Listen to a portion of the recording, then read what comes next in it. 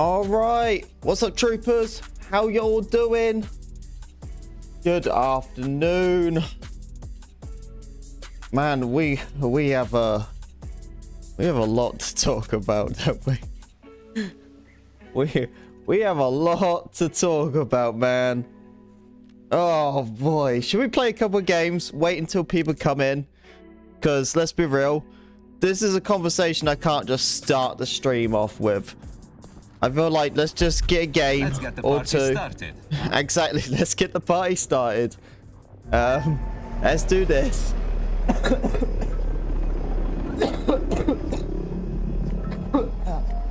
Dying. We'll do that. Then we'll have a little discussion.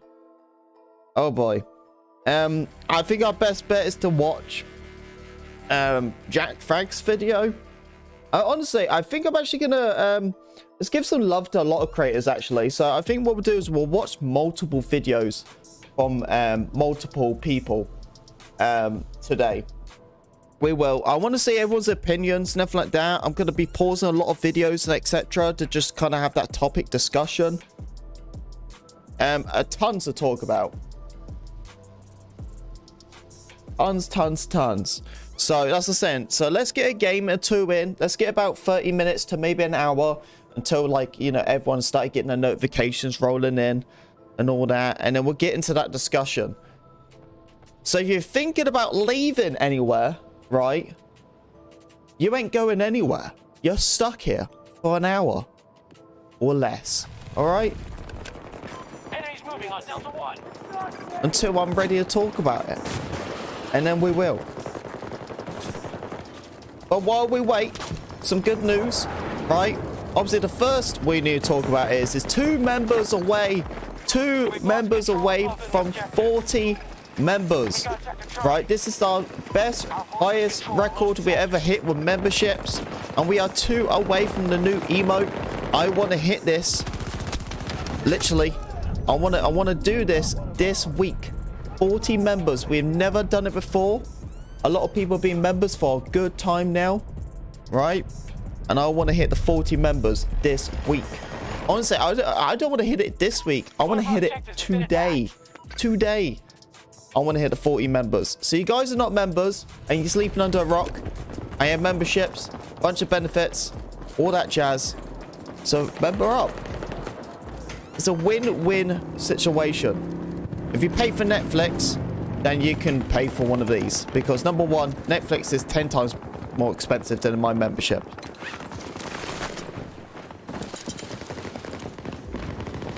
So that's done. Second thing, right, I announced yesterday that I fully partnered up, like fully partnered up with Glitch Energy.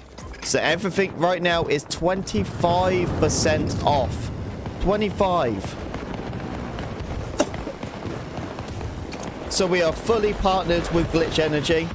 So I've been very happy with that. Been working pretty hard behind the scenes and everything with Glitch Energy to get that partnership rolling. We are going to be doing a giveaway very soon. Everything just kind of got sidetracked because of today's news. So that's why I haven't sorted out anything like that yet. But we will be doing like a little gift card giveaway for the website. So obviously you can go and buy yourself some cool stuff. And that's plus even using my code. So you can get really whatever you want to get. Derp cheap. Super cheap. So we're going to be giving away like a gift card for that down the line. So I'll probably work on that sometime tonight or later on or whatever. So there's big news on that. But yeah, right now, let's get some games going. And then we'll have this talk, shall we? We'll have this big talk. Oh, yeah, also, other news. I spoke to Cernug.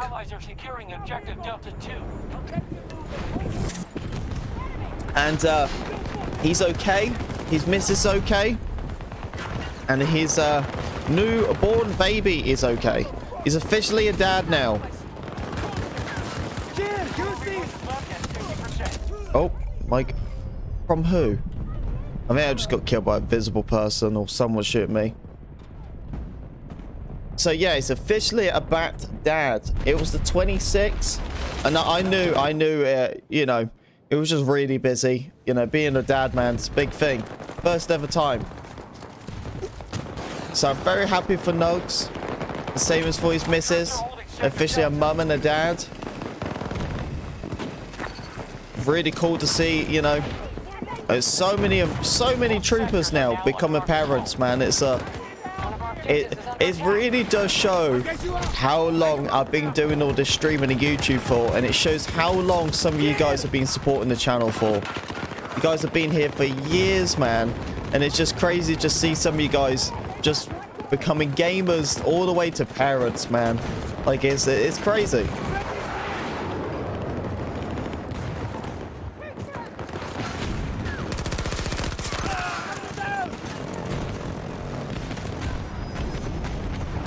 Too scared to look anywhere. Too scared to look anywhere. So how is the Pinkwig Army? You all doing good? I know some of you guys are pretty frustrated right now. I feel you on that. We'll have that discussion very soon, okay? I just want to make sure everyone's in the stream for it. So we, you know, because I'm not repeating this twice. Because I'm telling you, man, like, after today's talk, we're gonna, you know, I don't want to be repeating myself. I feel like a robot as it is repeating a lot of things, you know? So we're gonna have that one big talk about everything what happened today, and then that'll be it, we're done.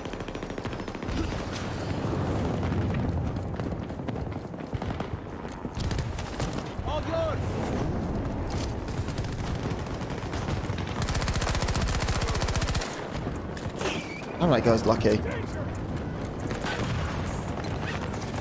Come here, big boy.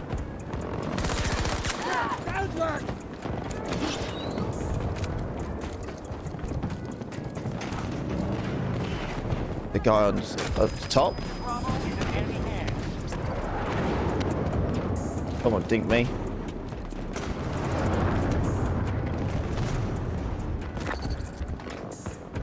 Yes. You can link your PlayStation account to Discord now, yes. So it's the same thing what they did on Xbox. Xbox, they did it for ages. Liam, how you doing, buddy? Good to see you, trooper.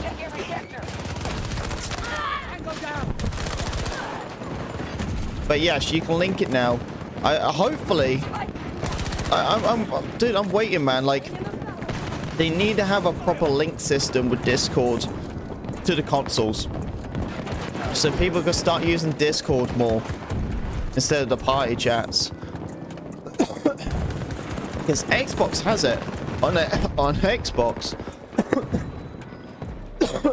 Damn it, man, this cough still sucks.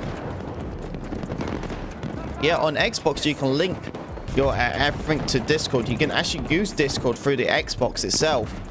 It's not the craziest like audio system, but it's something. And that needs to be like the normal, I feel like. Discord needs to be like the normal communication thing instead of party chat. Considering how everything's so normal now when it comes to, you know, crossplay. Like, crossplay is just so normal. It's just a normal tradition now. It's just trying to do like party chats from whatever platform you're on is pointless. Because number one, I think the party chat system sucks, in my opinion. Both sides, Xbox and PlayStation.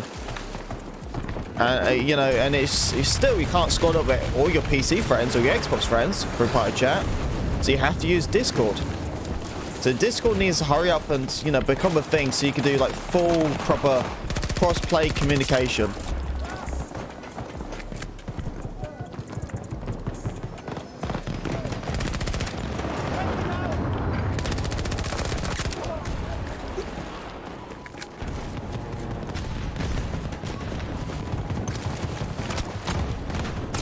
Oh, damn it. Oh, I had to re-update the command, don't I? It said 20%, 25. I was saying I haven't had time to do everything. My bad. Our forces have seized all of Sector Echo. Our forces control most sectors.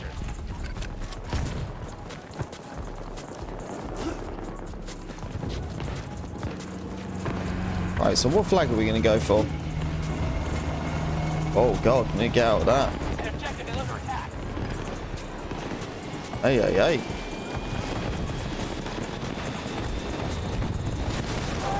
Uh-oh. Hello, Bolt. Hello. Oh, tits. Well, we're dead. So if you guys are just coming into stream now, right, we're going to have this big discussion with Battlefield and everything like that in just, you know, not super long, just about in like 30 minutes, something like that. And then we'll start talking about it. I'm only going to have this conversation once, so if you miss it, that's tough titties. Because I am not repeating myself. Something this large, I am not going to sit here every day and just talk about the same crap. Because people want to hear it.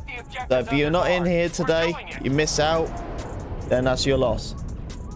We've captured all of Sector Delta.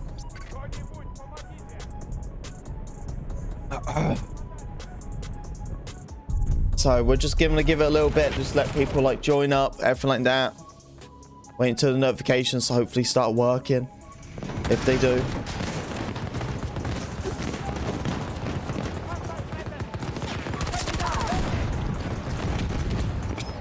Hang on, teammate.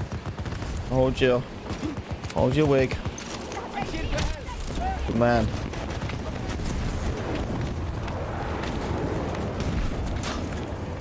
We've got troops going for Bravo 1. And there's some geezer coming this way. Hostiles just took Sector Echo. Request received. There's a tank. Vehicle now. Come on, tank, win it, win it, win it, win it. Got to start Oh, he's gonna lose that gunfight. Yep. Oh, he lost it, alright. He lost it, alright.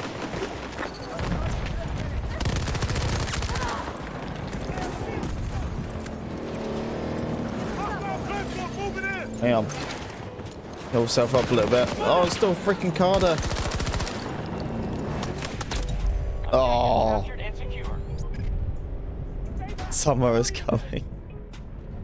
Mate, I look outside and all I see is freaking snow.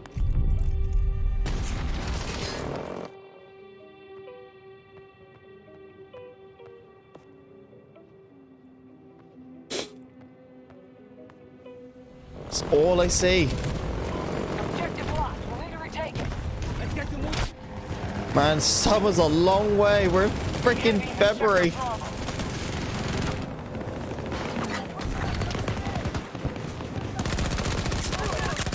Oh, imagine being outplayed that bad. Staging attack on Bravo 1.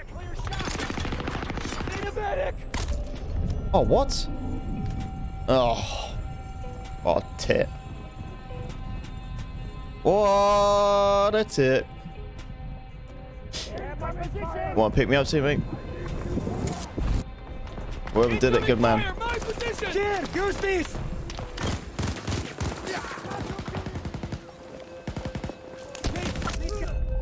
God's sake. Come on, die by the crate, die by the crate, come back, come back. Come back. Die by the crate. Did the crate even drop? Oh, it did, yeah. It just didn't kill him.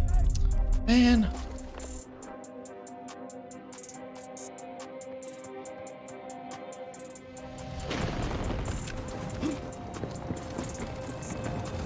So I believe at this point, the stage what we are at right now, I think it's almost time that we start returning to some older battlefields. I don't know about you, man. We don't stop them, we'll take every sector. I got really brainstorm. I need the Ranger drone delivered to these locations. I'll get you up. Definitely gonna make me start thinking. I'll tell you that for sure, troopers. I want to do some more Battlefield 1, some Battlefield 5. God, what do I do? Sector Echo, bullet secure.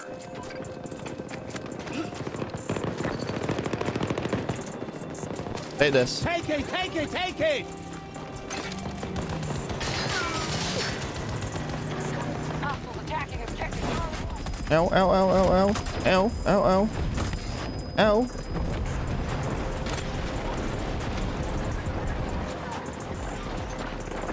Their resources are running low.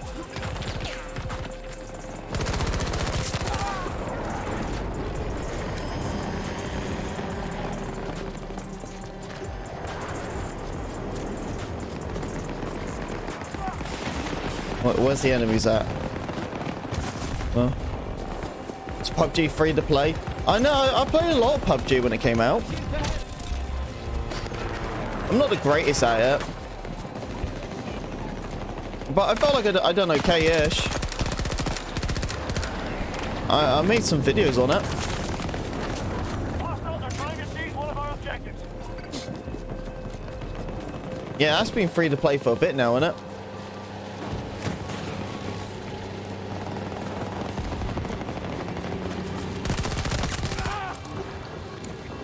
Freaking another dude. Я не хочу умирать здесь.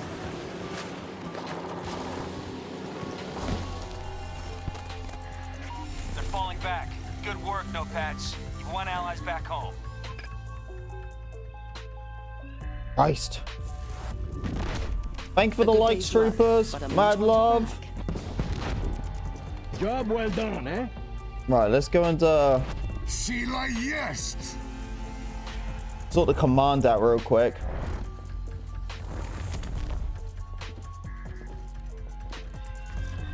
Change to the 25%.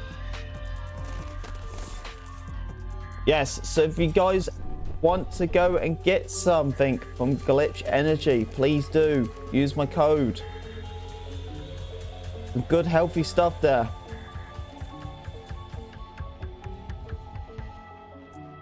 See, for right now, for me, I've been doing these, the respawn gummies, they are CBD gummies.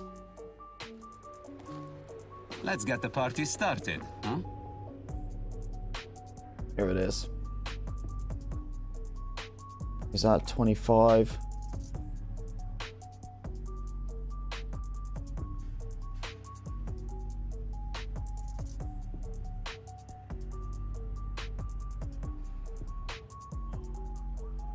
That's changed. The rip monetizations are okay. My channel, lol. Oh, on my, what did you do?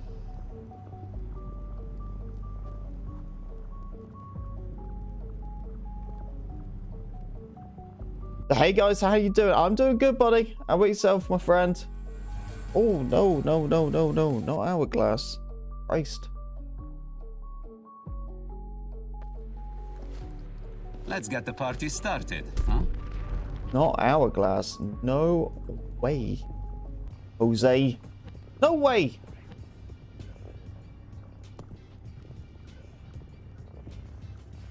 What did you do? Oh, not for YouTube friendly. Okay. Did you speak the piece too much?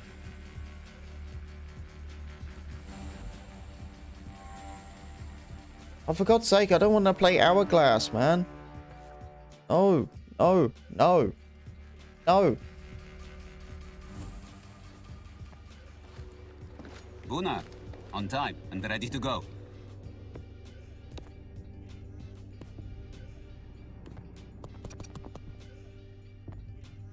Hang on, let's check Portal. See if there's any actual Portal servers.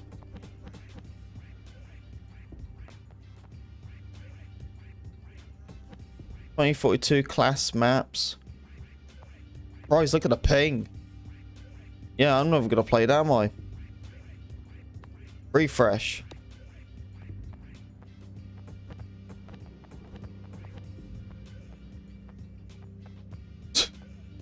That's all the servers I could play. Why is it not in like order? Can I have like a ping order system, please?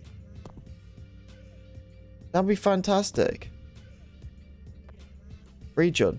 North America. Please. Okay. Now refresh. Now give me the top server, please. The top server. Which is the most playable? Yes, I'm on PlayStation 5.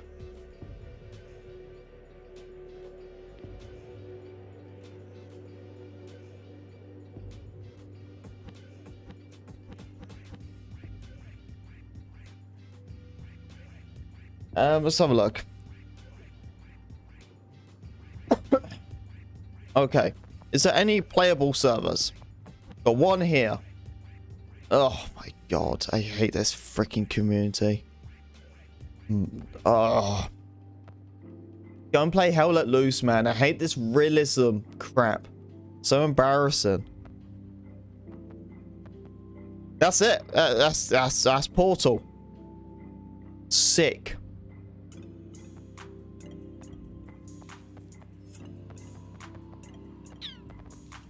That is it. Are you freaking kidding me? What is...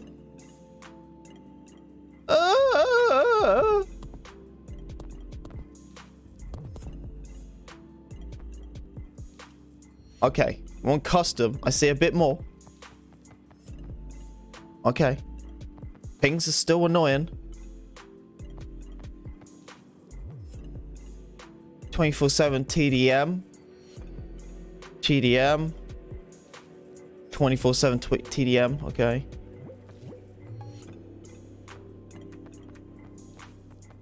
That's it.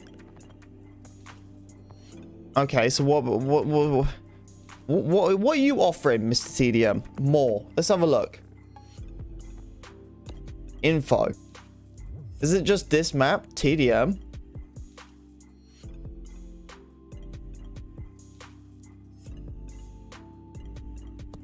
Maps. Oh, okay. They got a lot more. Okay. Oh, now I've just lost it. Where was the server? Is it this one? That's a freaking high ping, man.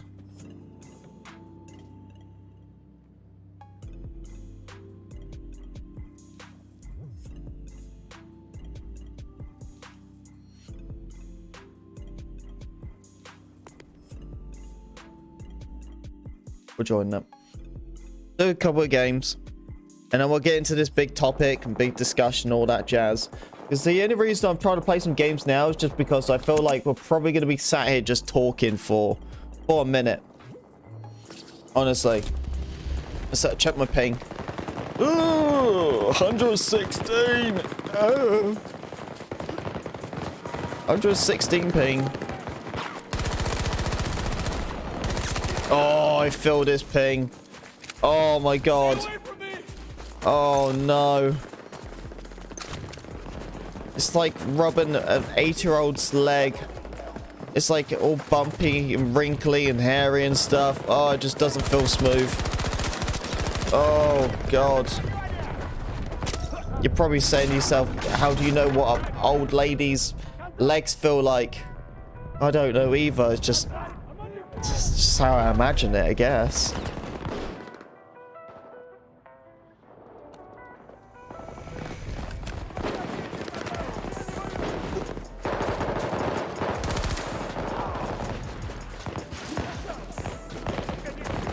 Come to kill you! Ah! Jesus Christ!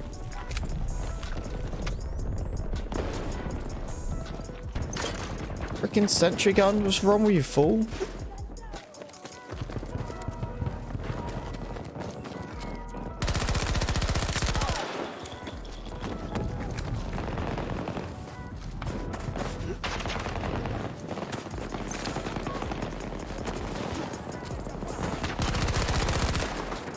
Oh god, freaking AIs. Even though super strong.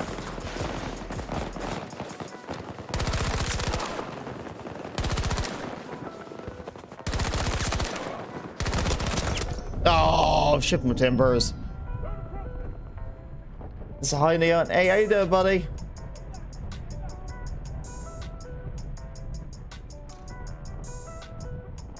Yeah, it's the only one I find.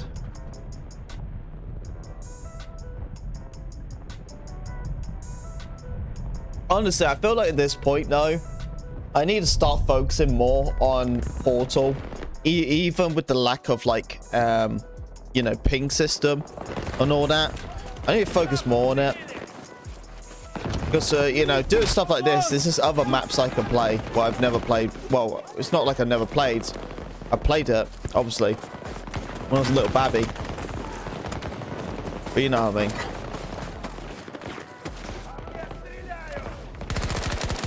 Come on, teammate. Get him, get him, get him, get him, get him, get him. I'll do it. I'll do it. Like I do everything. Christ.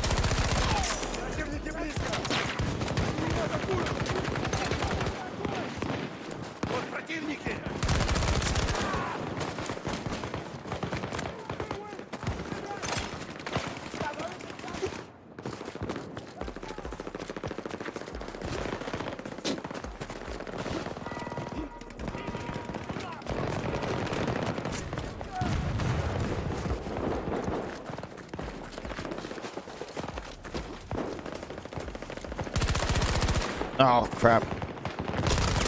Oh, crap. I did lose that, didn't I? Oh. Oh, being revived. Thank you. Oh, God.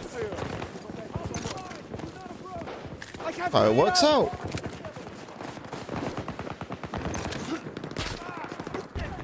Come here, boy.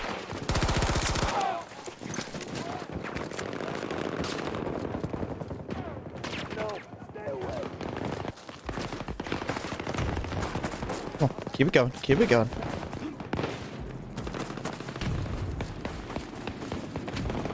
You know, TDM 2320 is not bad, actually.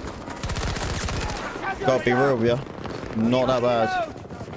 And this map's giving me like this Battlefield 5 vibe. Where you can actually use like cover.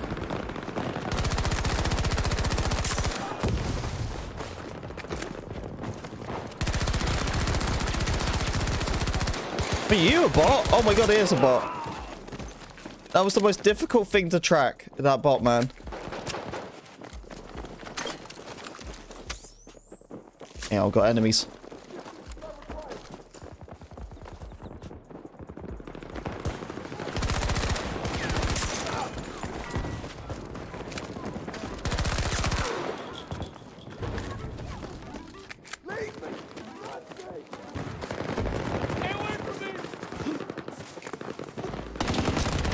Oh, no! Oh, God. Beacon is live!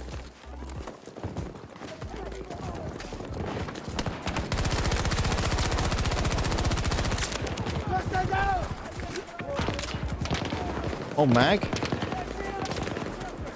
Need a second here!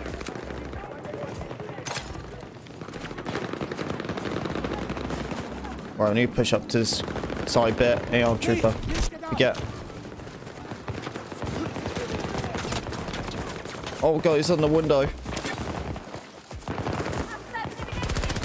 Oh my god.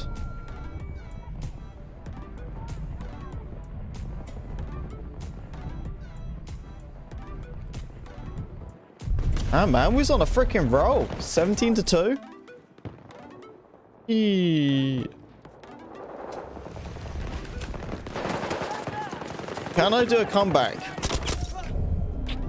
Nope. I got Timmy over here expressing himself that he's not just a PC guy, he's PC twice. I don't know what his name was. It was just PC Plonker PC. I mean, whatever his name was, I don't know. He just really had to express his name PC twice in it. Now we get it.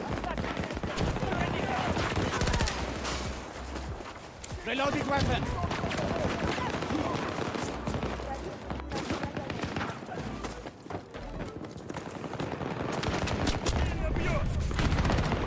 Oh mate, I lost my cover. And no, it's always the freaking Timmies, the Billies, the Willies. It's all of them. Always the same freaking kids.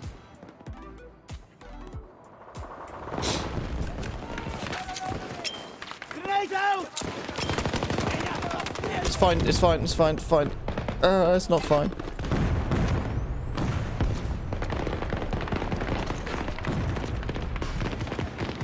Oh, it bugged up in the hill thing again.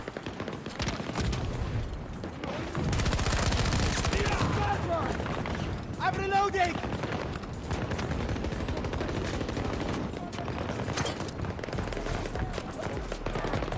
Stay away! Keep back!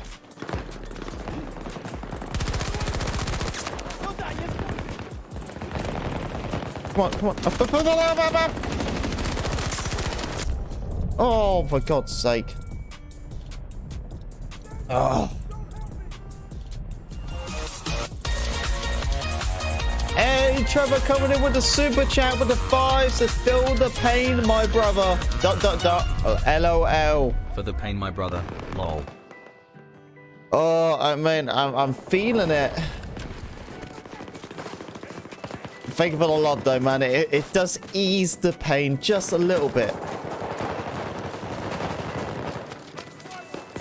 It does ease the pain just a little bit.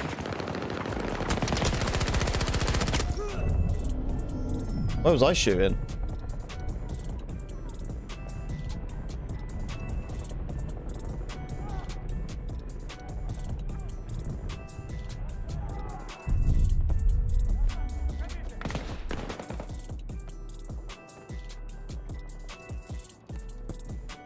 Oh man, I really want to win this. We died a couple of times in a row now. That sucks. So we need to make sure we get back onto our feet again. Oh, for God's sake. Except I got a camper in this. See, look, it does it again. You heal, and it doesn't like automatically heal you. Why the syringe is broken? I don't know. I try to heal myself, and it doesn't work. That's why I keep using the armor thing instead.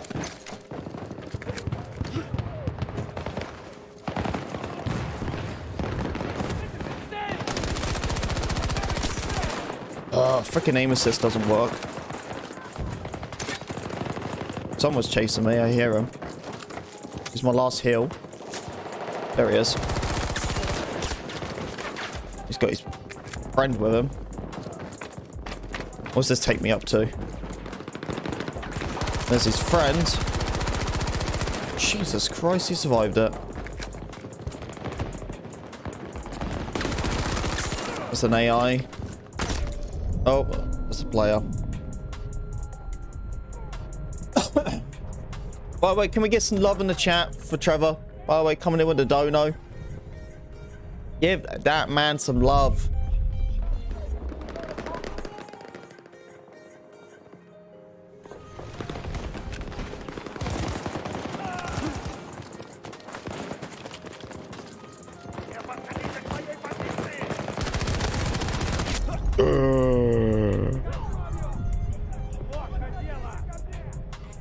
Mr. AI!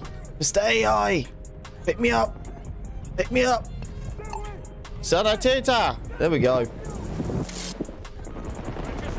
Thank you, my console companion. Pick some armor. Forgotten how I heal. Supplies on the way!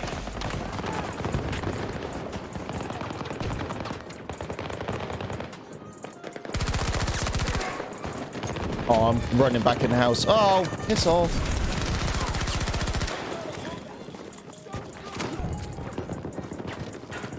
Go, go, go, go, go, go, go.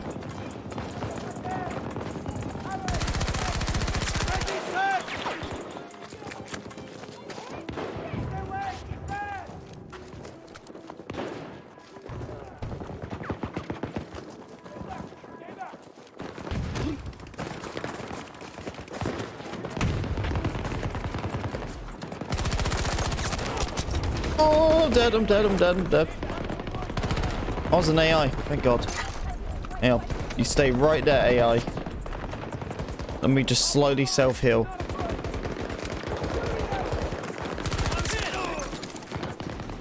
Stay right there, AI. Don't go anywhere.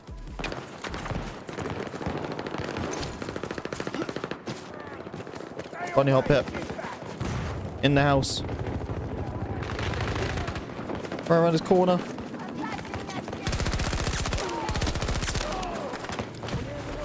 Oh God, oh God, oh God, oh, I'm dead. Oh, I'm dead.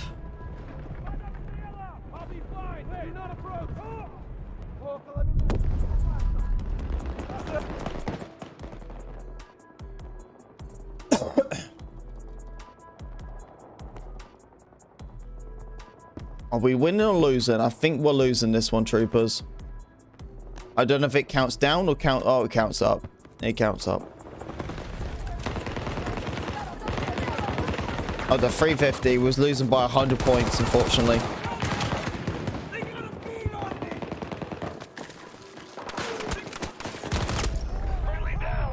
Jesus Christ. Do you know, the only reason I saw that kid was because of the green marker on him. That was it. The only reason I saw him. So, troopers, I want you all to comment right now. How much XP do you think we're going to get this game? How much XP? I have 30 kills. 30 kills. How much XP do you think I have? Comment right now. How long you be streaming for? I got a couple hours in me.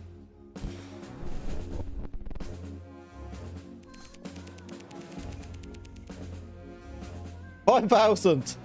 Oh my god.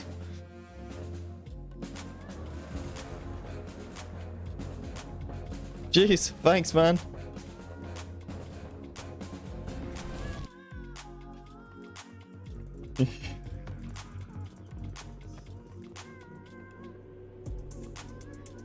Oh god.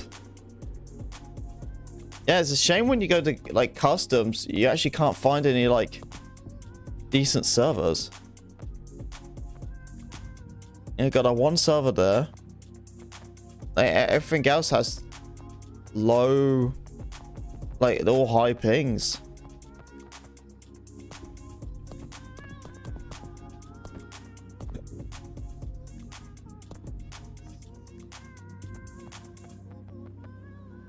Got this one here, but 64s.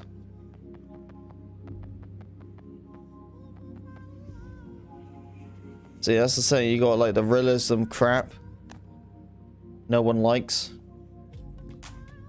Okay, so I guess it's time to have a discussion about 2042.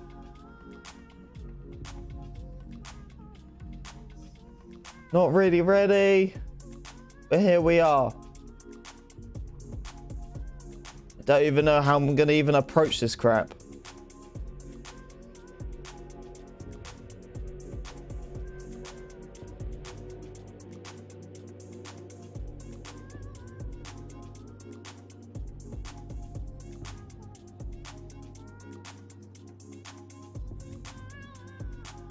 Are we gonna... Are we even gonna discuss this? Huh? Huh?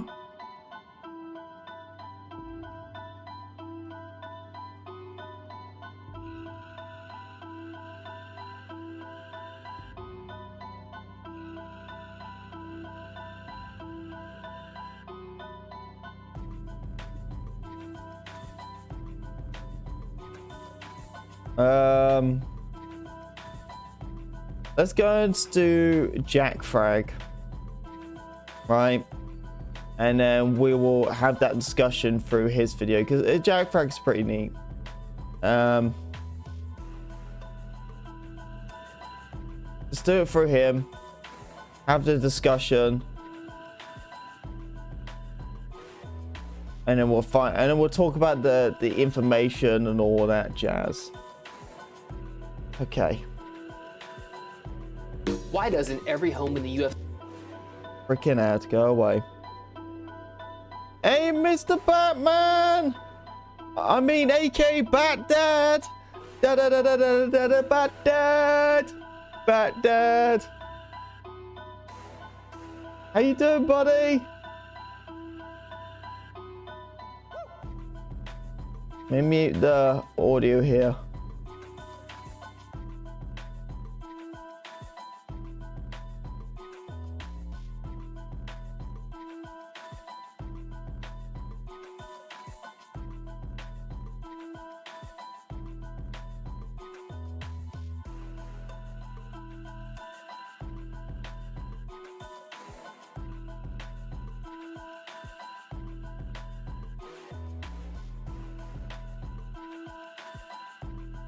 How you doing, Mr. Nugs?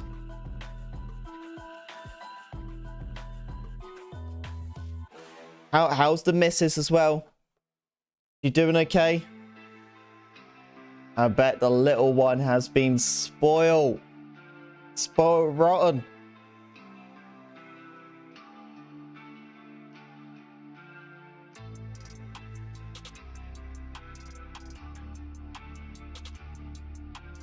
I just noticed that Trevor's the top dono. Trevor, my man. Top dono. First one of the month. Coming in strong with the tippity top. Thank you very much, good sir. Member troopers. We are 2 members. 2 members. 2 members away from 40. I can't stress this out enough. 2 members away. And that's all we need for a new emote. Hopefully it's 2 members. It seems like we might lose a member, like, you know, every day. See, like even now, it's went down to 37. God damn it. God damn it.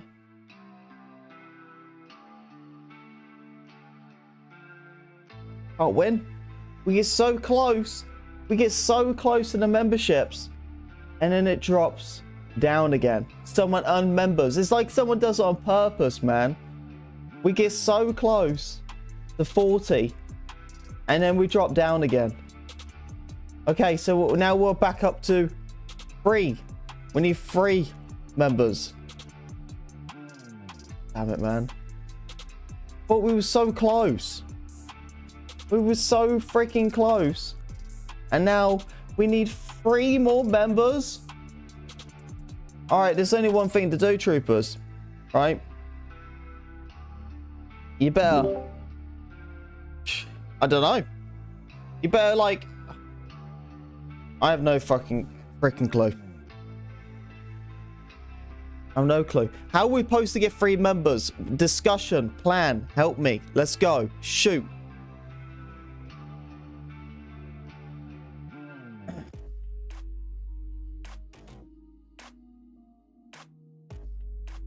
Trevor, hit me with a plan.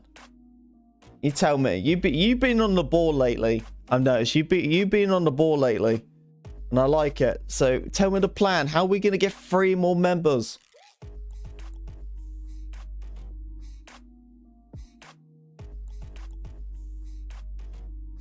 That's handfuls to say for least. Oh, but I bet, man. I bet. Car wash.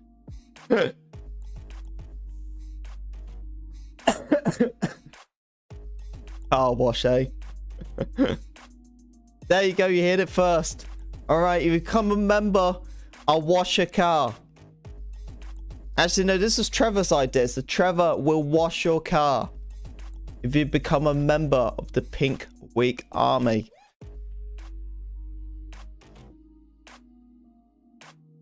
I gotta admit it though, right? I love how sometimes I talk about the memberships and all the members will talk about it. But then all the non-members, I'll talk about memberships and all the non-members will just go,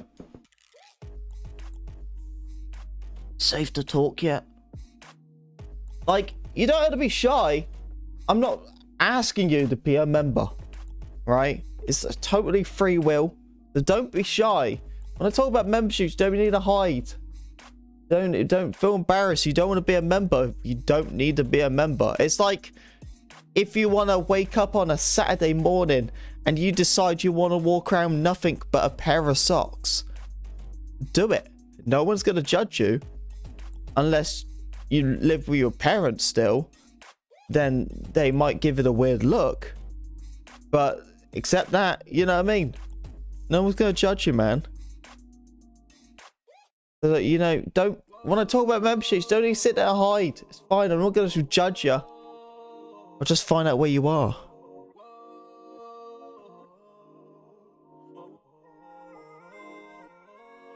Surprised I couldn't even get like 3 subscribers, lol, since I can't help. It's all good, buddy. Dude, I'm on the same freaking boat as you, trust me. Same freaking boat. The baby's watching her first PWA stream. That's a big moment, man.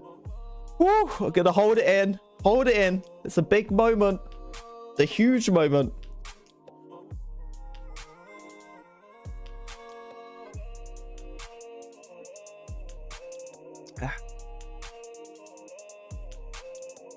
It's a big moment, man. Got the little trooper watching the streams.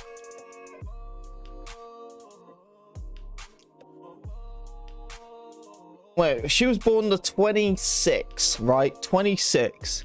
Am I correct? This is what you said. So almost a week old. Yeah, she can. Hey, sorry, if you can hear me, right? Can you say neon? Neon. She's gonna start talking soon. It's been a week already. She can start talking soon. You say neon, or can you say? Oh God, what's babies learn no words and stuff? Yeah, we'll just go with neon. Sure, that's a name they can go with, right? They can learn that. Every time Nug comes there, I'm like, Nugs, put the baby on the stream. To trying to teach her to say neon.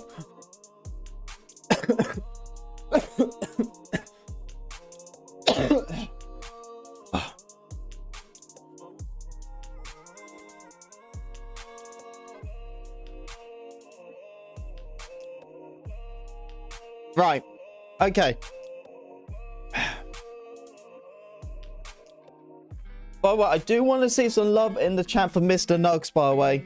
He's a new dad. So if there's any parents, right, in the stream, any mums, any dads in the stream, if you can give one bit of advice, right, you know, one bit of advice to Mr. Nugs right now to be a, you know, for being a new parent, right, what would it be? If you are a parent, right, or you are very experienced as a babysitter or whatever, if there's one bit of advice you can give Mr. Nugs, what would it be? And comment right in the stream now and let me know. What's that one bit of advice you can give him? That's if you are a parent or you have some knowledge, parent knowledge.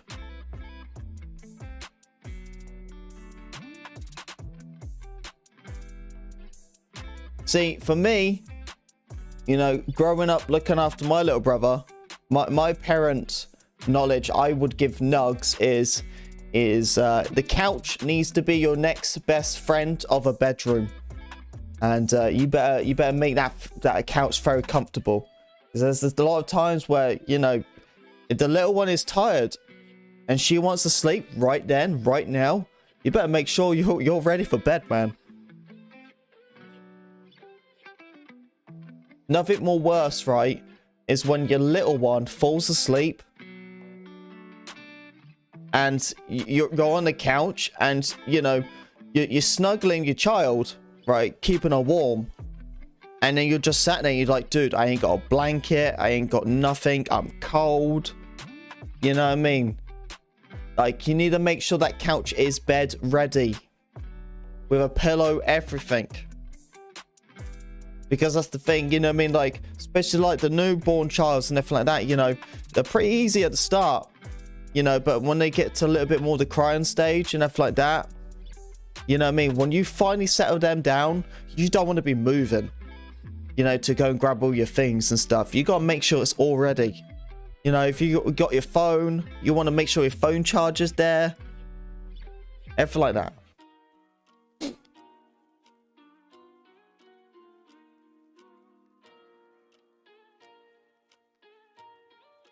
Trevor's just like, you can't make a baby talk already. You can try.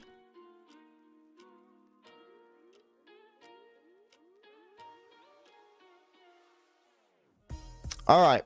Anyway.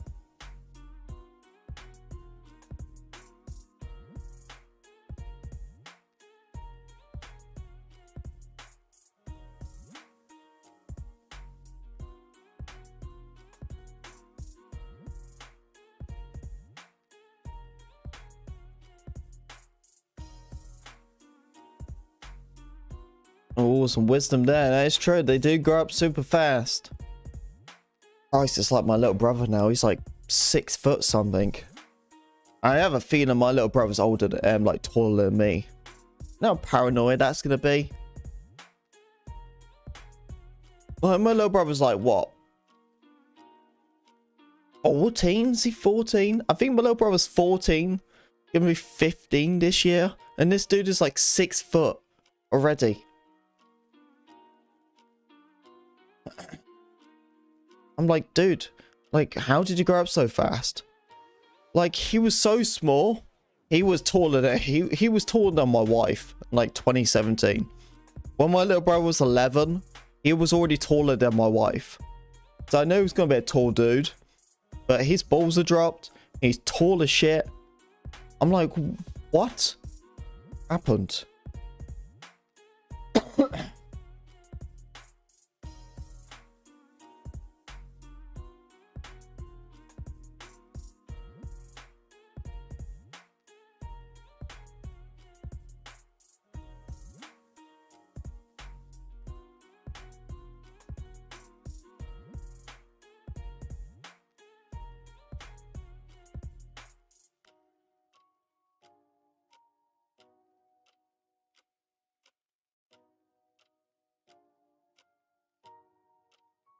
I like that one, Trevor. I like that one. If there's any other dads who can give any advice to Mr. Cernak, it'd be great.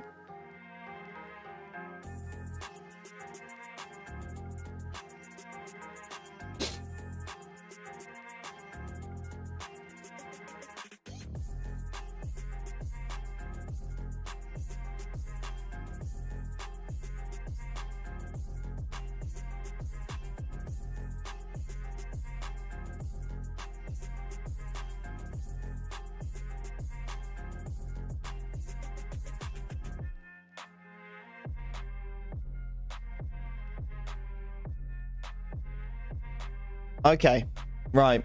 I think it's time to watch this video here. So this is the Jack Frags video. Okay. And this is the whole like discussion thing, everything like that. Honestly, man, I'm not even ready. I'm not gonna lie, I'm not even ready to have this discussion. Like, I've read through it. I have, and of course we're gonna have that. We are gonna have the discussion. We are. I just don't know if I'm ready for it, man. It's gonna be a big topic, but we'll watch a couple of videos and stuff like that. I see if anyone else has uploaded videos. I'd love to see their response from the video itself. See what they think. There is mixed opinions. I did see SMK tweeting positive things about it.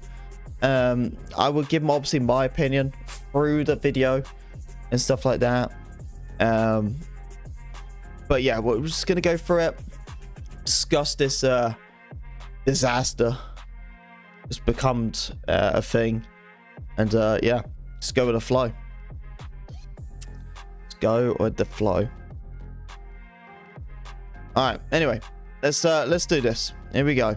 Hi guys, hope you're all doing well. Just this minute, we've got an update on the future of Battlefield 2042. And this was posted on the Battlefield website along with the Twitter account and all the various forms of communication. So we're going to take a look at it now. Battlefield briefing, the journey to Season 1. And there's some really big things in here that will have huge implications. You've waited patiently to hear from us.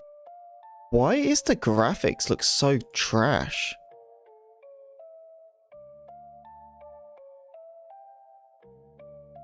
What? You guys see that? Why did the quality look so crap?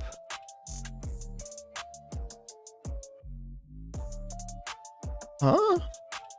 It's on 1080p. There's no way this is just YouTube's encoding. Hands-on with their new live Review of your career on the battle. That looks terrible.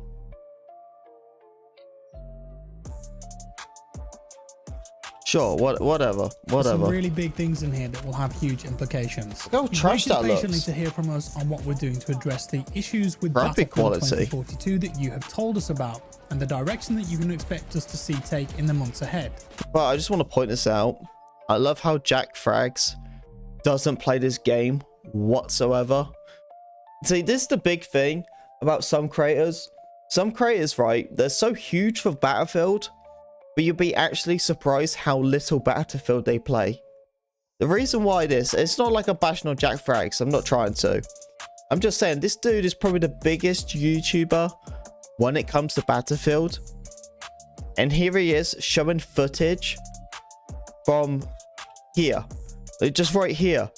You know, review Battlefield 2042. This is before the beta even came out. And like, oh, sorry, before the actual launch of the game. But they was testing the game out. Testing it. And this is it. Right here. And I'm just like, how you still got this footage? Why is there no new footage? It's just because, like, he hasn't played the game since it came out. You know? Can't blame him.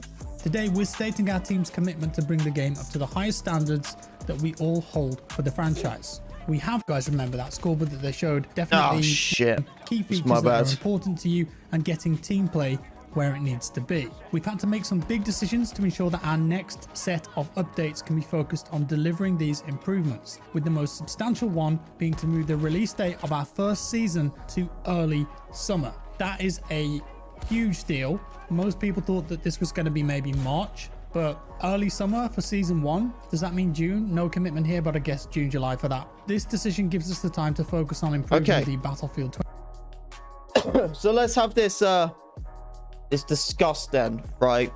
Season 1, summer.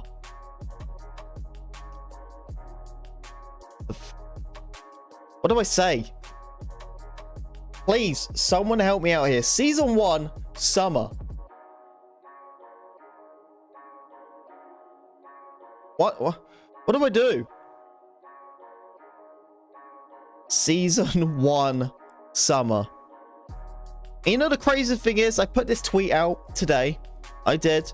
And I was just like, when you realize, you know, it was just like, when you hear that season 1 is going to be released in the summer. And then I realize, I look outside and my whole area is covered in snow. And I'm looking at it and I'm just like, we are nowhere near summer. Nowhere near. I'm like, summer? Dude. That's like, you know, when summer's out, you're already halfway through the year. We have just started the year. You know? And then I'm thinking to myself, like, they delayed the game a year, but they also delayed the game a month as well. And this game's been out for 4 months, pretty much. And they're still delaying it until summer. And you know, and the reason why they are delaying it, right, is some sort of valid excuse. I don't know. Battlefield's always had excuses, right? They have always had excuses. The best way to explain it is a typical child who's always getting themselves in trouble. That's what it is. Battlefield is a typical teenager who keeps getting themselves in trouble every single time. They keep doing the stupid, wrong decisions in life. Constantly, all the time. And they sit there and they go, oh, well, it wasn't me, it was him. You know, or, oh, I've just had a really bad day, you know, it wasn't my fault, I was emotionally distressed, blah, blah, blah. Or, you know, they just pull excuses out their freaking ass all the time. Excuses after excuse. And this excuse here is basically just being like, look, we fucked up, okay? We don't listen to you guys. Clearly none of you guys are interested with the game. Looks like we have to do a redo. You know, for me, really, what I would like to see, instead of just delaying everything so freaking long, why just relaunch the game? Just take the whole game down, right? Take the whole thing down. The whole thing, right? And then leave, and then there'd be no 2042. Because that's the saying, if you do that, right, there's nothing we can complain about. Why? Because we can't play the game. We can't play it. Reason why we keep playing the game, complaining about it, is because we're still playing it. If you just remove it off the market, give it a couple months or how long it should take you. Reality is it shouldn't take them long at all. It really shouldn't. But the thing is, DICE is struggling. They're not very... DICE is not as good as they used to be. I think it's annoying because I created DICE for so many years and so long, acting like they're such a good company. But this game really did prove that they've lost the ball. They really have. But DICE is not DICE anymore. They got all these new gens. They got all these newbies. You know, so that's saying DICE is not DICE anymore. It's like DICE 2.0 with a shit on the stick. But I don't know how to express my feelings about it, in my opinion. By the way, thank you for 20 likes. Right, I don't know how to express my feelings for it being coming out in summer, because the thing is, my biggest concern is really this is the biggest thing, and I need you guys to tell me your opinion before we keep playing the video. So tell me what you think about this whole season stuff. But my biggest thing is what happens if we wait all the way until, you know, season 1? And what happens if we get one map, a specialist? Because they already said it's 4 specialists. So we get a specialist, we get a map, and we get a weapon.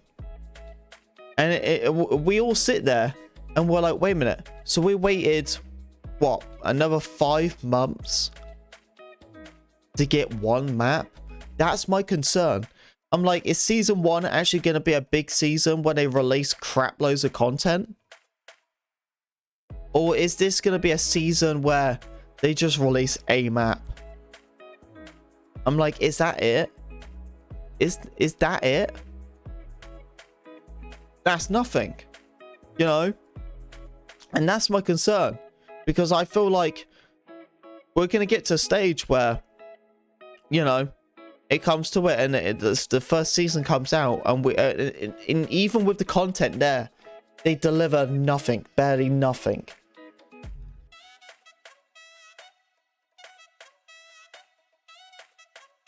So many streamers that make videos that just for likes and views, and not because they not because they like what they do. That's some people. Not everyone chases after the views and the likes and stuff. I still do all this because I love doing it. I don't give a crap if there's you know, freaking stats high in the air. But yeah, let me know. As I'm saying, tell me right now, what do you think about the whole stuff being delayed? Because it's because they're reworking the game, you know. So no, you bro, what do you mean?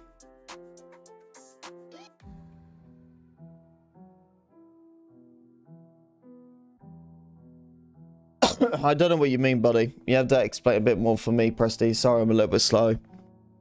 But yeah, you gotta explain to troopers, like, it seems like they need to do a whole rework with the game.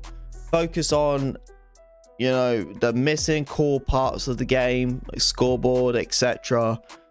And it's just like, I was watching this on a podcast yesterday. I did.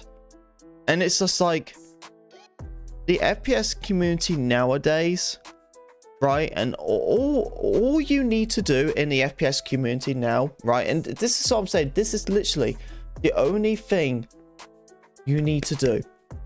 The only thing you need to do. I feel like how FPS games are nowadays, let's be real, there's not really many good FPS games out there. It's true. It's true. Especially the arcade type. There isn't. Call of Duty is just doing the same crap hole than Battlefield is. It's just Battlefield just digs themselves further.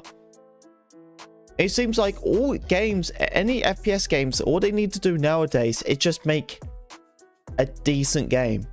Like, I remember, like, back in the day, like, the competition was through the roof. Like, if you wanted to be good in the FPS market, you had to blow everyone's minds just because how crazy good the game was going to be.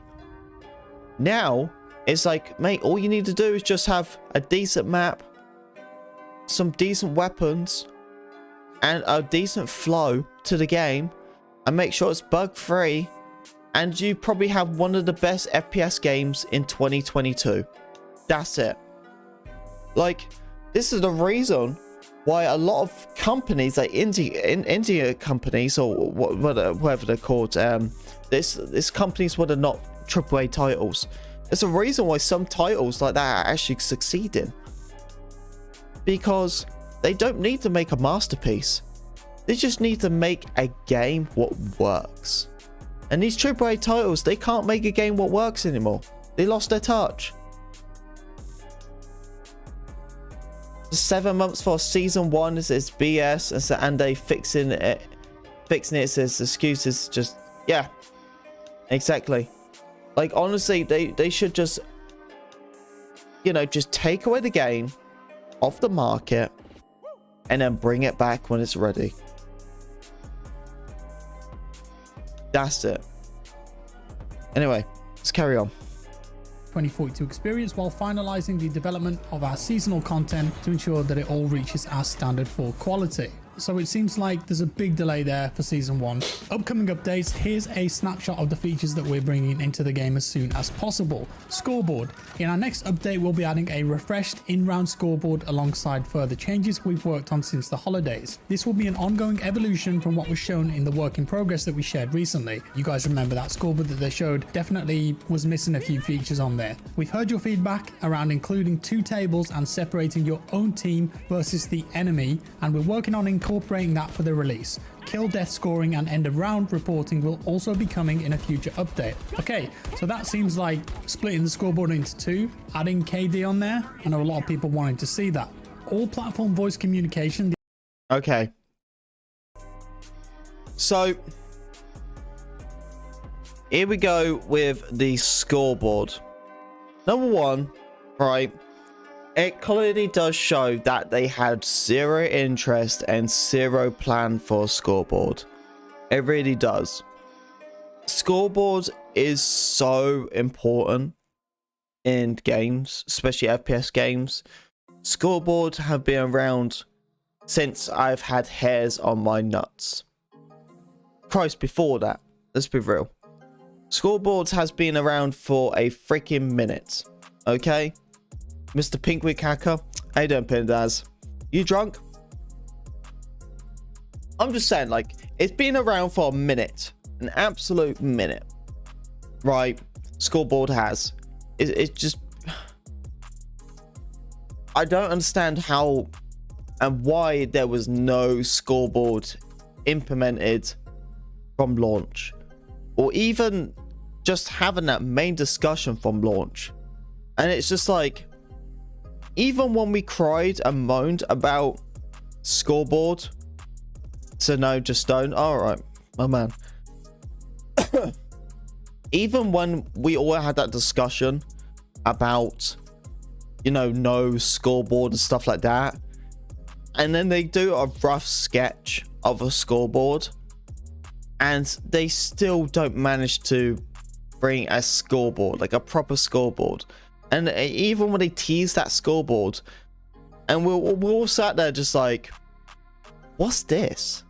This is not a Scoreboard. And I'm just like, how long has Battlefield and every Call of Duty been doing Scoreboards? How long have they been doing Scoreboards for?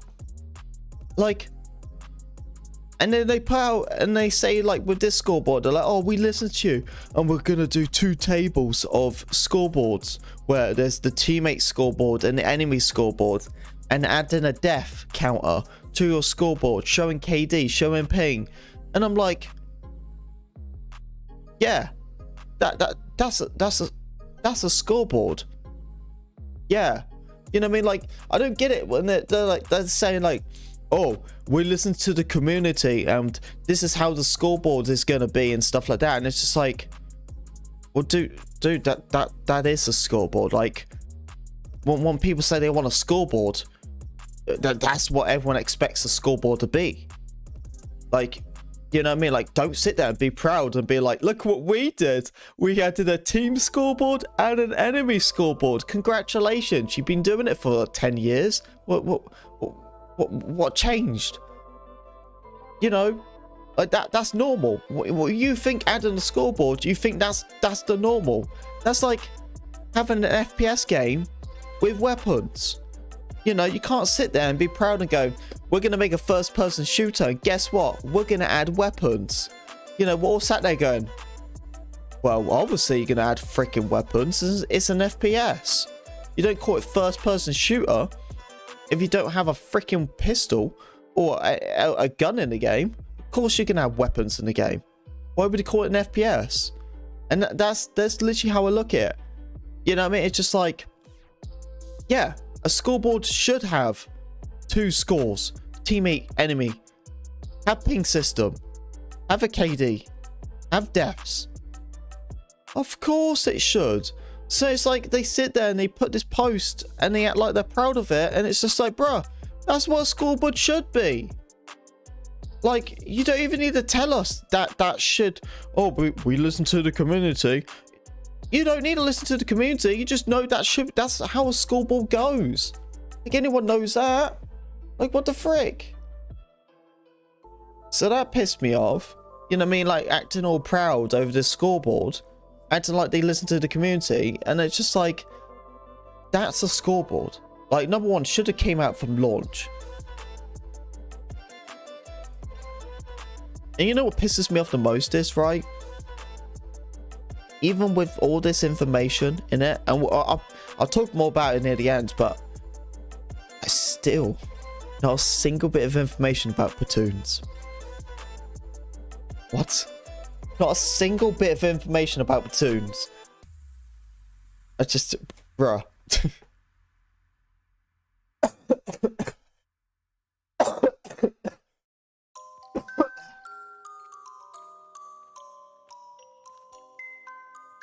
Man, it's gonna be one of them days, isn't it?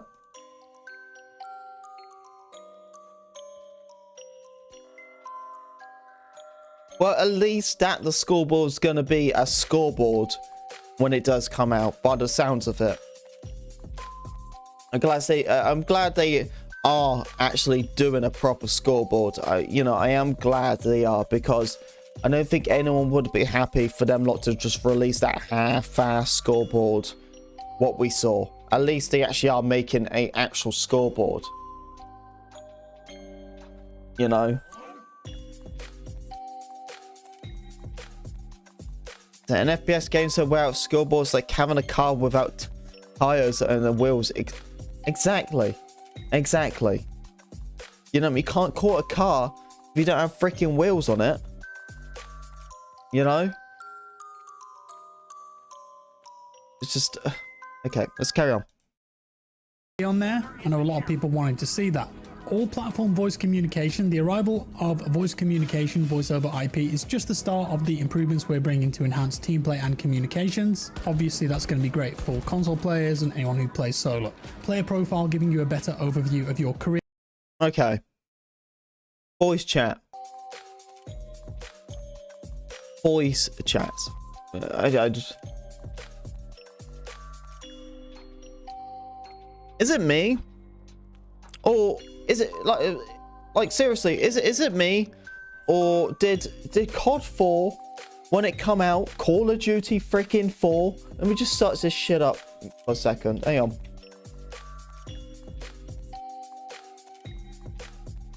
COD 4 release date November 5th 2007. 2007. November 5th, 2007. The release date for Call of Duty 4. Why it has the remastered image, I don't know. That's when that game come out. November 5th, 2004, Call of Duty 4 Modern Warfare was released, right? And the reason why I'm trying to pronounce that so much more in depth is just because I remember when that game got released. And I remember you sat in that gamer chat, right? And you plugged in your mic and everyone else is just there trash talking or just talking in general. Since 2007. 2007.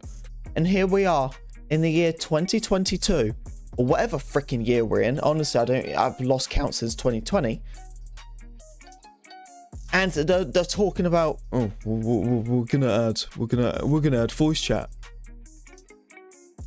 Yeah, add freaking voice chat. It should be at launch, like a scoreboard at launch. Like that's what I told you, troopers. That all FPS games, any FPS game out there, right? All they need to do, right, is just launch a decent game. It doesn't even have to be the world's best game. It doesn't have to be crazy. Like, seriously, you can release a game that has 3 maps, voice chat, a freaking scoreboard. Boom. You just made the world's best game in 2022. That was it. That was it. Like, this is the thing with, like, people like the skill and the talent some devs out there can do. They can probably brainstorm, right? And work on a code system for a certain engine, right? And they can spend about 6 months and probably make the best FPS game ever. That's it. It doesn't have to be high tech. It doesn't have to have the world's best graphics. It doesn't need to have this most realistic gun visuals and stuff like that. It just needs to shoot people. They die. Just like normal video games where no hit reg issue. Voice chat, scoreboard, standard crap. And boom, a game. You're welcome. That's it. That's all you need to do. Like, I'm telling you, man, right? If you imagine being like a coffee person, okay? Right, I'm trying to describe this in different ways. It's like, I like doing this way. Right, so imagine like, I don't know. Imagine being a drawer, okay? And you do this fantastic image and everything like that. And the fact is, everyone keeps doing the same freaking image. And it's just the same image all the time. It's just a picture of a horse or something. And it's just the same image of it. Full on detail, everything like that. But they just keep screwing up on the image every time. Every freaking time. Yeah, you got one dude over there who just draws a horse. It's not detailed or anything like that. It's just a horse. It's everything what a horse has. Legs, a head, eyes, nose. You know, and everyone else is doing all this detail from a horse. All its fur and everything, but they forget the nose. They forget the freaking head. You know what I mean? They forget a leg or something like that. But it's such a detailed horse. But it's missing all the core bits of a horse. That makes sense? Yet you got Timmy over here who draws a horse. Not super detailed, right? Just a standard freaking horse, right? But it has everything. And it's like, you know, it's not a masterpiece, but it's a horse. That's it. That is literally it to make a good FPS game now. It's just, you don't have to make the best horse in the world. Just needs to be a freaking horse with eyes and nose and a freaking head and some legs. You know what I mean? And a tail. Like, am I missing something?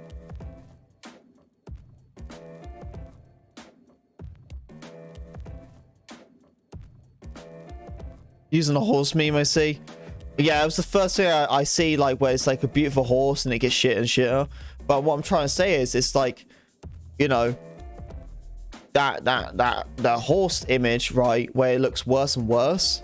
It's like, imagine looking at them drawings, but the best drawing literally missed everything. Had like no head, etc. You know? Anyway, profile. Player profile. This is something what we had in Battlefield 1 and Battlefield 5. I think all the Battlefields. I think all the Battlefields. Well, I hope everyone understood my horse reference, by the way. I like explaining stuff what is not gaming related to try to help people understand it easier. Something that's a bit more related. That makes sense. So hopefully you guys understood it. But anyway, so we got profile player. It's giving you a better overview as to the career. So it's basically just showing like how long you played the game for, your KD, what's your best gun and everything like that. This is pretty cool. Why this is not launch, I don't know. Do you know how difficult it is, right? Well, you got to look at every single live stream. Every single live stream since 2042 come out. And I have to sit there with my freaking phone in my hands with a calculator on it. And just being like, okay, I streamed for 4 hours. Okay. Oh, I streamed for 5 hours this day. Oh, I only streamed for 2.5 hours this day. And I sit there. And I do that stream after stream after stream after stream after stream. And I go in there and I'm like, okay, so I have streamed for 232 hours. You know? And then I'm like, okay, well, I'm over the 200 hours now. I can make my 200-hour video. That's how I do. And that's how I track my playing time. Legit. That's how I track my playing time. How long I play this game for. I have to add it all up to my live streams. Yep. That's how I track my playing time. Fun, right? Freaking fun. But this method here should change it, and then I can actually see my actual playing time. Would be nice. Anyway, let's continue. On the battlefield and how far you have to go for your next unlock. So being able to see a broad overview of your stats, I suppose that is. For team play, you can expect us to incorporate a clearer, tighter squad loop, a refined ping system, and an improved reward loop for when you and your squad play the objective. Gunplay will continue to receive feedback-based improvements too. And then there's a bit about Portal here. Portal remains an integral part of the game, and play will continue to receive feedback.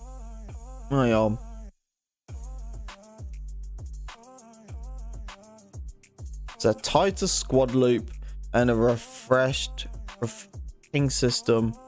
So what does this even mean?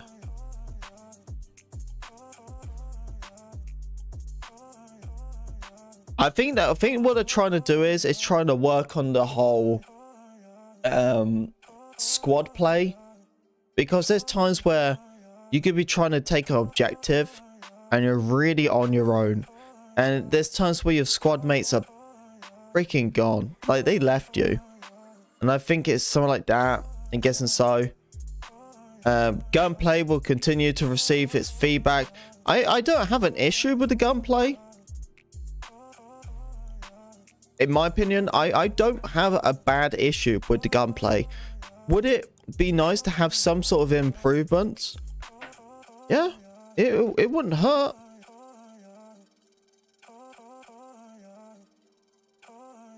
But the thing is, like, oh, it's not shocking.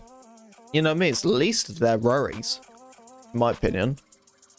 Feedback-based improvements too. And then there's a bit about Portal here. Portal remains an integral part of the game, and we will continue to expand its tools, modes, and tweak player experience gains. Finally, we have a team analyzing specialists and working on them. We're not quite ready to talk about actions that we'll be taking, but as soon as we are, you will hear from us. Obviously. So this was something what I wasn't really expecting, honestly. This quote here, right? So obviously you can see that they are trying to work on Portal and everything like that, you know. I feel really bad for Ripple Effects because they were so proud of their Portal mode and what they created, and DICE just basically just screwed it up. You know, this is literally DICE did the same FU to Criteria, as well. And it's like, it makes you think, doesn't it? It's like, I wonder why these are separate studios.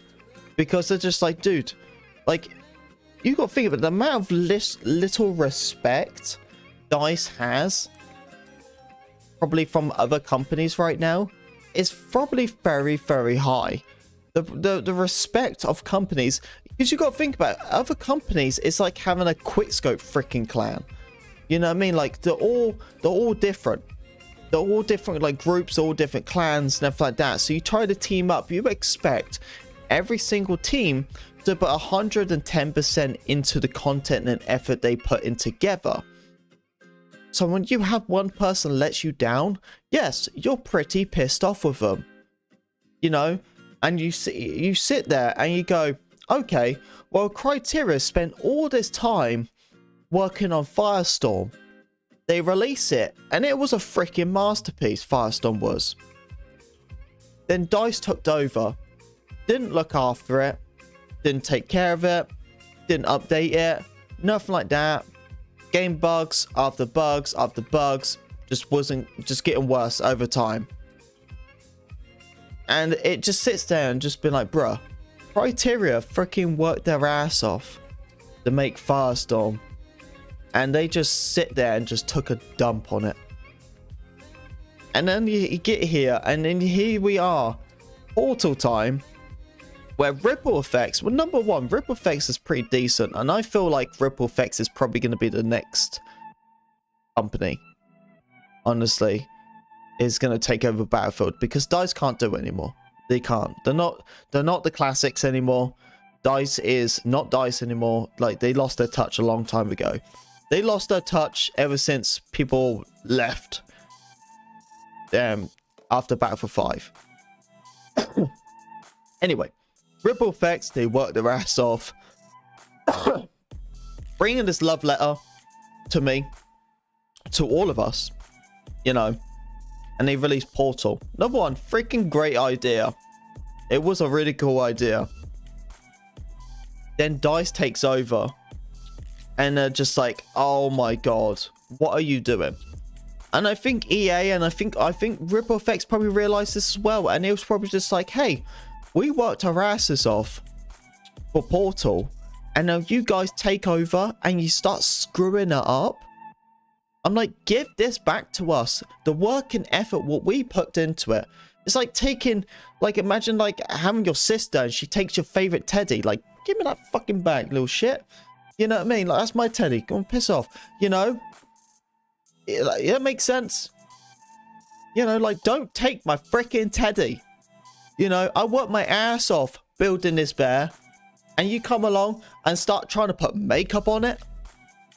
You know, get out of it. This is my teddy. You know?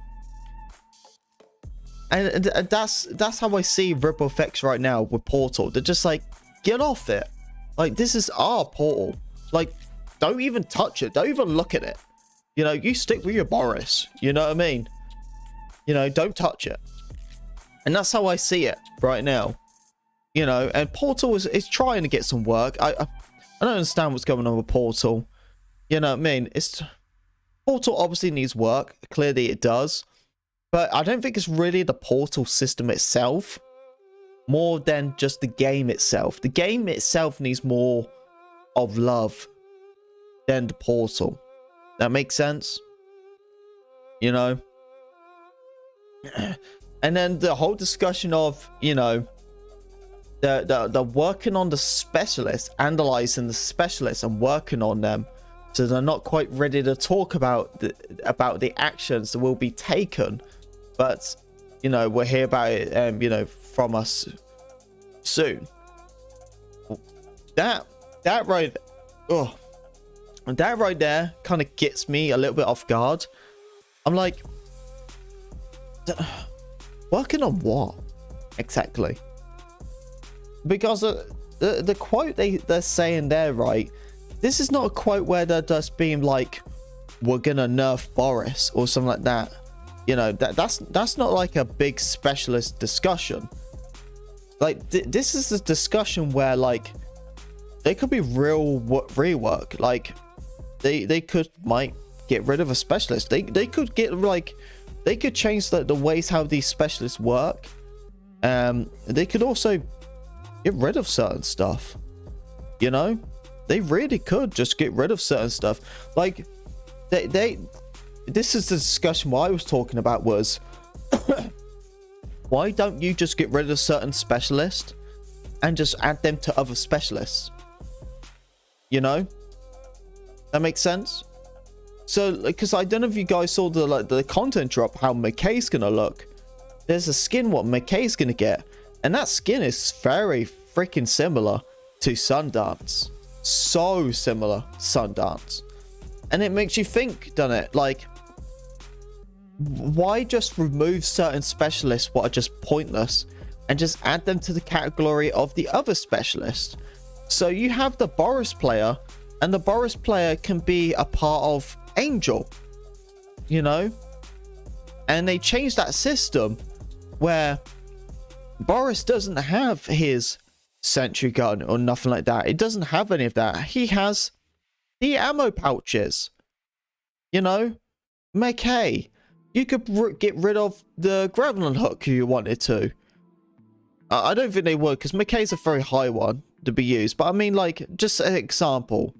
You know, you can get rid of McKay and put McKay as Sundance. You know, and just have its own category. So say assault player, where there's no grappling hook anymore. You know, so you play as Sundance, but you know, so just say you're playing as Wingsuit, and there's two characters what can play the same freaking thing. So you can be a female Sundance, or you could be a male Sundance. That makes sense. So you kind of like combined all these specialists into one. That's what I said they should have done, because number one, it has more variety of character look of these specialists.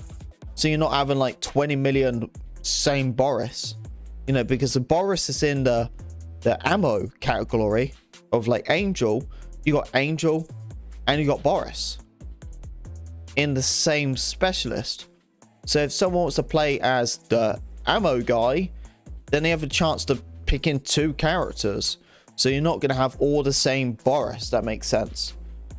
And then you can get rid of the whole Boris full feature. Get rid of the sentry gun. Get rid of like stuff like that. And, you know, get rid of all the other stuff. You know, what doesn't need to be belong in there. That's my specialist like thought. You know, how they would do something. I discussed that before, but that's how I would see something like that. But I know for a fact they're not going to get rid of any specialists. There's no way they are. Whatever's going to happen with the specialist is something like what I mentioned, or they are just going to go and give it a full change or something like that. I don't know exactly, but they are not getting rid of their specialist, because the thing is, they need their specialist more than anything, because their specialist is where the money's going to be at. And especially if they make this game free to play, they need to, you know, cycle that money from their specialist like crazy, like absolutely crazy. They need to, you know, add so much cosmetics to them to make money for a free to play game. So they cannot afford to get rid of specialists. The specialists are not going anywhere. They are here to stay, and I guarantee you that.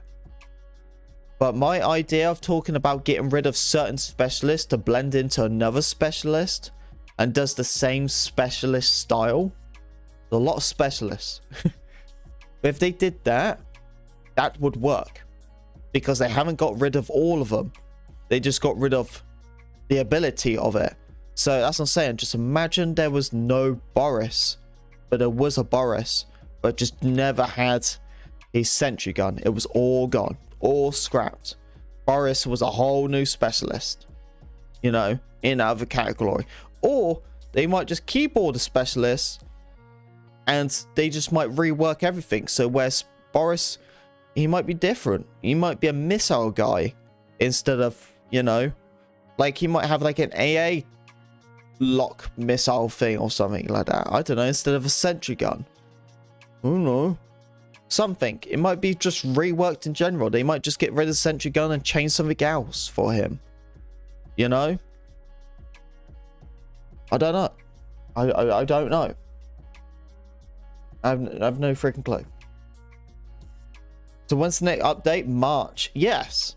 So the update we're supposed to get was in we'll talk about it in a minute. We'll talk about that in just a second, actually. You will hear from us. Obviously, no detail there on what they're changing with specialists, just analyzing them, working on them. As I've said previously, I don't think specialists will be removed completely. I expect that this will be separating them into more harder focused classes where you can only get a certain gadget if you're playing as that particular class. I love how Jack Frags has literally just explained everything I just explained in 20 minutes in like 10 seconds. Specialist, I expect that's what they'll go for, because specialists obviously a key part of the narrative, the live service, monetization in the game. So I don't think they're just going to get rid of them and replace them with classes. Me personally, I feel like that was never on the table. And then there's this, a new feedback loop. We're committed to pushing up the quality of the game, both through our updates and how rapidly we will respond to critical issues in the live environment. We're also going to clarify the direction that we're taking and what's motivating our decisions to bring improvements to the game. So expect to get more insight as we expand our existing feedback loops to involve you, our players, more directly. Our team has identified several areas that we're targeting for improvements. This is how we'll be incorporating your feedback going forward. Number one, we will present specific...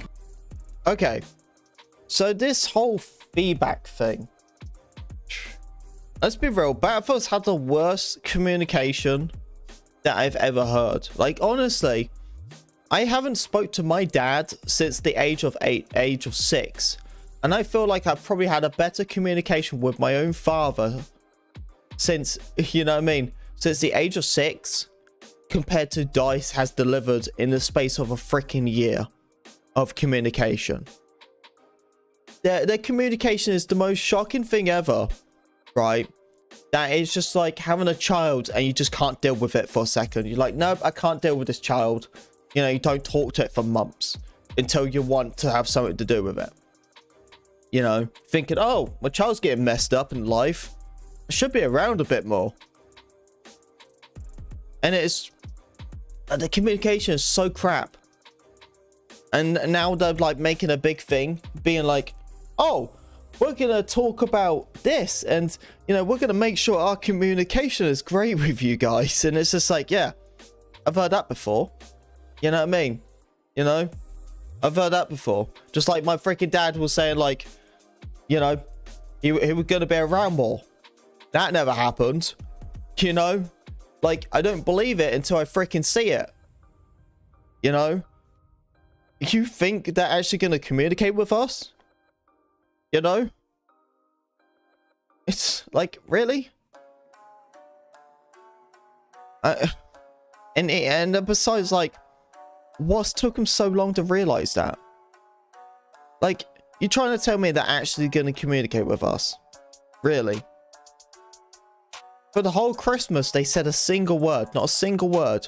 And then it was like, hey guys, we're back now. We're going to start working on 2042. Dead silence for a month. That was it. And the only communication we really receive is from Drunksy, the general manager, right? Who I don't want to take too much credit away from. Seems like a nice person, but the reality is, this general manager who we have, he's the creator of Master Chief. That's it. Like, okay, you thought of the idea of Master Chief. Congratulations. So what's your accomplishments in life? Because Halo's been out for since God knows how long. Halo's been out for. Halo's been out in the early 2000s. What have you accomplished since then? What have you made since then? You know? Like, that's like me saying, like, oh, I made a YouTube channel in 2012. Is that it? Yep, that's it. I made a YouTube channel in 2012. So what have you accomplished over the years? I did a header for my channel and an AVI. That's really it. You know what I mean? Like, I don't want to take too much because the guy seems nice, but I'm just like, I don't see any accomplishments from the guy. Like, he made Master Chief. Congratulations, you did something 10 years ago. Nice one. You know, you got Drunksy. Drunksy's a pretty solid lad, right? I don't know if any of you guys don't know about him, but he was a competitive player. I can't remember before. I think he was competitive CSGO. Then he become like a working at DICE and stuff like that. He's probably he's such a high position in DICE and stuff like that, and he's probably the only main person who's really involved in FPS and actually understands what works and what doesn't work. And he's the guy who really works on like you know, the gunplay and stuff like that. And that's why gunplay is not that bad, because they actually have someone who knows what they're doing. So I like Drunksy. I like Drunksy a lot. But their communication, man, I don't believe until I see it. You know what I mean? Like, they put this post out today and all the devs are like talking about the game. They're like, oh my god, we're gonna be working on the game, like, congratulations. I'm like, what the fuck was you doing for 4 months? You know? I don't know. Like, besides their communication, like, if they do it properly, that'd be great. That'd be great. Being like, hey, we're going to be working on this. Give us your feedback. Just like what they've done for the scoreboard. You know? So they don't release a stupid ass scoreboard. You know, it goes through us. You know? I like that. Reality is, though, I'm still sat here going, please give us a CTE. We need a CTE so bad. Let us play these updates first, early, so we can tell you what's game breaking and not game breaking, what works, what doesn't work, what is a bug, what isn't a bug. You know what I mean? What is overpowered, what is not overpowered. You know what I mean? What works, what doesn't work. You know? What you can tweak, what you can't tweak. You know? Give us a CTE. That's why Battlefield 1 was such a good game, because you had a CTE. Every time there was a DLC dropped, it was freaking great because I played it. We all played it. Timmy, Billy played it. You know, through Battlefield 1. You know? Like Battlefield 4. Battlefield 4 was a banger. Yeah, it was a shithole at the start, but it was a banger because they had CTE. They hadn't done CTE since 2016. They need CTE. It's community test environment. Just in case you guys didn't know what it was. CTE is basically a second build of the game. And you can play it. You know, and it has updates early. Before the actual launch of the game.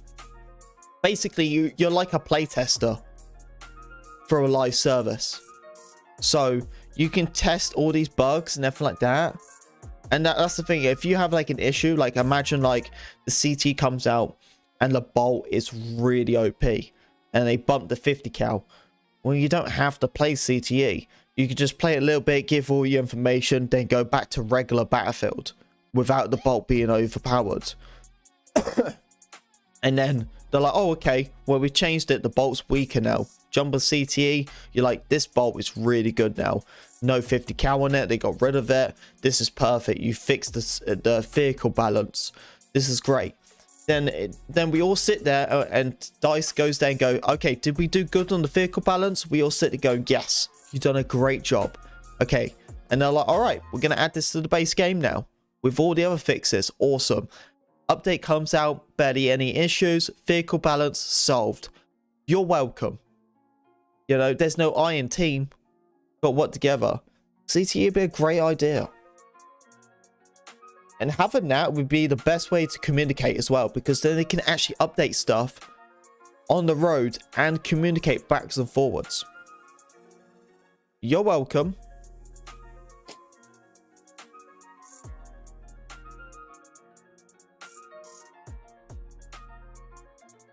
I feel like I've been rambling way too long. And we're only like 4 minutes in this video. I feel like I'm probably going to keep this live stream public. So everyone can actually come back and listen to this rant. Because I will most likely do this rant and leave it public so people can come back. Because I will not be explaining this twice. I'm only going to be having this discussion once and once only. Okay, let me read the comments real quick.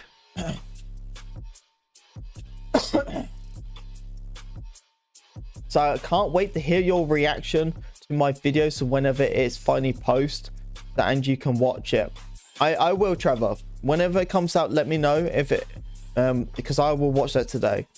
I'm streaming Battlefield 1 right now. It says I'm done with 2042. I don't blame you, Lucky. Don't blame you. I'll have to return back to Battlefield 1 myself sooner or later. Or any character you want to use, you can pick your class and then the options of the... Yes, class system needs to be back, Trevor. It needs to be.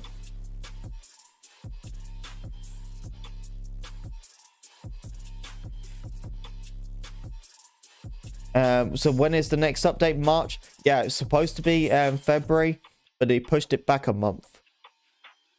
That's very annoying because now it means we gotta wait the whole February for an update. This is what needed to be done, so hopefully DICE can deliver a Battlefield experience this summer. I like 2042, but as a team shooter, it is not a Battlefield. Exactly, I couldn't say that any more better, Seek. I couldn't say it any more better. You know, I am annoyed we have to wait that long, but the thing is, I do understand why, and I really hope over the time before the summer hits, this game is going to be completely different, and I will fall in love with it. Even without content, that is my goal. I would love to fall in love with this game before the summer, and nothing like that. And then hopefully when the first content drops, it's actually a lot of content, not a map, not just a weapon. It's actually a lot of maps and a bunch of content. If they can do that, then that's worth a content drop for me. So hopefully they can recover. So from Battlefield 5 and 2042 now. Honestly, Triversion, at this point, I don't know why they just start... Like, this is the thing, I sit here, right? And this is just something I thought of now. Why do they just have a small team who can just drop 2042, just take it out, work on the game, and just give us content on Battlefield 5? They have content on Battlefield 5. It's just unreleased content. Like the lads LMG, they added that to the test range. It was a fully functioned test range of the LMG. It was called the lads. I don't know. It was just the lads LMG. It worked completely. It just didn't have the proper hit registration, like damage onto the weapon yet. That was it. But the gun was finished. Like a lot of other weapons, what were in it. You know, like just work on Battlefield 5 for another couple of months until you can work on this game. I'm happy with that. If you could deliver some content on Battlefield 5 while you work on this game, I'm cool with that. I'm cool with that. So they may be available to fix the game, so but like they won't bring anyone back. So once they're gone, exactly. Like I think it's too late. Like honestly, for me, sorry. I feel like, you know, they could work their asses off to make this a really good game, and I don't know if it's gonna work. I don't know. Like look at Battlefield 5. They really did tried to make that game pretty good. And then they decided to just not continue content support. There was so much more content with Battlefield 5 supposed to happen, and they just dropped it. They just like, yeah, you know, that was it. They was done with it. That's why I said there's so much content for Battlefield 5 there. They just haven't delivered it yet. And like even now, people are returning back to Battlefield 5. It's nowhere near the numbers you would expect a game to be decent at. 20,000 people playing Battlefield 5? Is that it? That's pretty freaking low.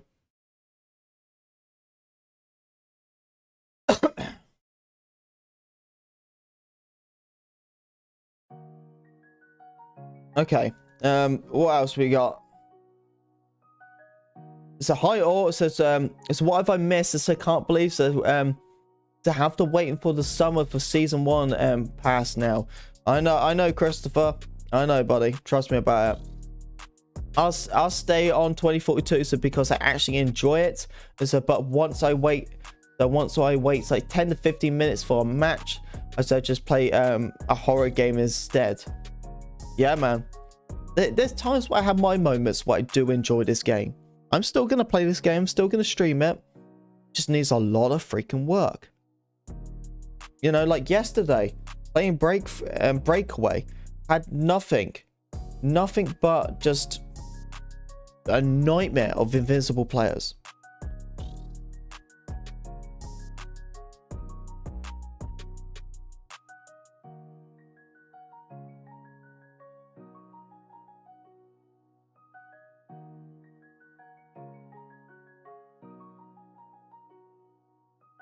And so they need to fix the game crashing. Yes, that is a must though. So worst part of it is just like I enjoy playing it, and so to add a new if they need to add season pass, yeah, but they're going to be adding like a season pass anyway. That's what they have now, just hasn't been really implemented yet. But yes, the crash needs to be adjusted and worked on as soon as. The high neon says I've been staying Firestorm. All right. Oh, you can find some servers. Nice one. Didn't even know you could find servers on Firestorm now.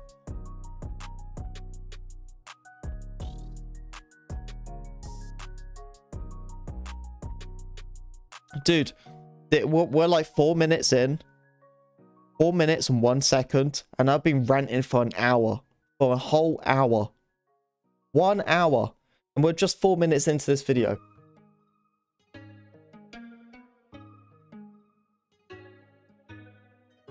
Here we go. Major focus areas to you along with our current thinking, detailing where we're planning to make changes. 2. We'll then take the time to observe and listen to the conversation that you go on to have about both the area of concern and our proposals for adjustment. 3. Later you'll hear from us on the topic again, but this time your feedback will have been factored into our consideration and guided the decisions made for improvements. These conversations will be centralized and accessible here on the Battlefield website and summarized across our channels. So it looks like there'll be a more open dialogue maybe, or a feedback form. Once they present their ideas for changing the game, we'll be able to respond to it in some kind of official capacity, I suppose. I'm not really sure how they're going to handle that. So let's say you have to read an incredibly long email from your boss that you have to finish before the big meeting starts. Later this month, this process will kick off with one of our key focus areas, map design. We want to outline to you our vision for how we're going to approach and factor into our new maps enhancements to the gameplay experience by addressing feedback on openness and lack of cover in key areas. Holy shit. Did they just say they're going to work on the maps they already have? What? So you're trying to tell me, right, they are finally, after 4 months, just being like, huh, do you know, after a year and a half of working on this game, you know, that's the saying, like, I guarantee you, well, it's been like 2 years really now the game's been like fully developed and everything like that, right? And they probably just sat there and they just went, oh, Timmy, you never guess what? And they're like, what? Well, you know, Breakthrough. And they're like, yeah. You know, that map doesn't really have that much cover. You notice that? And they're probably just like, oh yeah, it doesn't really have that much cover, does it?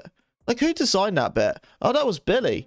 No, Billy, you know, how did you design this certain area of the map of Breakaway? Do you want to get the crayon out of your nose? Yeah, how did you know out of the other nose? Oh, there was a crayon in the other nose? No, I mean the right one. It's like really, you're bleeding from the nose. Get that crayon out of the nose. Okay, yeah. So how did you design that one? You don't talk. How old are you? 6? Oh, you're 6. Why do you not talk? What's wrong with you? Oh, sticking too much crayon up your nose. It probably damaged the brain. Okay. All right. Okay. So you got him over there. Is just designed partially most of the map of Breakaway. Explains it. And now they just sit there and they just realize that there's an open areas of maps, and they just realize that, and they're like, huh, we might have to do something about these maps. And I am excited, don't get me wrong. I like being sarcastic, right? It's just me. But it's kind of funny how it's just in the discussment now, you know. But the thing is, it would be really nice though that actually see these maps get core designed and reworked. Like, I had this discussion before. I made a video on it, saying like how Battlefield could succeed, and I said that every season comes out. Not now, it shouldn't, because I'm not waiting till summer's something being worked on. But I said that every time the maps improve and they change over time, you know, and they can work more on like cover and stuff like that. You know, just change the feel of the map and make it seem like a tornado went for a certain map and it just changed the map completely. I was on about stuff like that. It is nice though to know that they are going to rework on it, because if they work on a lot of maps, and it's not a lot of maps, it's every single map, every map. If they work on maps, especially Breakaway, if they work on maps like that, they can make that map they can make it feel completely different than it originally was. And if they do that, that'd be pretty cool, because it'll make the map finally play different, you know, and hopefully better. So this like designment and if like that, the changes stuff and working on more cover, I like that a lot, you know. And the thing is, there's 98% of players are infantry. It's the 2% who are vehicles. The vehicle guys having the time of their life, because it's just vehicle heavy for them. But finally, the 98% might actually have a chance to actually enjoying the game. I think that's a really good start, because yes, the maps are bigger, there's 128 players, but it's obvious that there are certain parts of the map where there's not much cover, not much detail. Even some of the objective areas aren't that interesting or fun to fight around, so it seems like they might be going back to those initial maps here and adjusting them, adding geometry, changing the way they look. I know a lot of people wanted the maps to look a bit more war-torn, so perhaps that's a feature with this too. Big topics like map design will be loud and broadly shared, but for more nuanced areas of the game, such as portal logic, we may have those conversations on smaller scales. The important part here is that all these conversations will happen publicly and with everyone invited to take part. Some of these feedback loops will cover bigger areas than others, and some loops will take longer to complete and realize in the game than others. That's not an indication of how we might prioritize issues with the game, but a reflection on the nature of game development. Changes to our maps and core gameplay will take time, so that isn't coming anytime soon then. I'd imagine that these changes to the maps will happen before Season 1 though. I'd hope so anyway. I feel like adjusting the map.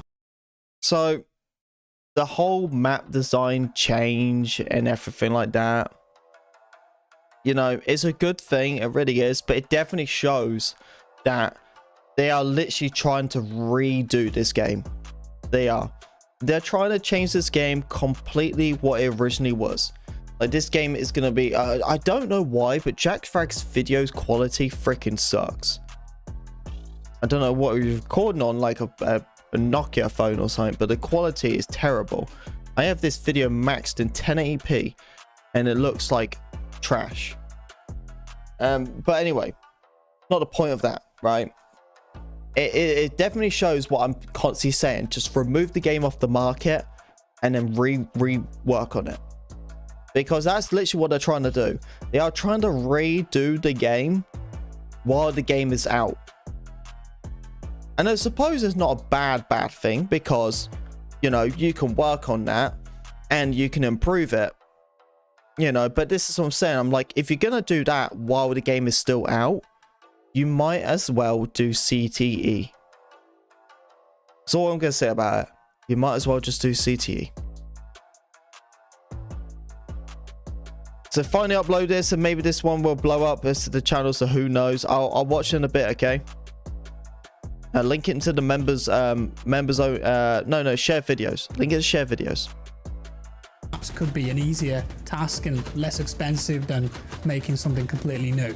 Our commitment is to explain our reasoning behind future decisions and to make sure that you understand where we stand on your feedback. We want you to see more of the big picture of where we're going and incorporate more of what we're already hearing to ensure that our work is meaningful to you. We'll start this process ahead of the launch of our next update. You'll read about it here on our website when we start these conversations, and if you're following Battlefield across social media, you won't miss it when we do. And then there's a small topic at the end looking ahead to Season 1. When Season 1 arrives in early summer, it will mark the start of a year where we'll deliver 4 seasons, 4 new specialists and new locations, along with more completely new content. We know that this release is later than anticipated for many of you who purchased a year where we'll deliver 4 seasons. Arrives in early summer. God's sake. To deliver 4 seasons.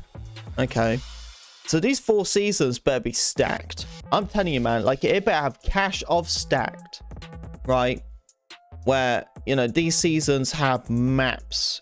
Well, maps in a bunch of weapons. That's what I'm expecting. They release 1 season and it has a map and a weapon and some cosmetics and a new specialist. That's going to be terrible. 4 specialists. So doesn't seem that many specialists, does it? 4. That's all it is, just 4. And they could be like pointless specialists. Imagine just releasing specialists or just useless. And that scares me a lot, because I'm like, the specialists we already have now are kind of freaking scary. What happens if they add more specialists? What are 10 times worse than Boris? I'm just saying. What happens if there's a specialist is way more worse than Boris? Scares the hell out of me. New locations, you know, new content, as we know, so the release is later than anticipating. You know what I mean? What they I love how they said like the release is later than they was planning. They was like, oh Christ, summer, hey? You know what I mean? We wasn't planning to release it summer. You know, it's a bit more later than we was expecting. And what all of us Battlefield fans, we were sat here and just been like, well, we're in February. It's a bit more later than we was expecting February. You know what I mean? Like, we was expecting to have Season 1 release in January or something. And here we are, February. You know what I mean? And now we just found out it's summer. And then it's saying, like, you know, it says many of you who purchased a 1-year pass, gold edition, and ultimate edition. Yeah, that's me. Look at me. I'm the idiot who paid for it. It says like, thank you for your blah blah blah. It says and support. Well, I'm not supporting. I'm just trying to make a living. And so those who are playing, so we receive blah blah blah blah blah blah blah blah blah blah. And it says you get like yourself a specialist skin, a weapon and vehicle skin, melee weapon, right, and a player card. So all that time where we was expecting new content and stuff like that, I'm getting a melee weapon. I'm so freaking excited. And I'm also getting myself a specialist skin and skins. So this content thing here, what I paid for, same as everyone else, just content what is just pointless. Absolutely pointless. This changed nothing about the game. Give us a weapon or something, crying out loud. Seasons, 4 new specialists and new locations, along with more completely new content. We know that this release is later than anticipated for many of you who purchased the Year 1 pass as part of our Gold and Ultimate editions. To acknowledge and thank you for your patience and continued support, these players will receive an exclusive bundle containing a specialist skin, weapon and vehicle skins, a melee weapon and player card, all to be delivered in the next update. And there's a picture of how that stuff's gonna look, and that's a skin. I'll never see a new update. I still have to wait March for it. March.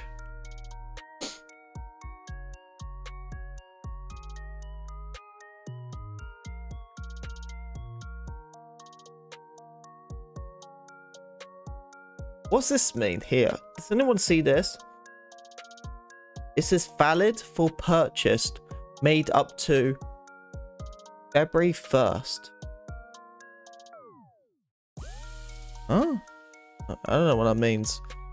I think that was like probably like when the season's coming out or something. But anyway, you get this cool player card thing. I like this little BF thing here. It's like kind of faded out. That looks pretty cool. You know, little player background thing, sick. Melee weapon is cool. You know, a bolt vehicle skin. Wow. And then look at these skins. Look at these skins. And you got to remember, by the way, these are not skins for every single weapon. These are just skins for a weapon. Just one weapon. Look at them. They are just normal skins. Just a little bit of camo. I gotta admit, the McKay skin looks freaking badass. I like that. I do like that. But the thing is, it's gonna change nothing. It's gonna change nothing about the game. Look at the McKay skin. Looks way more better than the freaking cowboy. Like I was saying, the Santa skin, the cowboy skin, and then they release a skin like this. Finally, you understand it. But you know, this doesn't, you know, looking at stuff like this doesn't make anyone pay for the skin stuff. So tier 1 skin is better. What, for McKay? I wouldn't say for McKay. No, it's not. Just McKay's skin is just a freaking t-shirt, but what is black? It's just the same skin color. You know, the whole like outfit, but it's just black. Tier 1. They were so lazy on McKay's skins. So lazy. So at least like they actually are gonna add an actual decent skin. For McKay looks very different to the current options available. Kind of interesting, reminds me of Crisis in a way. But it has to be said that a lot of people aren't going to care about these skins. It doesn't really mean anything, just handing them out like that. And then the blog continues. We'll continue to keep... Hold up. Did you say the tier 1 skin is better? Oh, yeah. Tier 1 skins are... Oh, okay. For a second, I thought you said that this season skin is better than the tier 1 skins. I was like, what are you drinking? But I understand now. Okay, I get it. You're saying the tier 1 skins are better. Yes, they are. Keep you informed of the future updates via Battlefield.com Twitter account. You can also follow along our tracking of known issues and game changes that we're able to make in real time on our Battlefield forums. We are committed to and focused on ensuring BF 2042 lives up to our ambitions and your expectations. It's a task that we're dedicated to accomplishing. And that's signed off by Ryan MacArthur, who is the senior producer on behalf of the Battlefield team. And that is it. That's what we got. There's a lot of stuff in there. I'll leave it up to you guys to digest and make of it what you will. For me personally, I think waiting till early summer for some real new content, it's a disappointment. But obviously they're taking the time to look at the base game, make some changes with the maps, the gameplay flow. I'm kind of sad we didn't see anything about performance in there, but they have mentioned that in the past. Would have been nice to just get some kind of update on that. But there are a ton of concerns from the community with the game and the franchise at the moment. So I think that they have made the right call here, delaying season 1, working on the base game. But ultimately, the proof's in the pudding. That is it for now. I think because we've received this much earlier in the day, I don't think we're going to get any big updates or news at the EA earnings call later tonight, but I will keep my eye on that just in case. And if there's anything interesting there, I'll make a video, keep you guys updated. So that's all. Let me know your thoughts below. Thank you for watching. If you enjoyed the video, leave a like. If you didn't, a dislike. Subscribe for more, and I'll see you. Okay, so there is an earnest call, right? I need to try to get my ass in there, but I don't know what time this earnest call starts. So if anyone has any information about how to hear and listen to that earnest call, please let me know, because I really want to listen to it. That would be pretty funny and exciting to listen to, because the call and everything like that, the earnest call is basically explaining to all the people who put money into this game, like the investors, and they have to, EA has to explain why Battlefield 2042 is turned out the way it did. And they have to explain this to people who put money into this game. This is not just us, by the way. They have to explain to people who put hundreds and thousands of dollars into this game to give the devs so they can invest and work on this game. And now EA has to explain to these investors where their money really went and the time spent on it, right? And the thing is as well, they have to really explain as well. And I don't think it's gonna happen, because investors and stuff like that is so much corrupt crap with it all. So I don't think anyone's gonna be legit obvious and speak the truth. It's gonna be a bunch of nonsense, let's be real. But I really want one investor to just be like, hey, didn't you tell us before this game come out why I gave you hundreds of thousands of dollars to invest in this game? Didn't you tell us that your game was ahead of schedule? You know what I mean? Like, how is it ahead of schedule if this is the state? You know, that's what I would love to hear. And that's the saying, like, you know, it's going to be pretty interesting to hear EA explain how their game has failed and what they're trying to change. Because right now they need to beg these investors to stay with them. And I need to listen to that investors call. I don't think we're gonna hear the begging tone, but you know what I mean. But the thing is, it's gonna be a really rough explained how this game turned out, how it did. This is why they done all this information today. This is why how we found out, because most of us creators, we knew that Battlefield was going to drop a detailed information today, because they have their investors call tonight. And you know, because of that, you know, that's the same. Because of that, you know, I mean, we all knew they was going to explain it before the investors call, because they had to explain the same thing in the investors call.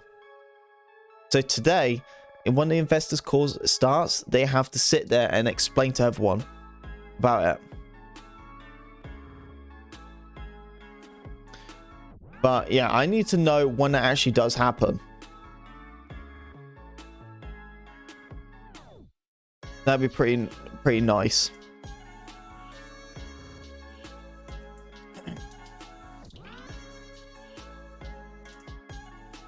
So you can't see my messages because I'm not a member, bro. What you on about? I can see your message perfectly fine. The people will stream on YouTube. It starts in 2 hours. Okay. Is there a link to it? Trevor, could you help me out, buddy? And help me out with this link, please?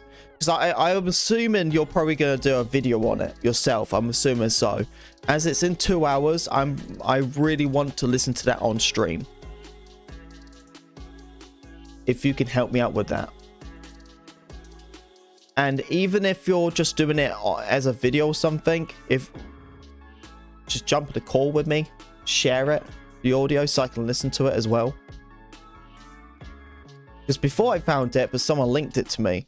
I don't know where I'm supposed to go to find that information.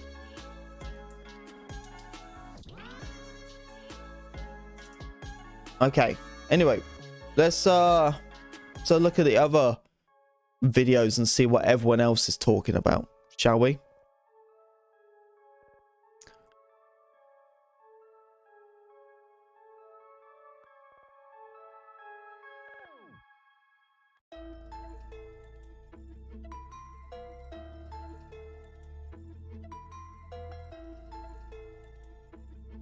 Why do I have a cheap provider replying to my comments? Let's remove them.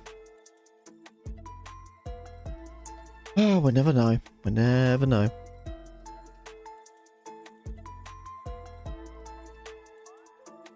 So it'll be a random channel to stream in the core. And so I'm sure some creators that have already said they would. Yeah, I know how it goes, and if like that, it's just I don't have the link. I don't have the link. I had the link from a creator before. Oh god, if I can even find him. What's his name? Yeah.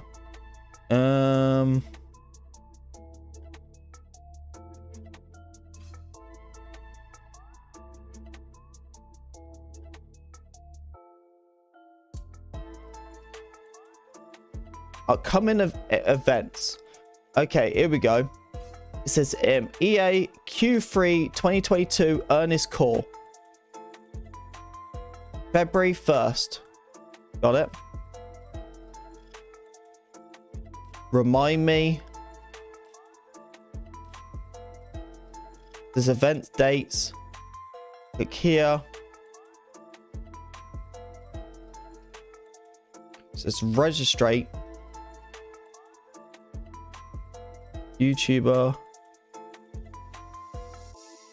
Neon. PWA. Business email.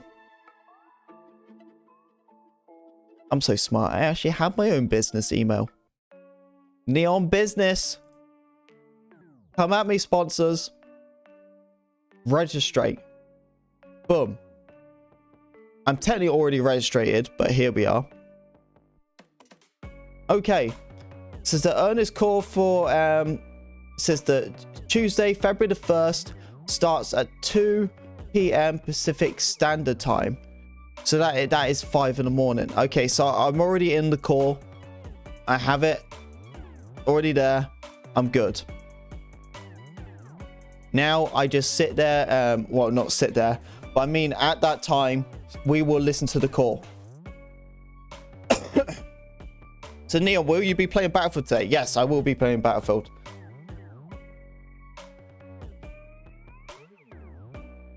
Okay, so I have the call. So, yeah. Anyway.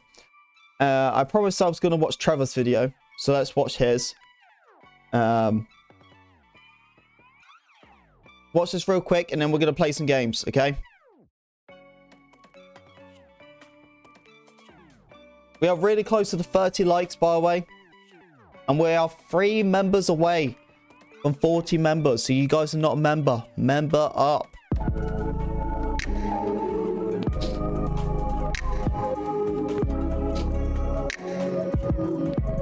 Ooh, I like that intro.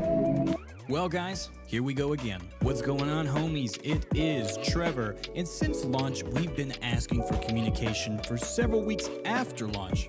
We've been asking where the content is, where's the roadmap, where's Season 1, where's any kind of update on when they think this game will even be at the state it needs to be in. Well, DICE was finally forced, and yes, they were forced by EA to make this post. And it's the typical bullshit post talking about the things that they're working on fixing, not the things that they've fixed, but things that they're fixing and things we'll get eventually. But the main point of this post was to drop the goddamn bomb that they've pushed back Season 1 until quote-unquote early summer. Now, what does early summer mean to EA? It means the last fucking minute of early summer for it to still be considered early summer. So let's get this straight. That's November, You're not December, wrong. January, You're February, not wrong. March, April, May, and June at the earliest. That is 7 months before we get any kind of content update for this game. That's over half a year. And before you think this is just another jump on the bandwagon thing with people hating on Battlefield, I have plenty of videos where I talk about my concerns, but also that I've not given up faith in this game. And I said stuff like, let's just wait for Season 1. Everything could turn around. This could be a turning point for the game. You know, let's just give it a little bit more time, even though every patch has made the game worse and better at the same time. And I don't even know how they do that. And now at the most crucial point of this game's life cycle, Season 1 is getting pushed back until June at the earliest. After we already lost most of the Battlefield players. It is very true though. They'll probably leave it last minute. Down on the players that we have right now in half. Let me pause this a second. This is very true, by the way, though. I guarantee you they will release Season 1 at the last minute.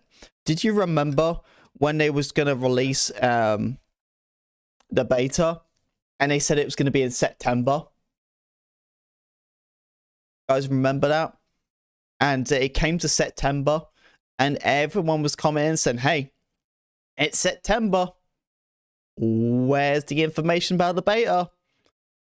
Where is it? And we wait almost a whole month. And then they go, oh, it's coming out September the 30th or something. And we're just like, the last day of September. Like, it didn't come out. It was just the information announcing it. Because they said, oh, we're going to talk about the beta in September. And September happened. And we waited all the way until like September the 28th for them lot to just announce. To just announce that it's coming. That was it. They left it last minute in September to announce that it's coming out. And it came out in October. More. And at that point, this game will be completely unplayable because it will be completely unpopulated. I'm not going to play a game full of bots. And it pisses me off the most because even though I've had my grievances with this game, I still gave them a chance. I still tried to talk about it positively. I still even put positive videos of me having fun on Good afternoon. 2042. Well, that shit ends today. It's unacceptable. And before you try to say, well, at least they're trying to fix it, you know, at least they're trying to realize it and they need to work on stuff, you know, it's better for them to release Season 1 late and have it released unfinished. That's fucking bullshit. Here's the thing. None of us would know that this game was coming out if they did not announce it. So having not announced it, we would not know it was coming out. You know how much time that they would have to get this game right and have it play tested and have it in a working, functional condition and have Season 1 to come out as planned? They would have an infinite amount of time, 100% of all the time ever that they would need to work on this game. But no, they released a review at a precise time to release the game at a precise time to rack in those holiday sales that have now all but been refunded.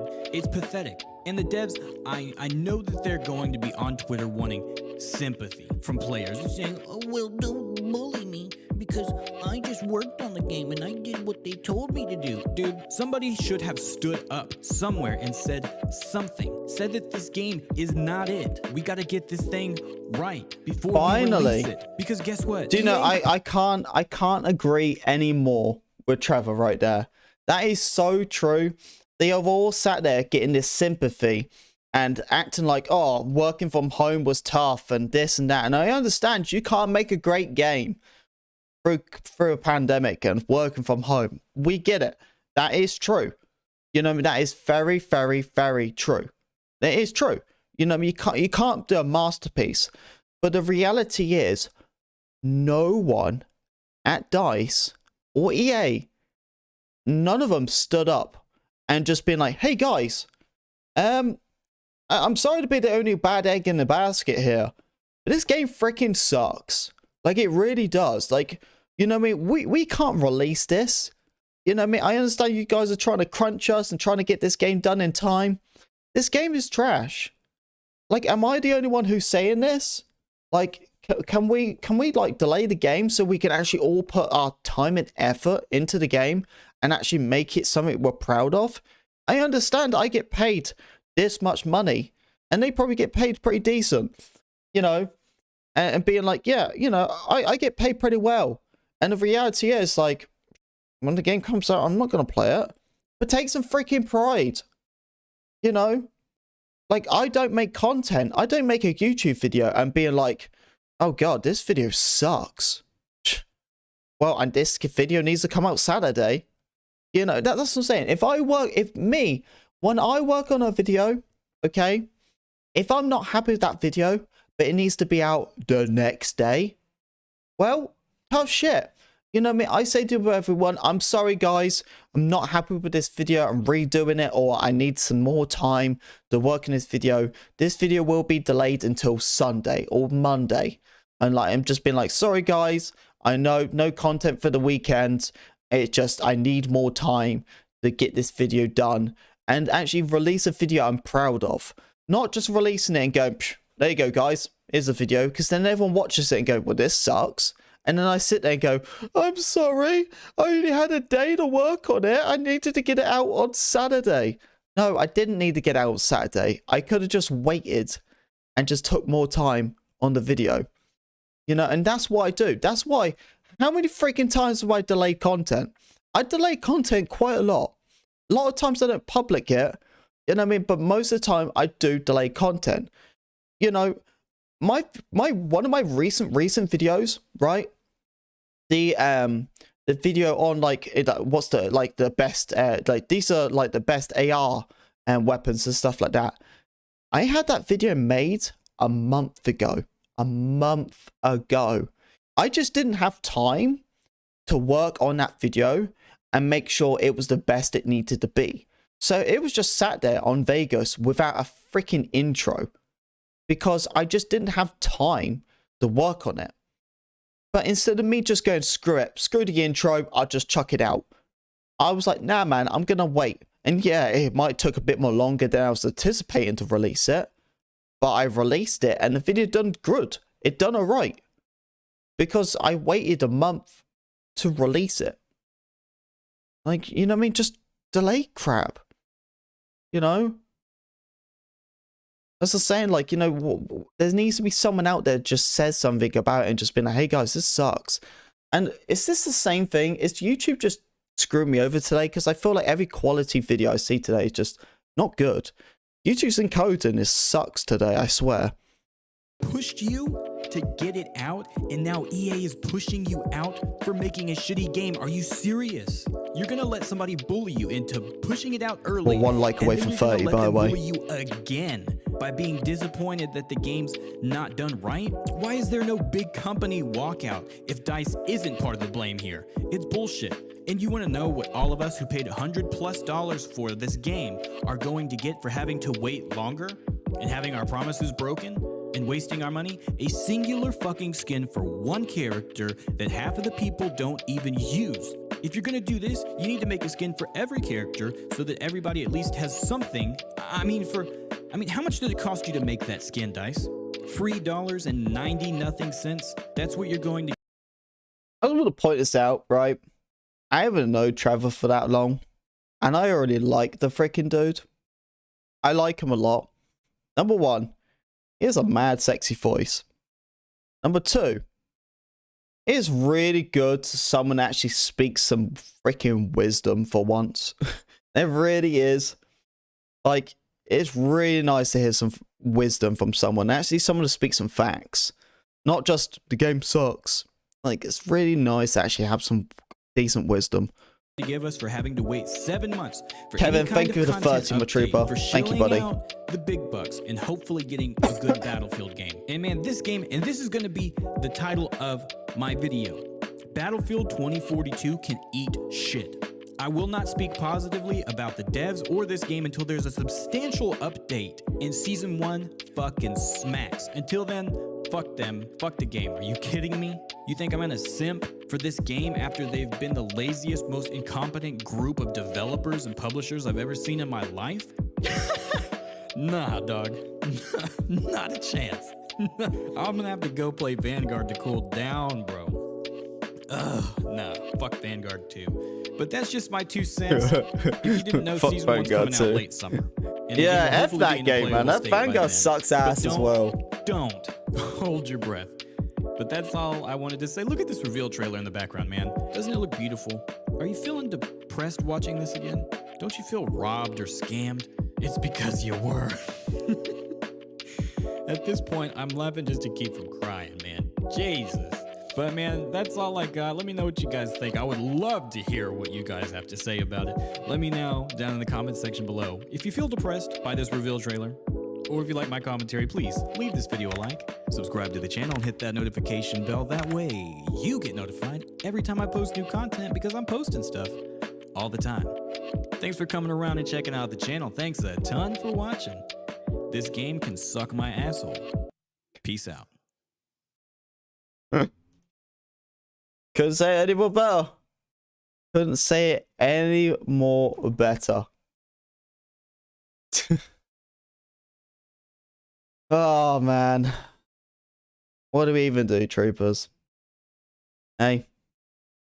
What do we even do? We're in a pickle, aren't we? We are in a pickle. What do we do? Help me. Oh.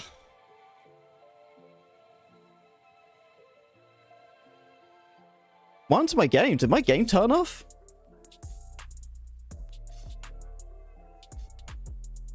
Oh. So we was literally, by the way, we literally just sat there and just ranted for like an hour and a half. An hour and a half.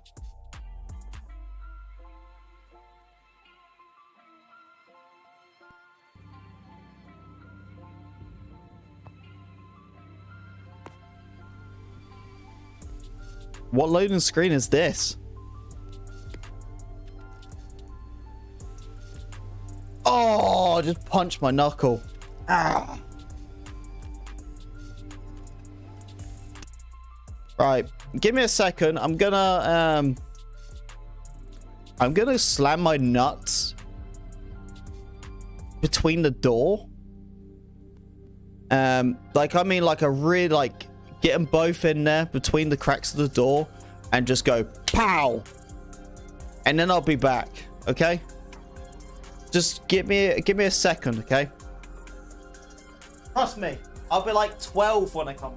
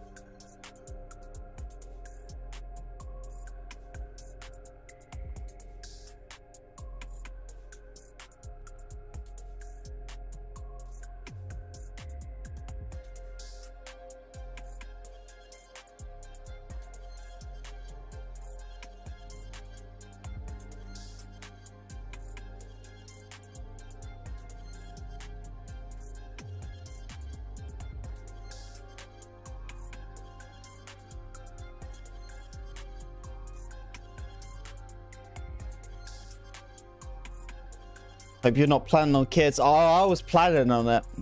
Oh, I was planning on kids. So planning on kids as well. But it's fine. It's fine. I wanna, you know, I wanted to chuck that out of the window. Because it's fine. Perfectly fine. And been a pretty depressing day today. You got a minute. So you want to be Hey coming in with a membership, man. Let's go. Aroo!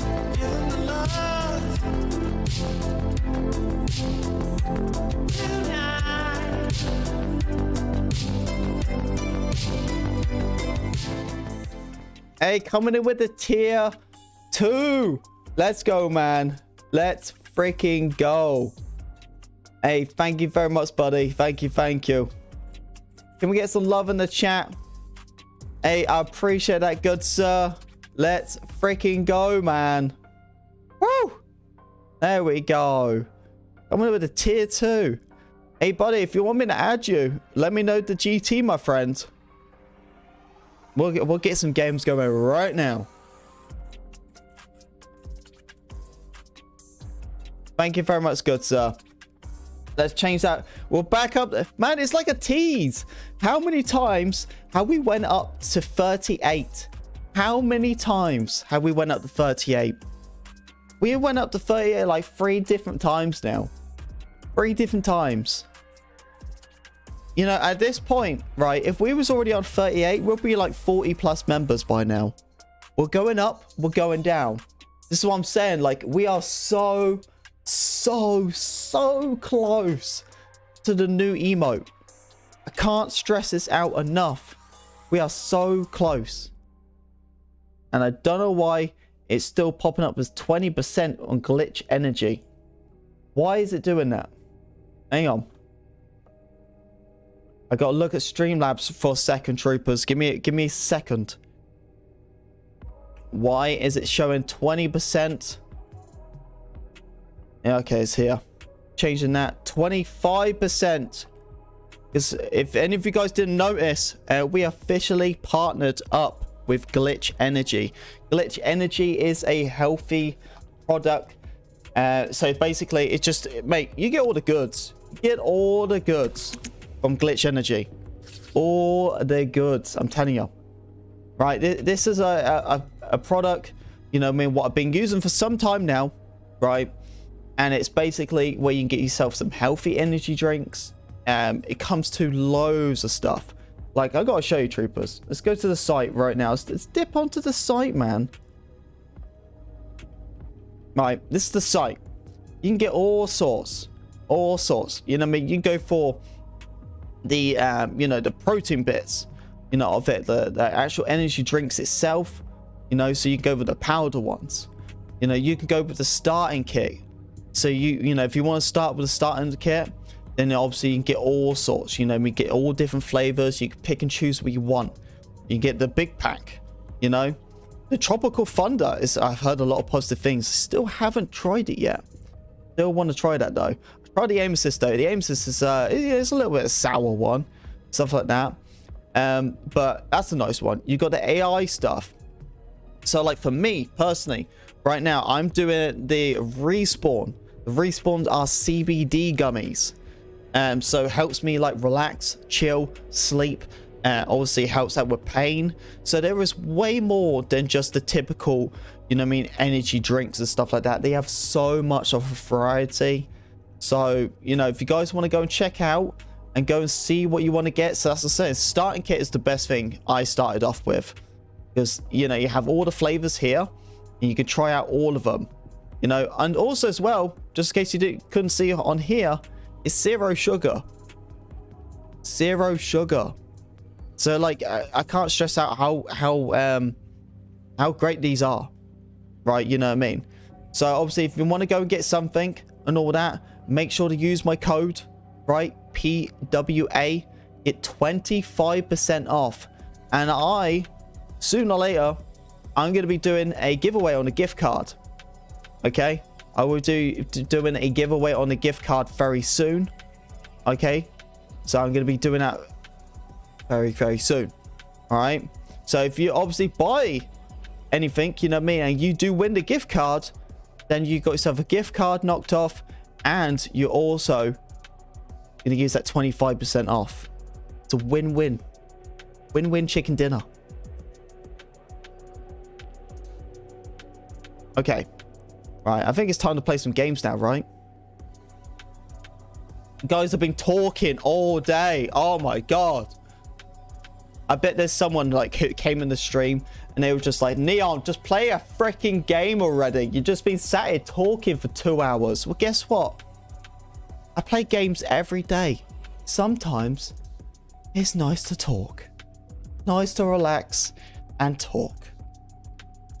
Is it so wrong to talk? It isn't. Is this someone... I think this is someone who sent me a friend request. I think so. I don't think this is someone who... EA friend request. To accept or deny. I don't think I know that person. Okay, so am I looking at the gamer tag? I am looking at the gamer tag. Oh, I'll go to my keyboard thing. Okay, does it matter if I do capitals?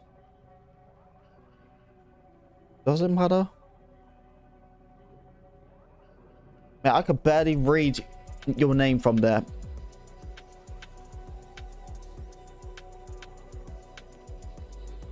Bad boy, what you gonna do? What you gonna do when they come for you? Huh? Did I do it wrong?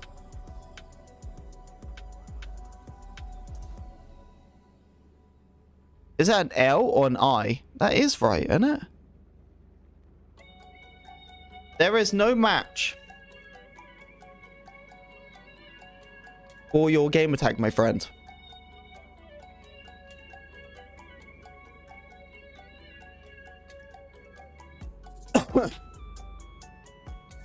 So can I still pick and choose my woman?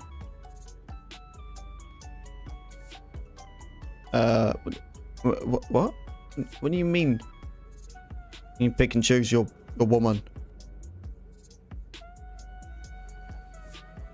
So what if I add you? Yeah, add me. That'll be easier.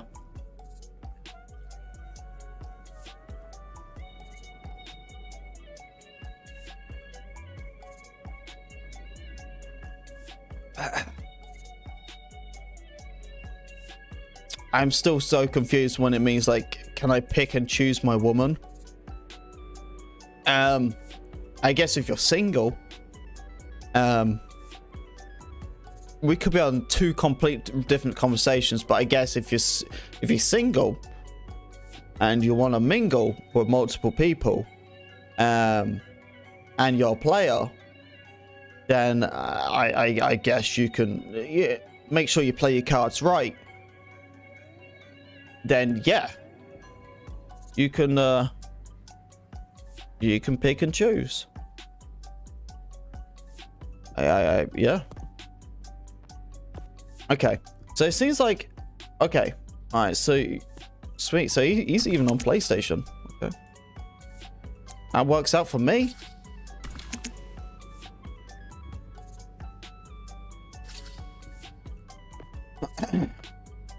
Right, I still want to continue the Portal stuff, man.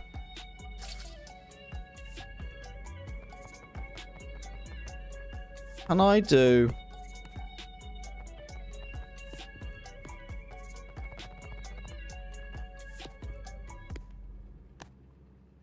Why does it not do it highest from lowest?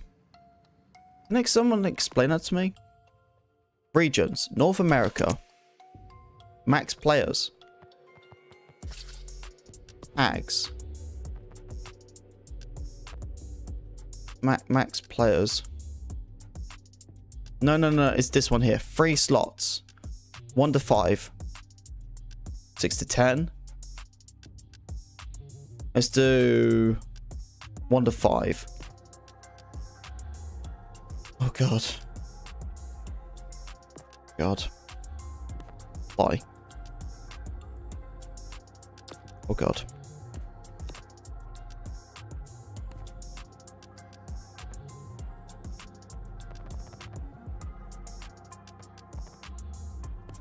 Oh god.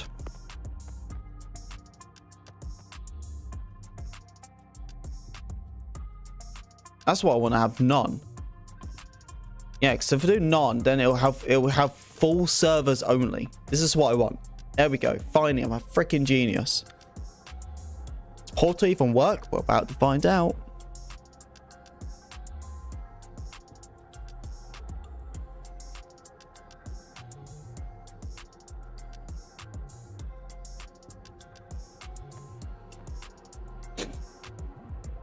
Okay, nope.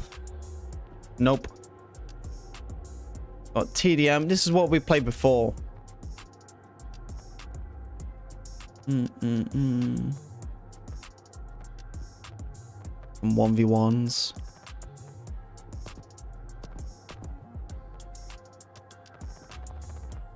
Does the whole thing just reset like that? See, look at the ping on that though. 240 ping. Damn, that man with the plan to hide your wife because he's living with you nan. How you doing, good sir?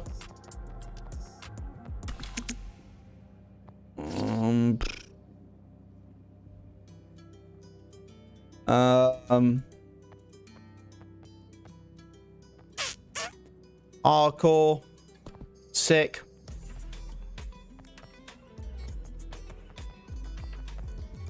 Foreign. What's the custom ones like? Got a 32.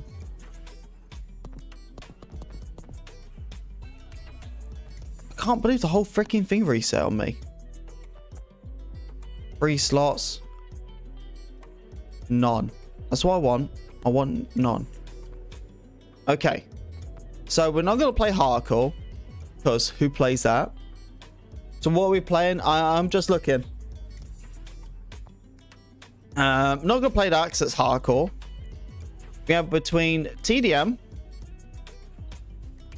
32, 16v16. Where's the 40 server? Remember that server we just played? Anyone? Oh.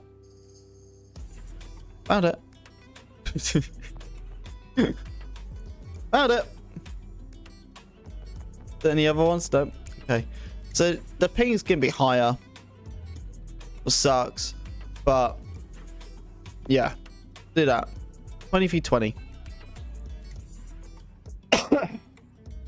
Yeah, we're going to be in a queue though, so let's hold hands and pray. I don't know.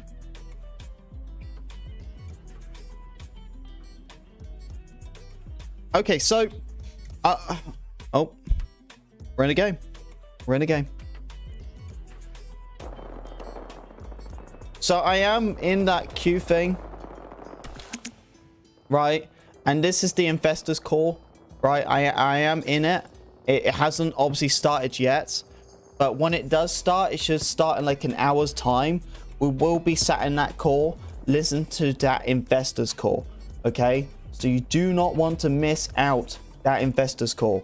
If someone could do like a pinned comment for me, just saying like, Neon will be doing an EA investors call at 5 p.m. Eastern Standard Time. Someone could do that for me so I can pin it. That'd be fantastic.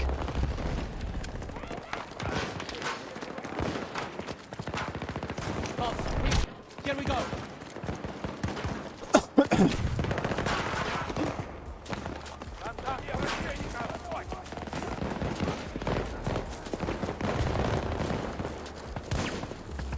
Oh wow, look at all the bots.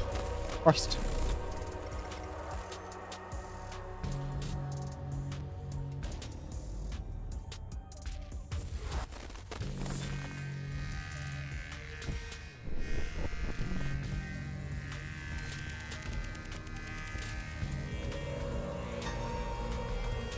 See, it doesn't say that the XP things are reduced capped. It's just normal TDM. Just customed player count.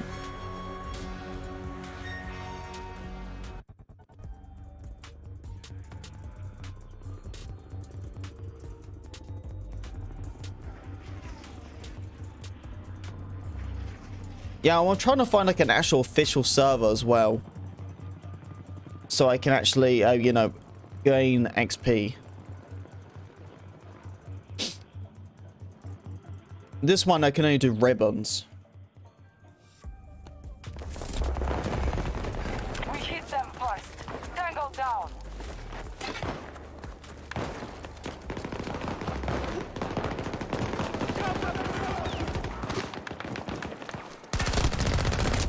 Oh crap.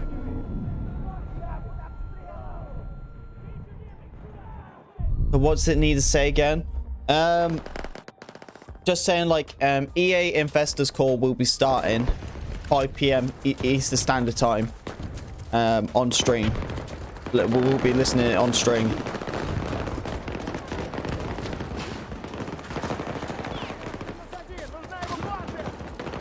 Mate, this is when I should, like, pull out the shotgun. Oh, Christ.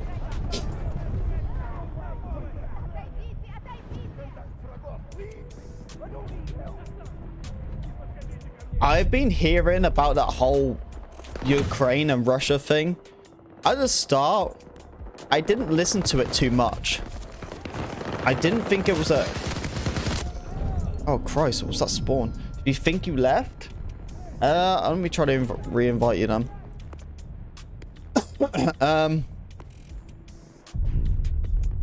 I can't invite you for some reason. No, because you're already in my squad. Yeah, so you're just probably loading in. Yeah, at the start, I didn't look too much into it. I just thought it was just a typical, like, media thing, you know. Didn't think that was from it. I gotta be real with you. And then next thing I know, I look at it and I'm just like, oh, this actually seems some sort of serious. Like, legit. Like, you know, I'm looking at it, I'm just like, this looks pretty serious. Like, you know, I'm seeing it, like, the whole, you know, Ukraine and, you know, Russia and everything like that. And I'm just like, huh. I don't understand how this is starting and what's going on. But yeah, it looks thing. How many's in the queue? I have no clue how many's in the queue. It shouldn't be really any queue because... Oh. Because there's bots. Why do I have a launcher? When did I change that?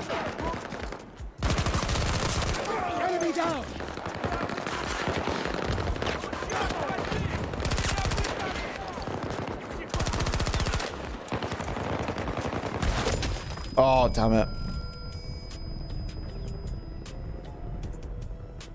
Yeah, I don't know what's going on. I really don't know what's going on. With that whole, like, Russia thing. Guess just gotta wait and see. See what happens.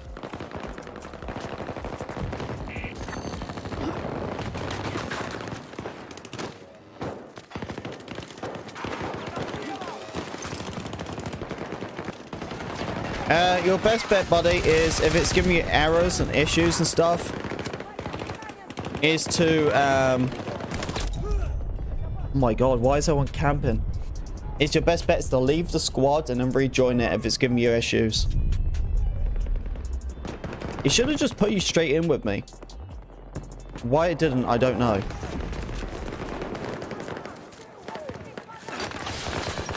But yeah, it should just put you straight in into a queue, and that was it. What?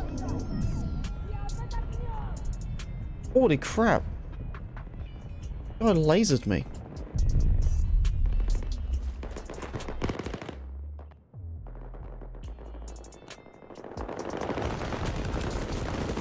Okay, kids.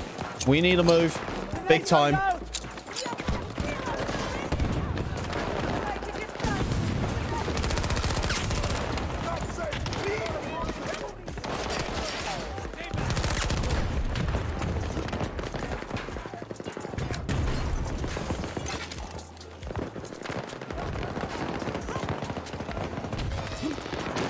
Oh my god, why did you not remove sentry gun?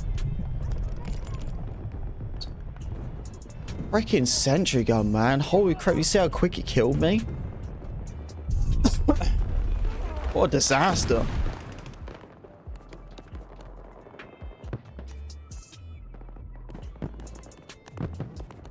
Oh, there we go, you're in the game. Oh crap, he's on a mission.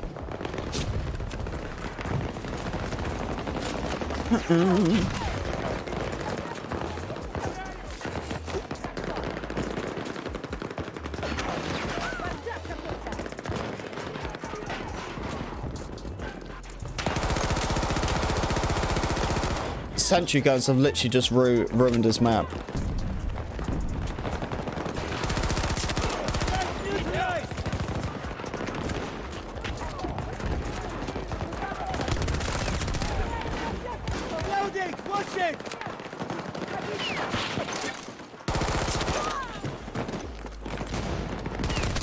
Oh.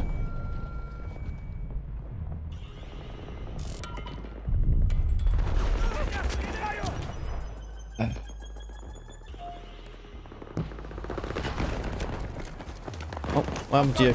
Up you go.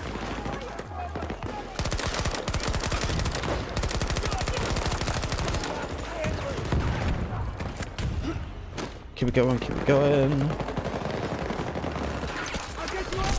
Oh my god.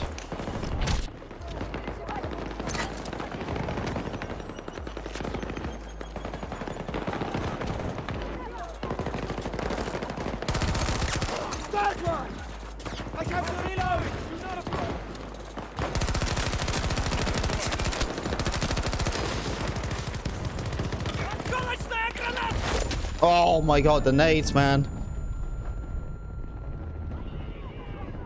Could you please pick me up? Good sir.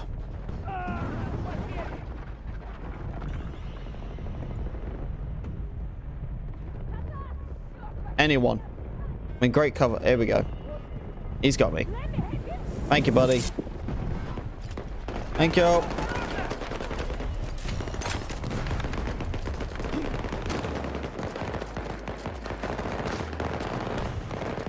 Right, I think the spawns are just flipped.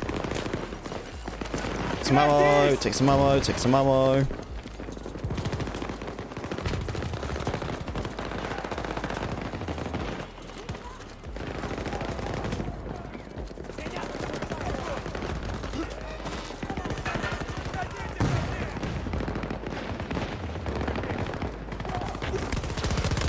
Oh, you gotta be joking me.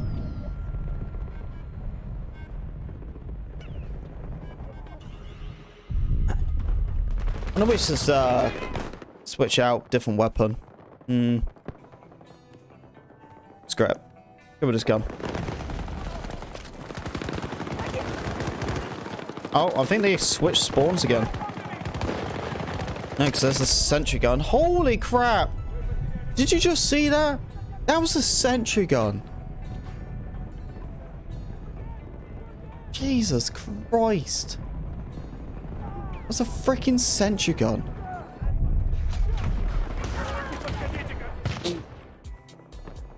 It's twice now I died by a sentry gun in a heartbeat. They are so overpowered. I can't believe this scummy Boris players ruining Portal.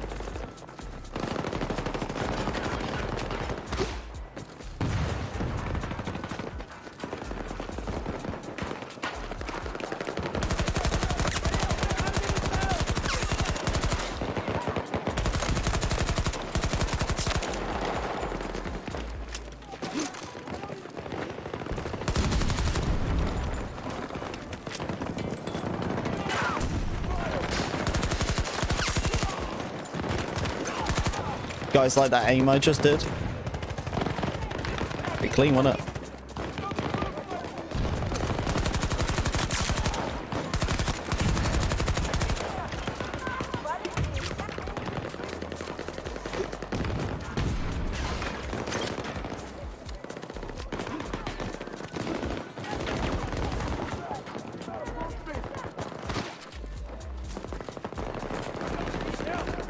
Right, they're going back.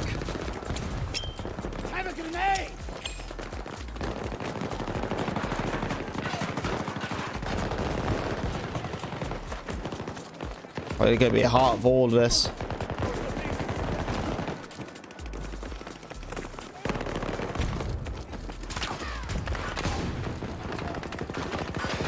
Oh my god, oh my god, oh my god. Dude, you are disgusting, player. Absolutely disgusting. Oh. You see that, dude? See what we're pulling off? That's some vile crap right there.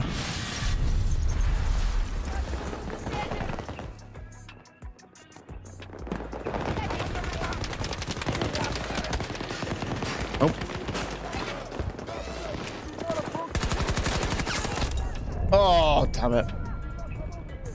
Some Portal game, but I know, right?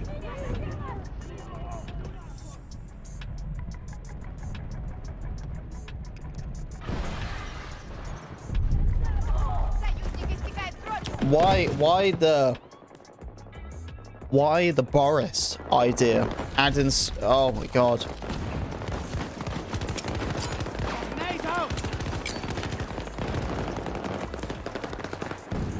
Can't believe a beloved map like this. It's actually a nightmare when it comes to Boris.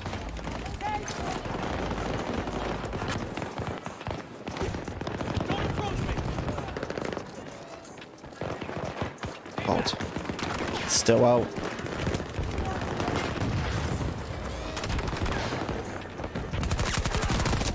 Oh my god.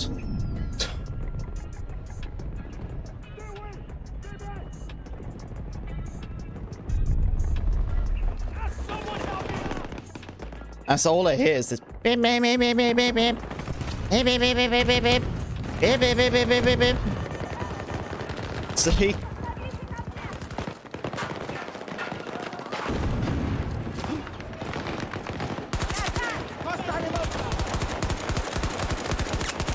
Haha. I bet he ain't happy. He'll probably call hacks on that. Oh, he had a shotgun. He was definitely going the old school.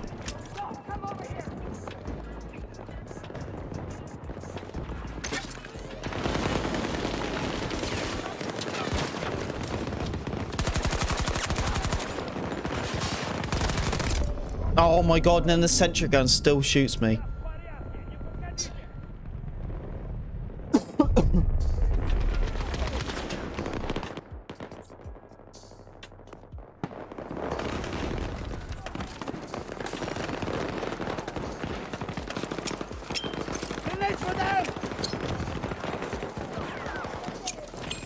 Whoa, how many smokes do I have? Oh, I got you, I got you.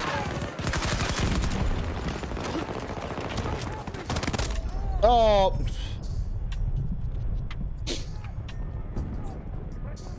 Yeah, I was so confused how I was constantly getting smoke all the time. It's because the amount of ammo crates.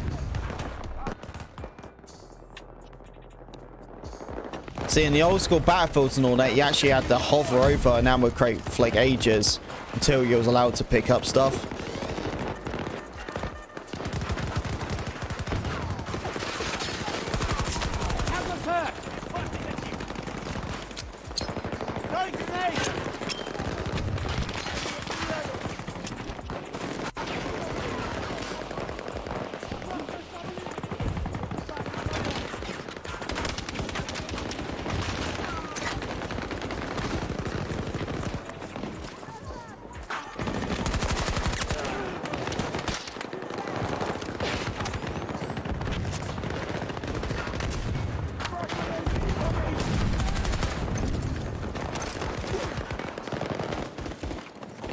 Oh my god, look at all the sentry guns. Get lost. Tango down!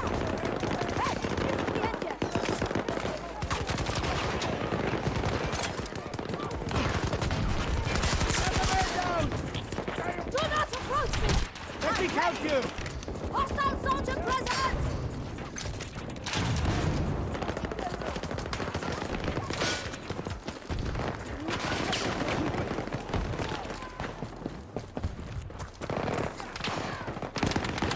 Oh my god, look at it.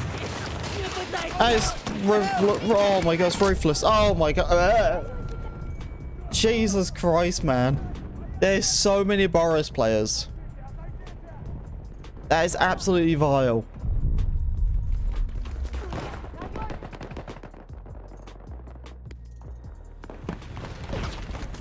Like, not even this map can save it.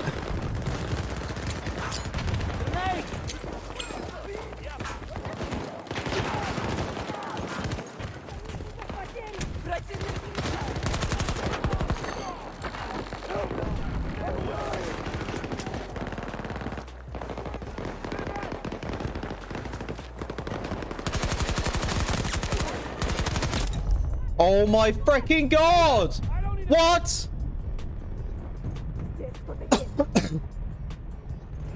Are you serious?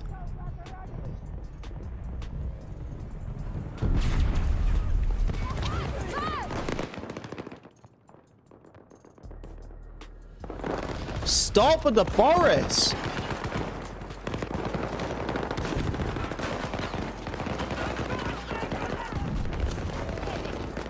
The most vile, embarrassing thing to ever use. Look at it. Oh my god.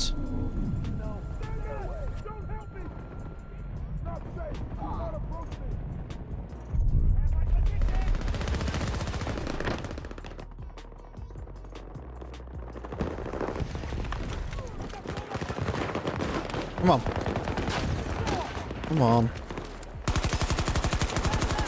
Uh-oh.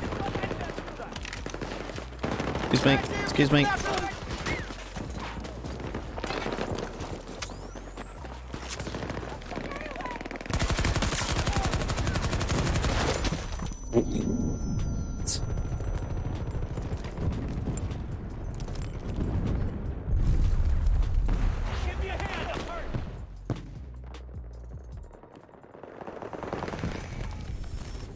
Holy crap.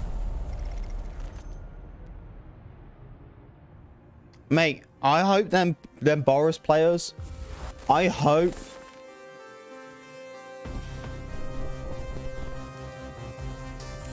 they lose their hat. And I have reduced cap. Total earns, and it has reduced cap.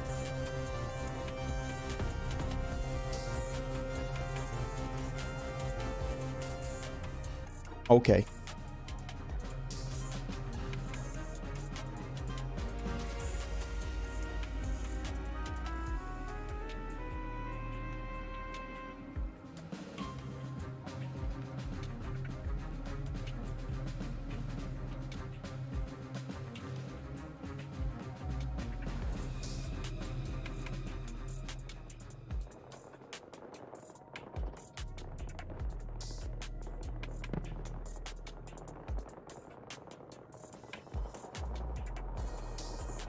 Hey, all troopers. I'm going to change the title for today's stream.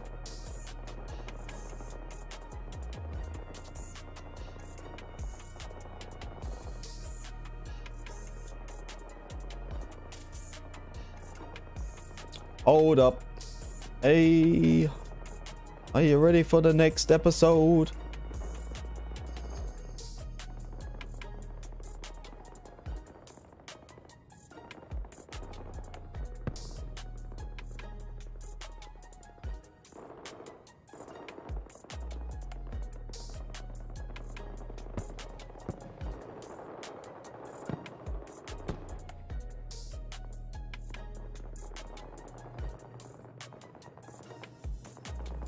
Okay.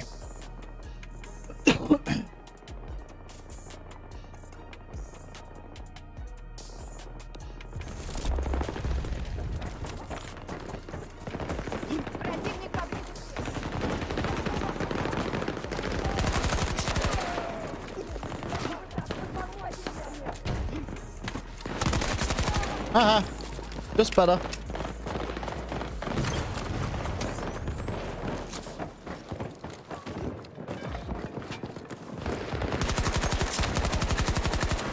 Son of a gun. Oh, you son of a gun.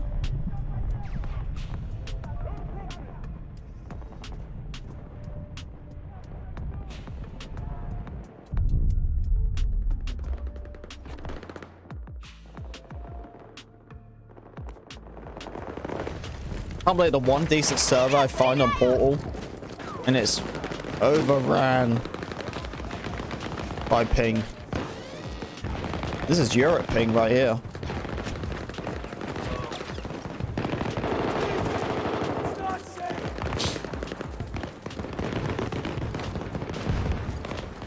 Can I even, like, stack up Angel? Like, can I even, like, work on the specialist? I don't think I can.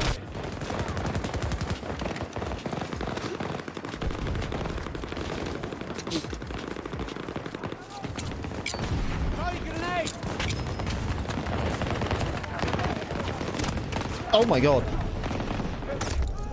Oh my god.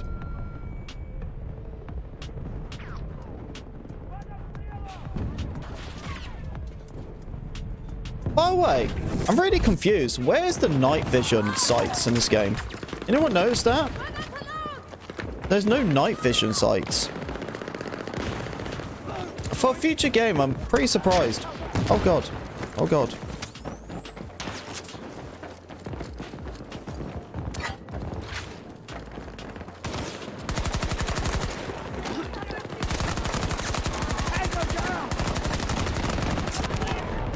Don't kill me, sentry. 1 HP.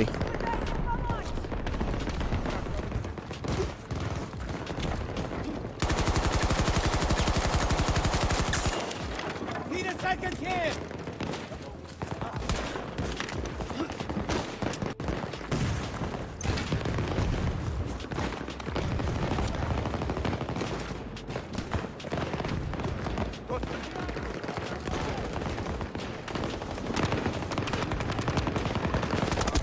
Oh my god, are you freaking kidding me?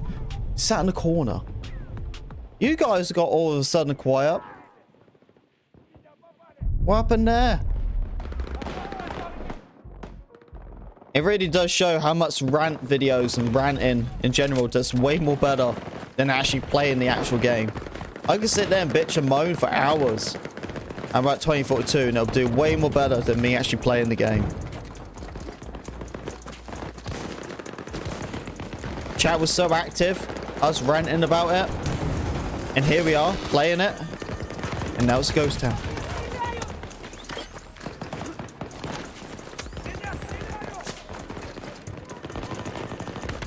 Oh my god, still so many sentries.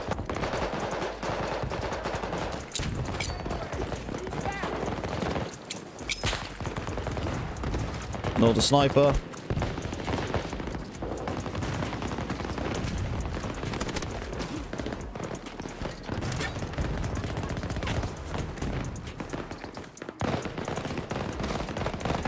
Go, go, go, go, go, go, go. Go on. Be bait, be bait, be bait, be bait. Be bait.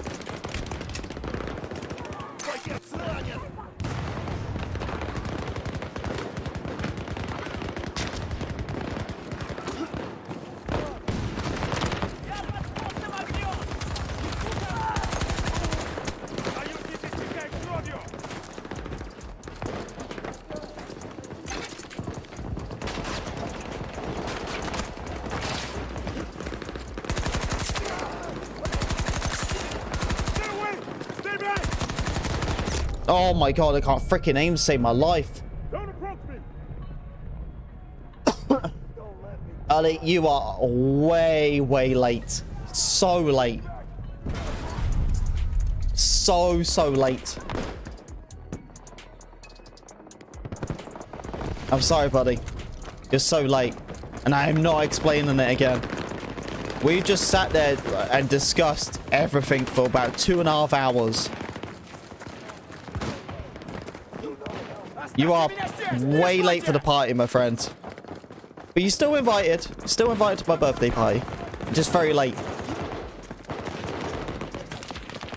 We need to change that to early instead of now to late.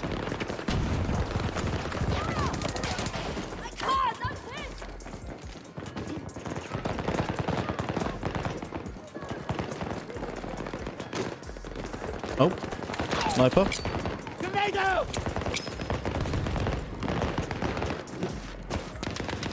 Go away, sentry. You have no friends. No fans. No friends.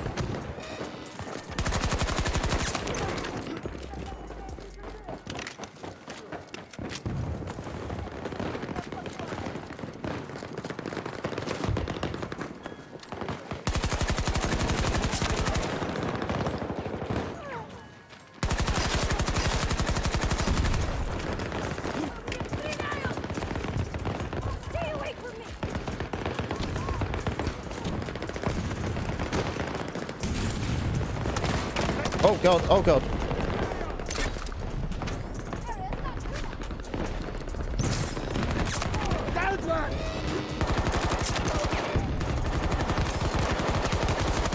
I can't aim. Save my life because aim assist doesn't work. Don't die, You're welcome.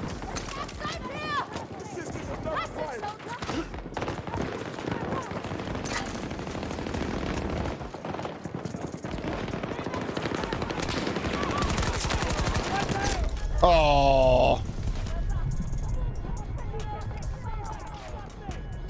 So you think Battlefield have players that are left mid-summer of the 6 months playing the game? No. No way.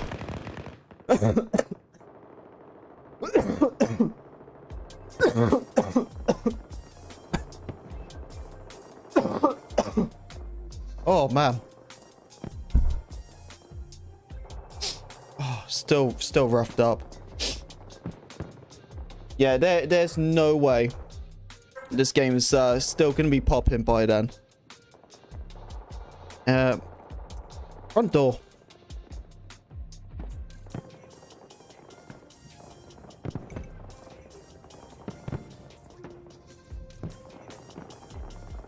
Hey, my dogs are barking. Just need to see what they're barking at.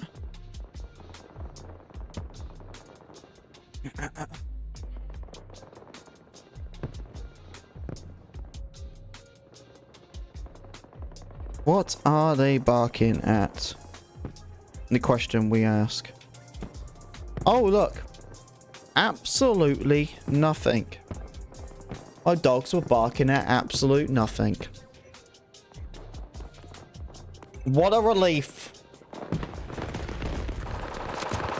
Jeez. My dogs are just dogs after all.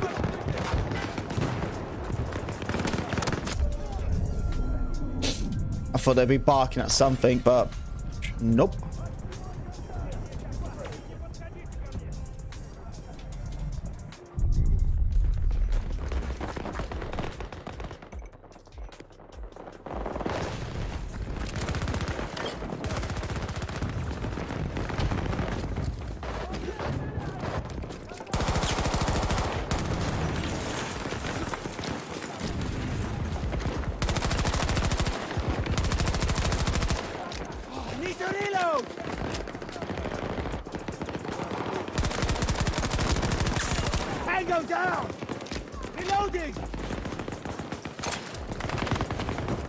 Got a guy right there.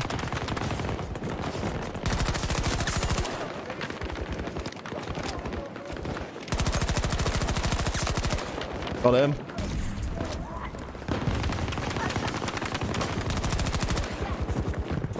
Dude, I can't move to save my life. I really want to.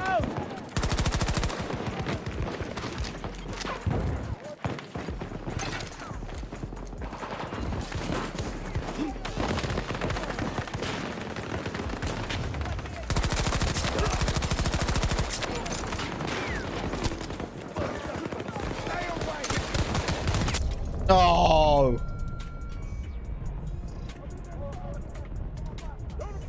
Didn't you know you could play World War 3 so loads better? I'm not very good at them like tactical games, honestly. I don't know if my PC is gonna run it. First off, I don't really have a good PC. I really don't. My graphics card. Sorry. Hiccups. It's old, man. A 1060. And I'm not very good at keyboard and mouse, so unless it has controller support.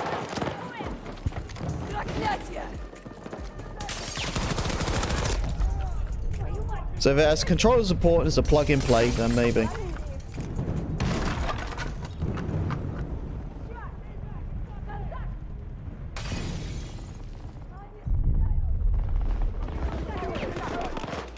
And besides that, I always hate trying out different games because the reality is me trying to stream different games never works out. Never. It doesn't do well. It doesn't matter how hard I try to stream different games, it won't work. So I'm lagging. I'm saying it, but it's not. I think we'll just find a normal all-out warfare server in a bit.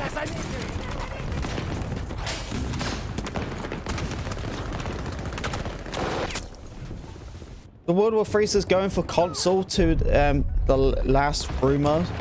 Oh, that'd be pretty neat if they do it. It'd be pretty neat. Do you know what would be even neater, troopers? If we can get 40 members on the new emote. We're 2 away. 2 members away. And we can finally get the teabag emote. We already officially broke our highest member record for 38. What's stopping us breaking it again? It's Pink Wagami. You know the sayings. Go big or go home. So where are you going to be, troopers? Go big or go home?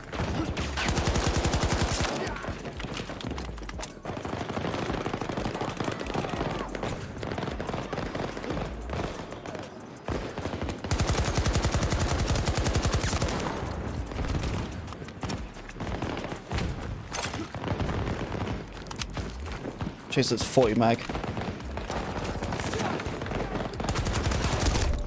Oh my god, I just got outplayed by a bot. By a BOT. Not BLT. I know you're thinking early. It wasn't BLT, it was BOT.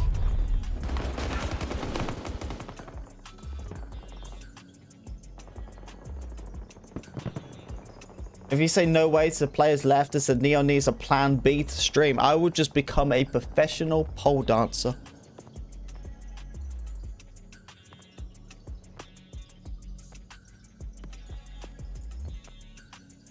That is what will happen.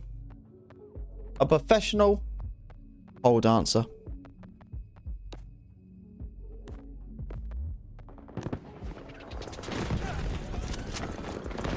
Oh, you think I'm joking? What's happening?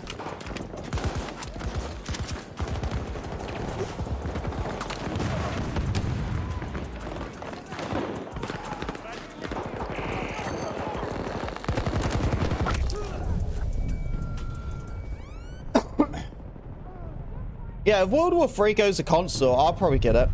As long as it's free. You know? Because obviously I did hear that like they did remove off the market because the game sucked. To make it better. What's really nice, and at least that it's the developers that actually care about their game. And actually remove off the market to actually make it a masterpiece. Knowing that World War III is not even a AAA title. And that game was already at the start a Battlefield killer. And once again, it's coming back to the market to do the same thing. Like, imagine being a Battlefield killer twice. Not once, but twice. On the same game.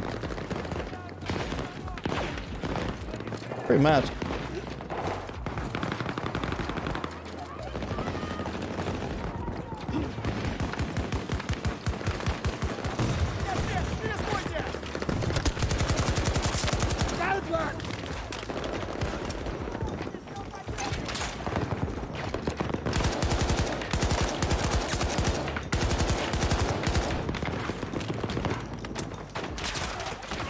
God, we've got sentry guns over there.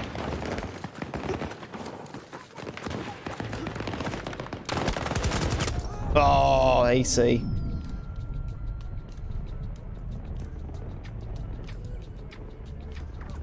So you build a community, is it around Battlefield 1 to Battlefield 5? It says you won't return to them to once a week. Is it maybe? I've been thinking about it. I have been really thinking about it.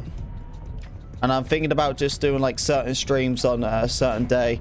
I just haven't really figured out what days I want to return back to. I don't know. But yeah, I'm thinking about it.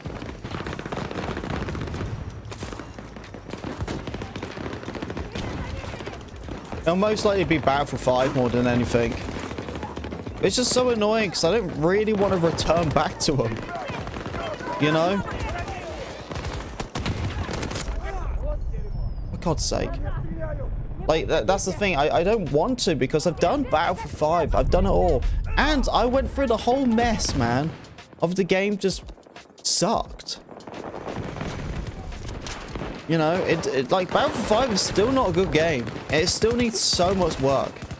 So much work. Like, that game is still not good.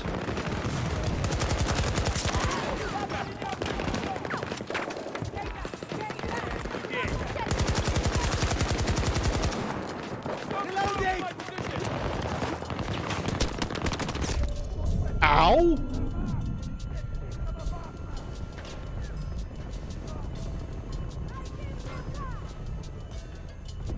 You know, like, if I'm gonna go back to any game, it'll probably be Battlefield 1.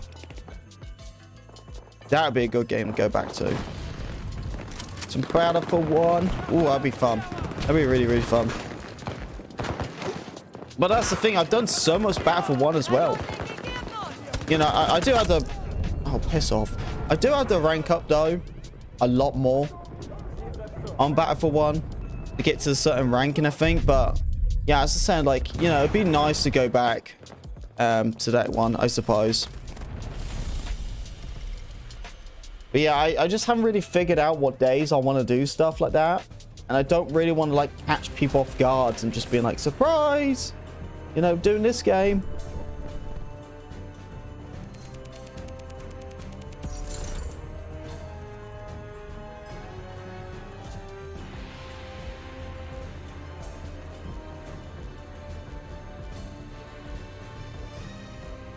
Yes, but be legit. So if EA says, like, Battlefield 5 no season 2, then we ain't supporting that.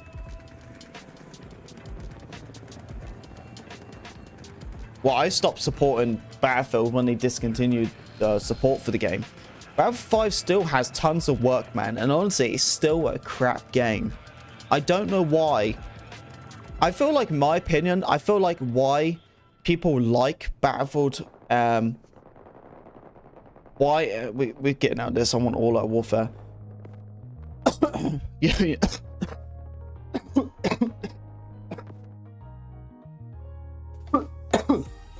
Oh, still sick.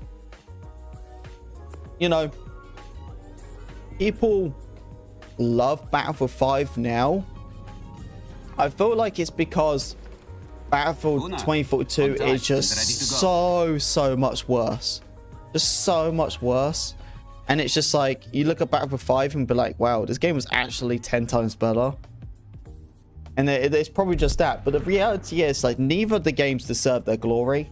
And I don't know why Battlefield 5 is actually growing a player base, because it doesn't deserve it. The game is... That game was a freaking nightmare for 3 years. And then they just gave up. You know, and that's what I'm saying. Like, for me, you know, if I'm going to do any Battlefield, I'm probably going to do Battlefield 1. Battlefield 1, man. That's a fun game.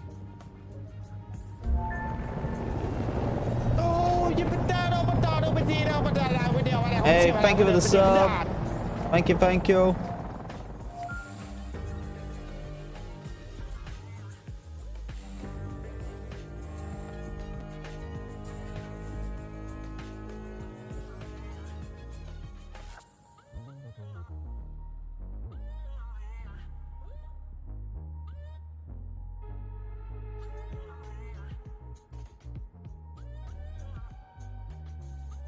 Stop the U.S. forces from conquering every sector.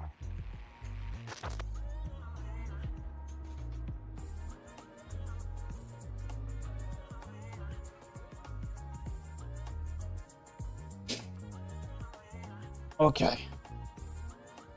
Right, now our ping should be better now. How we looking? 42 ping.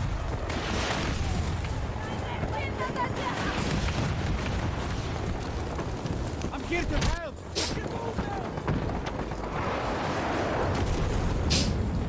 Attacking Delta 2. Troops on site.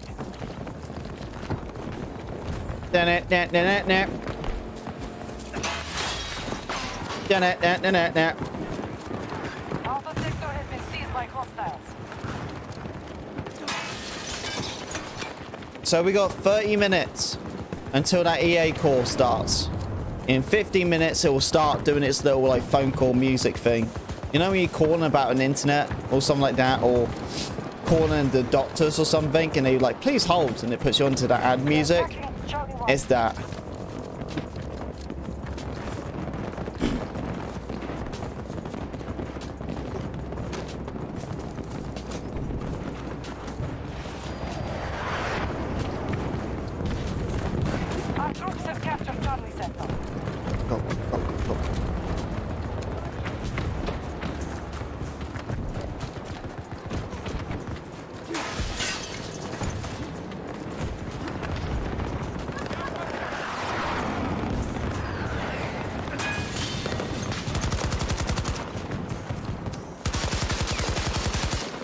Still alive?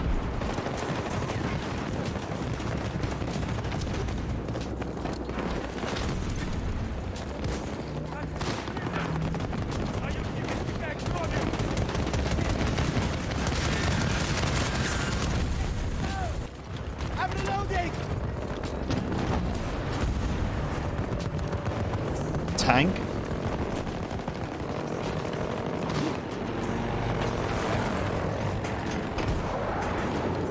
What's the infantry? Just saw one of them.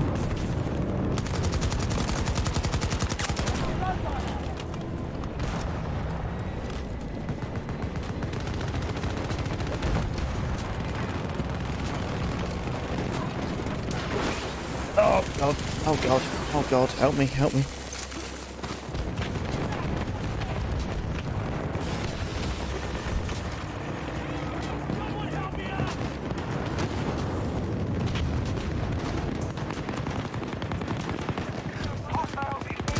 An enemy? It is!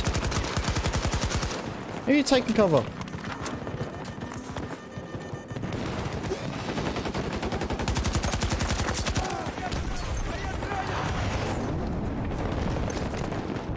Our troops now control Echo Sector. To my way. I want to push it up, but it's just no way I'm going to be pushing out with that little cover.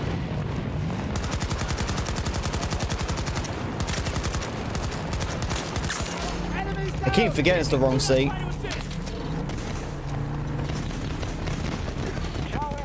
Is under siege. Oh my god.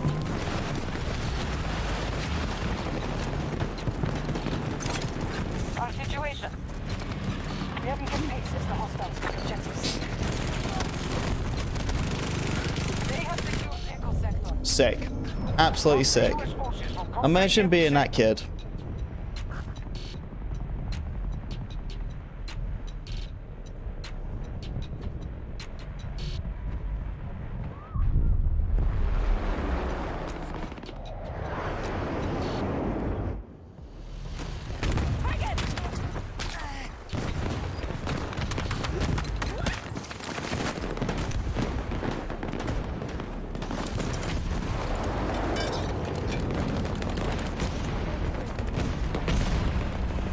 The guy around here is gonna peek it.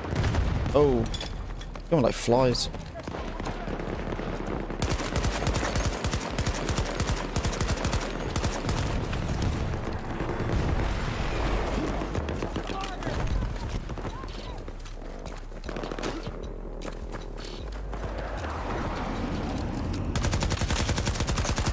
Bravo Sector has been seized by hostiles. Oh, someone's trying to dink me.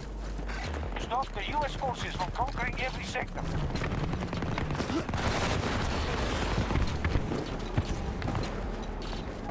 There we go, finally pushed it up. You watch, I'll die now.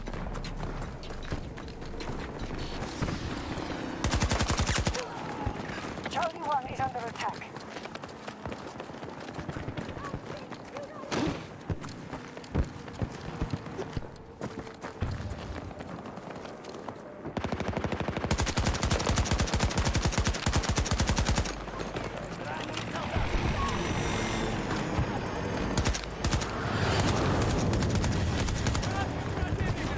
Oh, we gotta be careful them choppers, man. Troop strength diminished. We're drawing on reinforcements.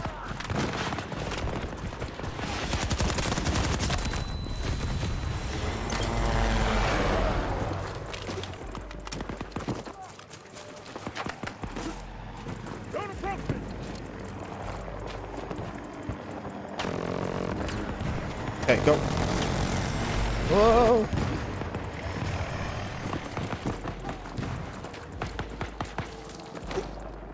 See that guy on my side.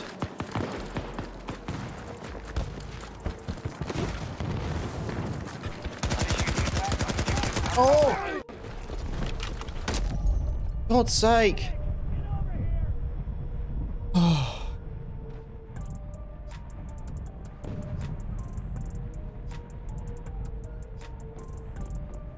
I know, right? That's how it works out sometimes. That was something, right? I know, Trevor. Crazy.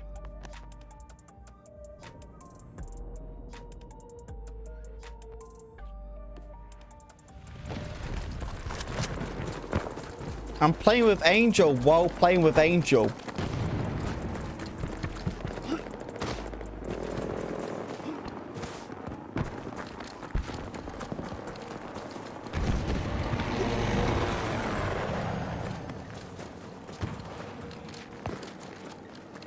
You're in control of Bravo sector. See, this is what happens when a game is so dead and slow.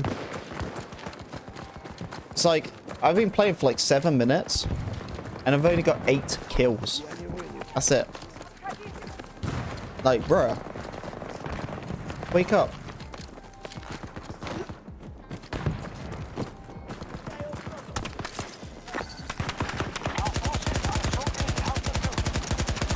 Stop the US forces from conquering every sector. Oh, bruh.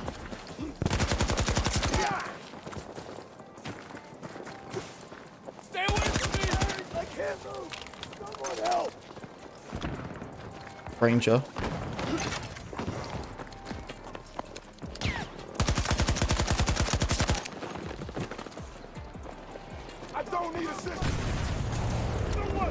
Oh my god, what happened there? Initiating attack on objective Alpha 1. That kid just lost his thumbs.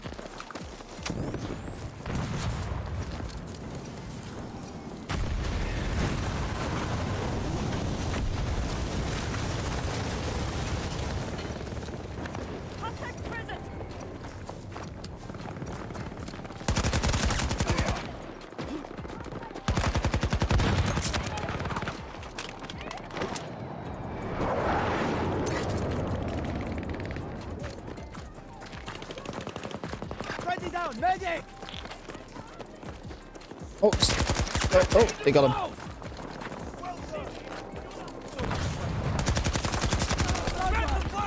Cover me! I'm reloading! Man down!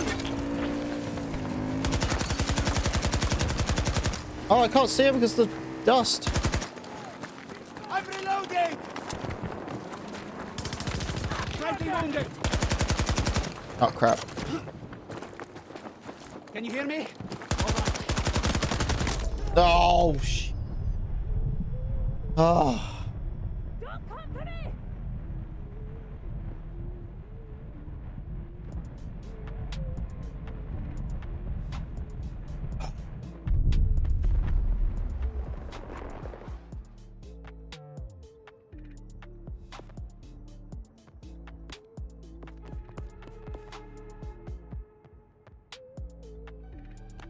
Get the launcher.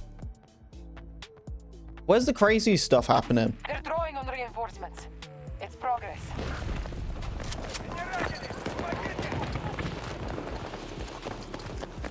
We control most sectors on the battlefield.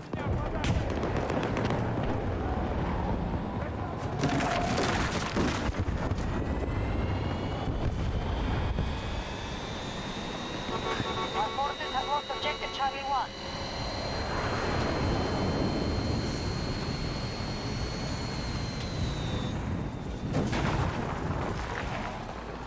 We have taken command of Echo Sector. Oh, great. So I got spawned back at C.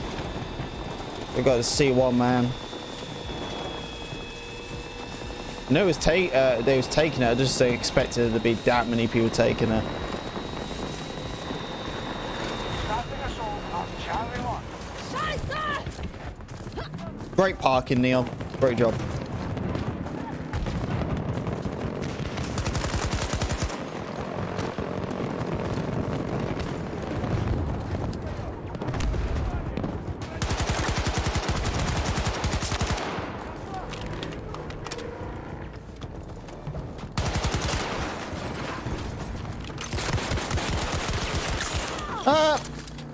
I'm bulletproof. Oh. Bro, I can't believe that guy had a shotgun and couldn't kill me. How? How did I even survive that? Like, legit. How? The investor call is starting in 15 minutes. But the actual, like, call itself is not starting until 5. Just what FYI.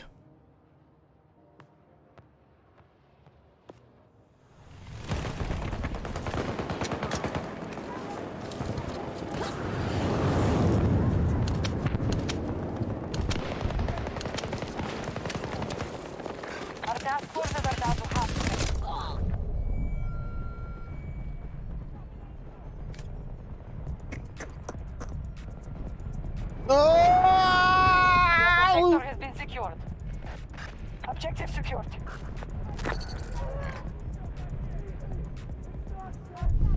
We control most sectors on the battlefield.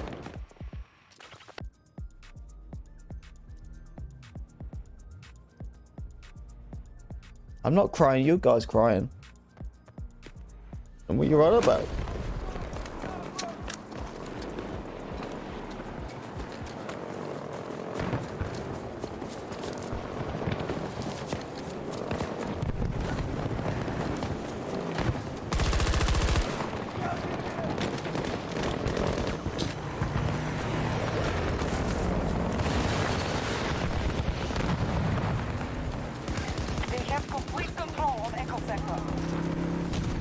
Surprised, so you're gonna go in that core and says with them, it's like, oh, nice. Pretty much. Yeah, well, they can't hear me. I'm just a listener. That's all it is. I'm just a listener.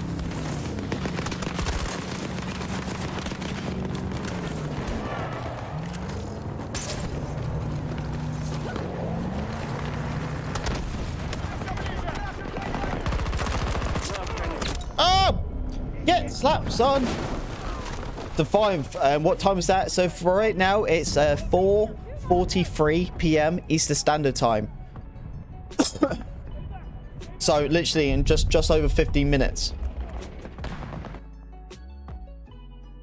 Yeah, so not a long time to wait. Investor call is pretty interesting. Last time we listened to Investor's call, it was just before the game was launched.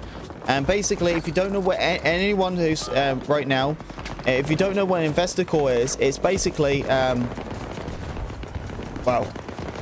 it says in the name, but like, so investors is basically if you're like invested in something, and they call it an earnest call, but I call it investors call because it's basically an investors call.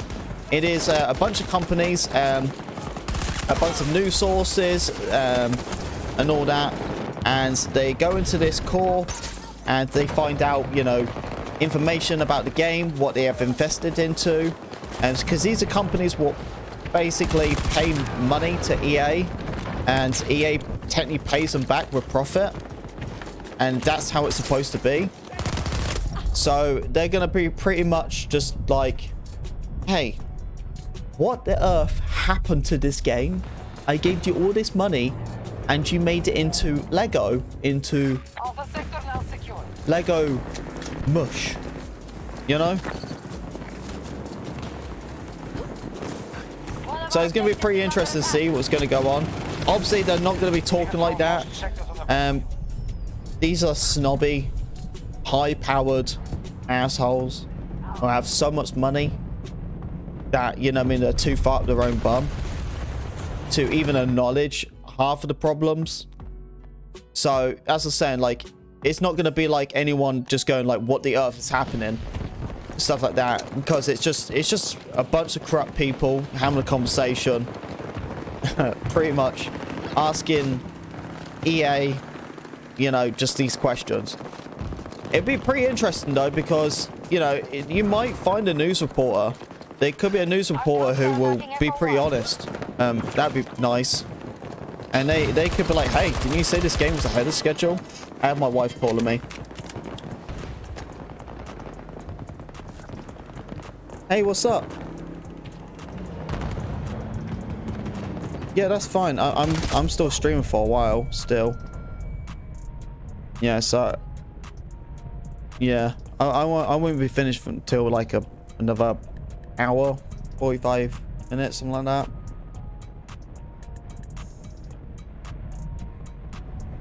Yeah, that's fine.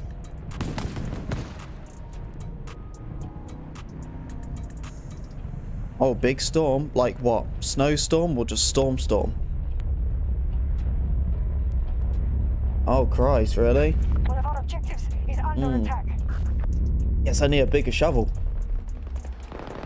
Well, if that's the case and we're going to get like a big snowstorm in the next couple of days, probably need to find the right person to head a schedule to plow the driveway.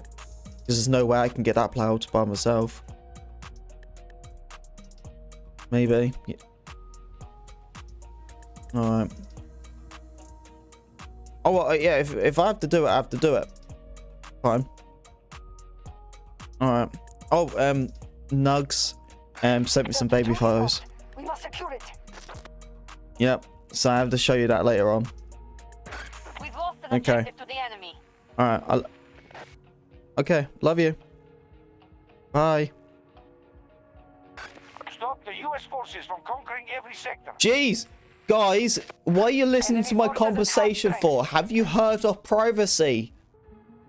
Unbelievable. You guys, unbelievable. We need to talk about personal boundaries. Listening to my conversation. I was on the phone to my wife. We could have been like sex talking. You know? Like naughty things. Adult things. And you guys were listening? You make me sick. How could you? Unbelievable.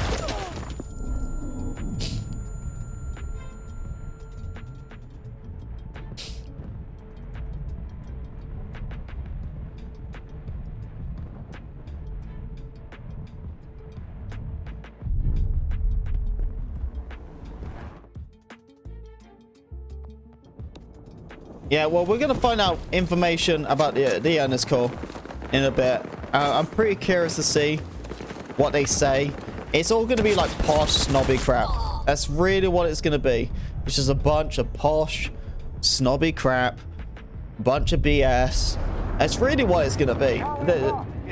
You know, the only reason I want to listen to this call is because I really want to see if they actually are going to be open and honest about the failure of this game. And how they're trying to change it. It's the only reason I'm listening to this call.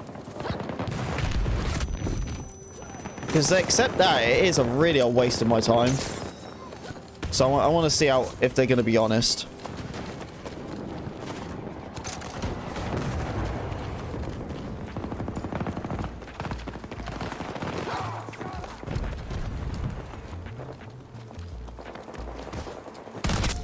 Oh my freaking god! Echo sector has fallen to our attack. We have secured nearly. Dude, the AC is ridiculous. Holy crap!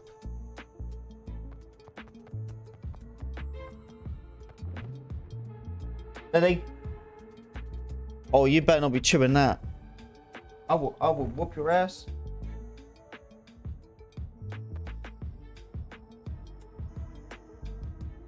This is a USB charger. Don't be chewing it. Keep your puppy self for yourself. Oh, now you want up on my lap. Come here then. Come here. Ugh. Okay. Sit there. Yes, hello. Okay. Sit there. Be pretty. Like we're playing some games.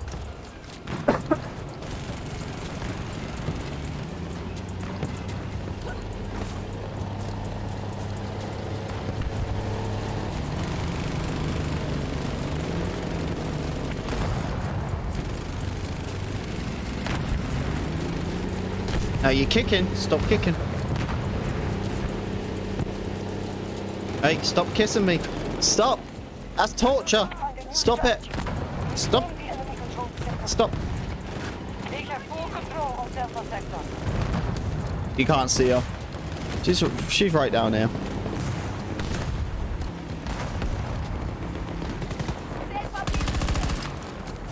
Oh, that guy just went, nope, I'm leaving. Probably saw the tank and was like, nope.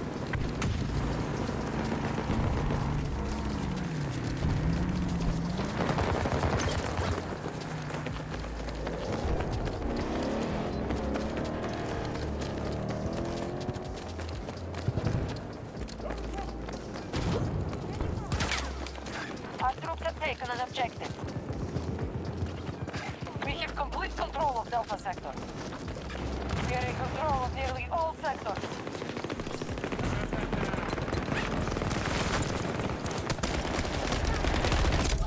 Oh.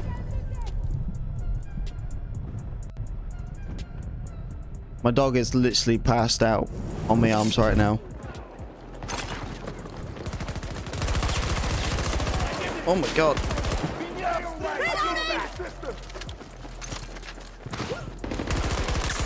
Threat eliminated!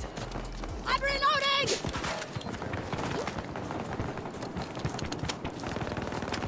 Eyes up! I'm reloading! Stop kicking with your little feet.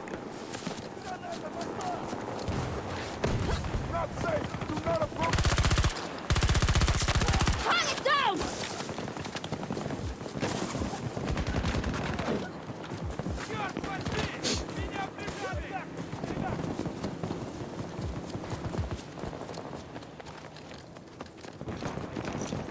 Yeah, wife's bringing some pizza home. Pizza. Well, it's going to be pretty much just in time because when this call starts, like literally, I'm going to be doing that. Well, actually, I need to check if it's okay,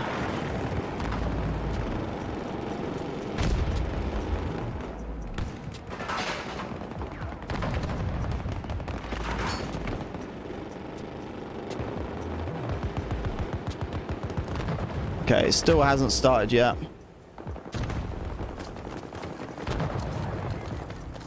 So Papa John's. I don't know what pizza she's bringing home.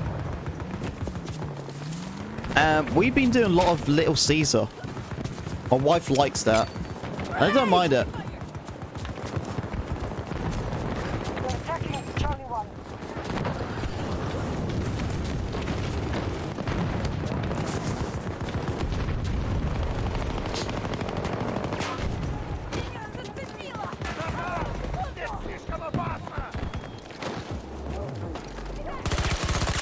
Tango is down!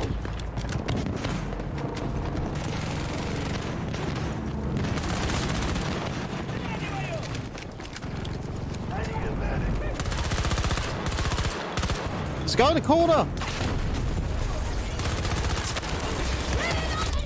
Oh.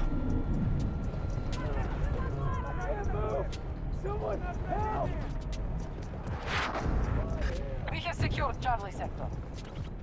Well done. He's live now. Secured almost every This is waiting. Who's this? Who's waiting? objectives. The U.S. forces are weakened. They're nearly defeated. Yeah, I have the call. It just hasn't started yet.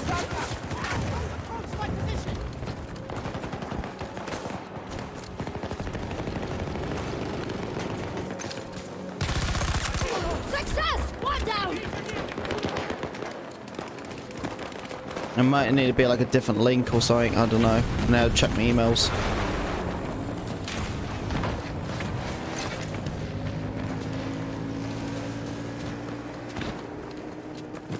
You tired?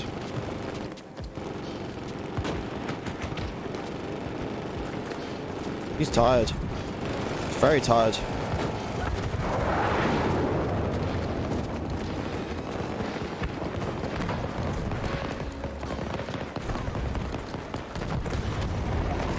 You know, I'm actually amazed I can play this game while having a dog on my lap and she's licking my hand at the same time.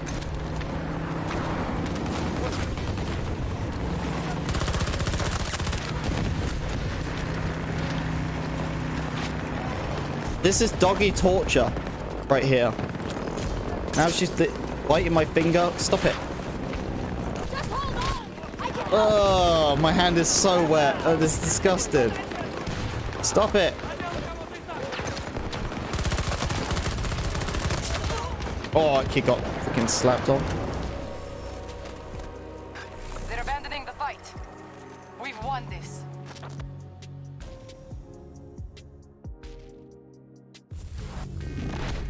Enjoy these moments when they come. Scott, hit the road, so be back tomorrow. So, of course, thanks for the love today. That's all good, buddy. It's all good. To keep up. Take it easy, okay?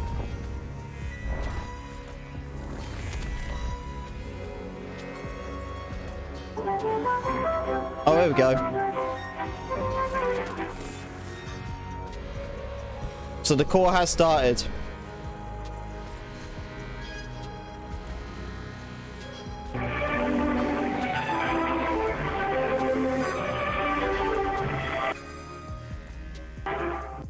That's the what song?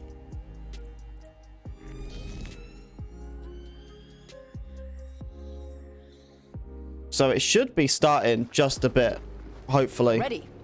Auf geht's. So we probably need to close this down. Right. Because I think that's it done for today. For gaming wise.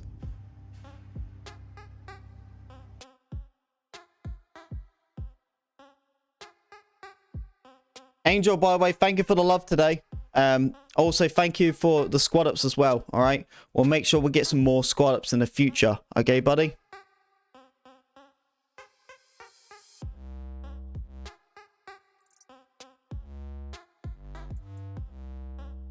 So the call should be starting in a bit. Obviously, there's no point playing anything now because... See? Like, if I pause this music, this is what we hear.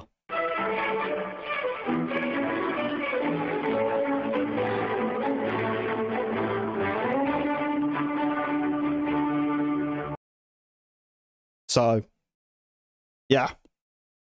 That's what we hear.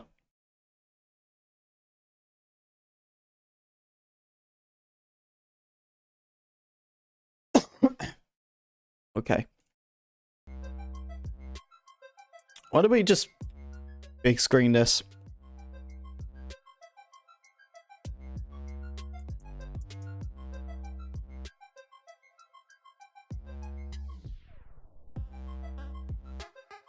Oh, where'd it go? Yeah.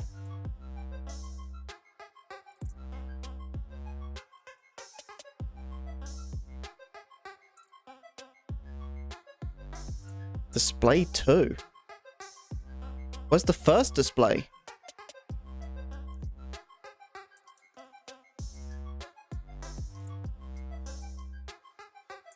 Here we go.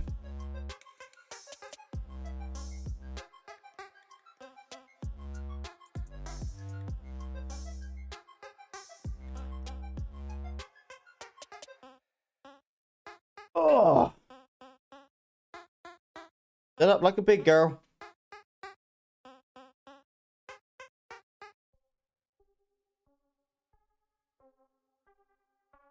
Want to say hello to everyone? Say hi, everyone. Say hi. Hello, everyone. I'm the dog. Also very sleepy. Tired.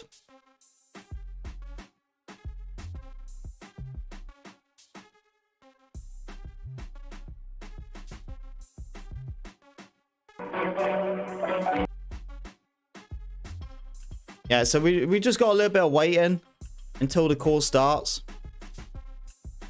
And then we'll be in it.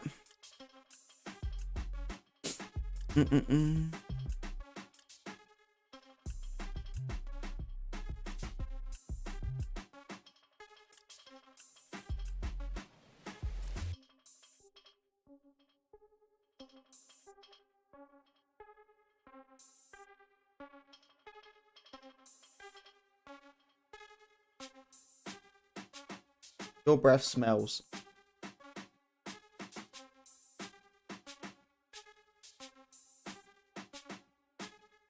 Smelly breath. Hey, yo. Are available at ir.es.com. Oh, here we go. In addition, we have posted detailed earnings slides to accompany our prepared remarks. And lastly, after the call, we will post our prepared remarks, an audio replay of this call, our financial model, and a transcript. With regards to our calendar, our Q4 fiscal 2022 earnings call is scheduled for Tuesday, May the 10th. And as a reminder, we post the schedule of our entire fiscal year of upcoming earnings calls on our IR website. This presentation and our comments include forward-looking statements regarding future events and the future financial performance of the company. Actual events and results may differ materially from our expectations. We refer you to our most recent Form 10-Q for a discussion of risks that could cause actual results to differ materially from those discussed today. Electronic Arts makes these statements as of today, February 1st, 2022, and disclaims any duty to update. During this call, the financial metrics, with the exception of free cash flow, will be presented on a GAAP basis. All comparisons made in the course of this call are against the same period in the prior year, unless otherwise stated. Now, I'll turn the call over to Andrew. Thanks, Chris. I hope all of you and your families and loved ones are staying healthy. Let me first say thank you to our talented teams at Electronic Arts. All 12,000 people putting so much energy every day into doing amazing things for our players. As we begin, I'd also like to say a few words about John Madden. John's passing was a tremendous loss for the American football community, for the sports world at large, and for all of us at Electronic Arts. Through his years as a winning coach, as a beloved broadcaster, and as the pioneering namesake of our game, Coach Madden was football for tens of millions of fans. He taught us many things over nearly 35 years of partnership. Some of his most important lessons, including authenticity, are things we've held close to EA Sports ever since. We feel incredibly fortunate to have been part of Coach's legacy, and just as fortunate to be part of how it will live on through the future of our Madden NFL games. We'll have more to share about how we are honoring Coach Madden in the weeks ahead. And from all of us at Electronic Arts, our thoughts and sympathies continue to be with his family, friends, and many, many fans. It has been a year of outstanding growth so far in FY22. Q3 was a record quarter, with our live services and mobile portfolio delivering strong reoccurring revenue and year-over-year growth. Our franchises like Apex Legends, our EA Sports titles, The Sims, and more have universal appeal. And as we expand to more ways to play across more platforms and business models, we are growing our total players, engagement, net bookings, and underlying profitability. We did have a challenge in Q3 as the launch of Battlefield 2042 did not meet expectations. Battlefield 2042 was always an ambitious game, and our teams pushed to innovate across many dimensions, including massive scale and 128 player matches, new modes, new dynamic gameplay, and more. Developing this game with our teams working from home for nearly 2 years ultimately proved to be challenging. Through our process for testing and preparation, we believed the experience was ready to be put in our players' hands. We launched with strong stability. However, as more players experienced the full game, it became clear that were unanticipated performance issues that we would need to address. Some of the design choices we made with the game also did not resonate with everyone in our community. We are fully committed to realizing the full potential of this game and fully committed to our Battlefield fans.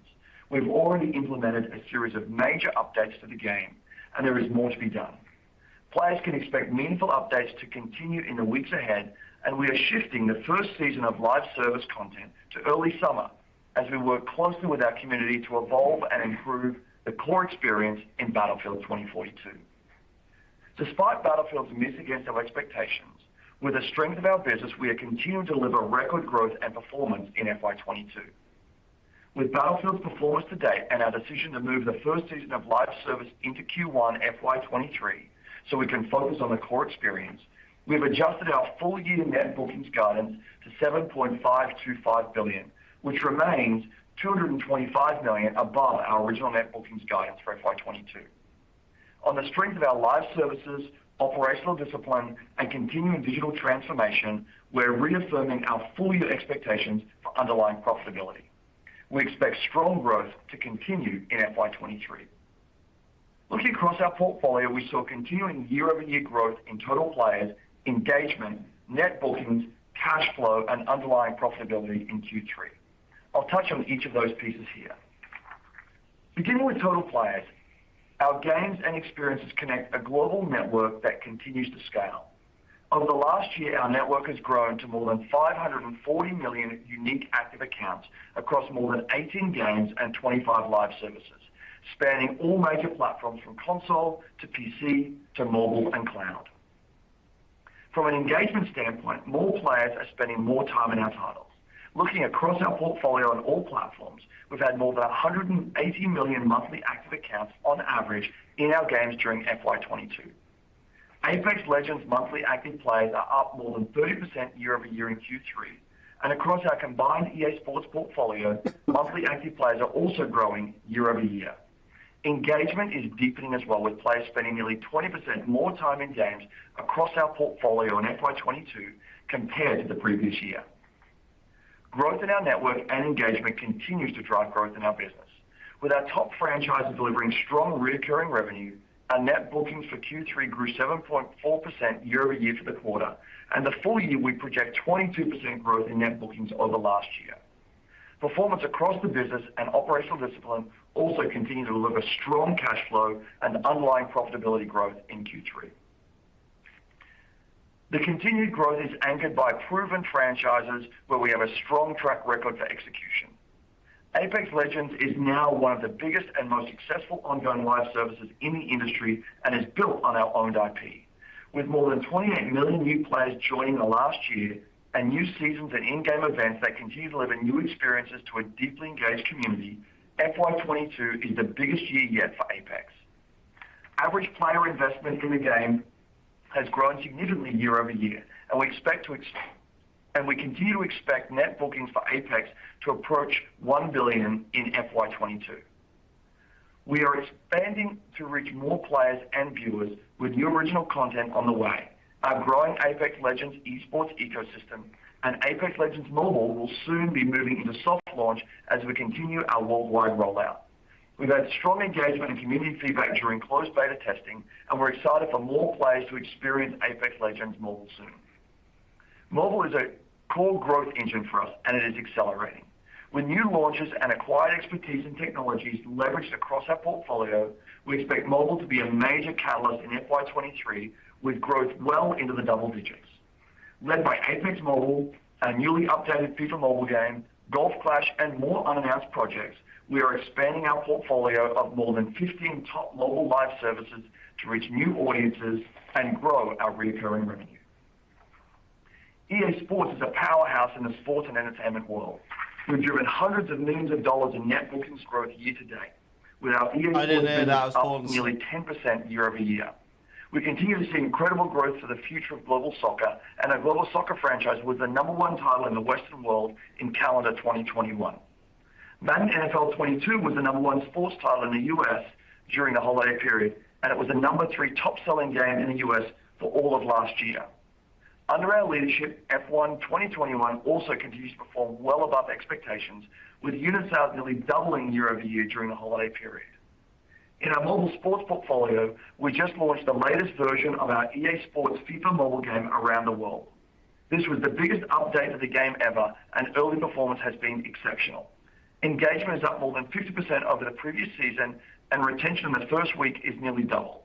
With the added expertise of Playdemic and Glue and a deep pipeline of new sports experiences in development, EA Sports continues to be an exceptional growth business, built on predictable and recurring revenue with outstanding opportunities ahead. Our pipeline further amplifies our strength. In addition to our core franchises, we are building new experiences in some of the biggest enduring IP in entertainment. Last week, we announced a new agreement with Disney and Lucasfilm Games to develop new experiences in the Star Wars universe, continuing our collaboration of more than a decade. Respawn is leading development of the next game in our action-adventure Star Wars Jedi series, as well as 2 additional Star Wars titles.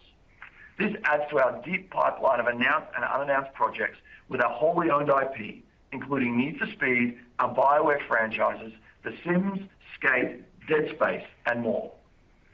Looking ahead, we are continuing to build on the structural advantages of our portfolio and accelerating growth by executing against our core strategy.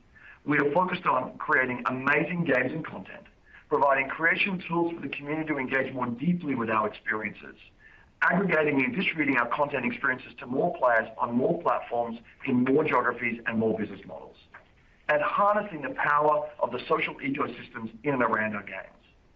The demand for amazing games and new ways to play, watch, share, and create has never been stronger.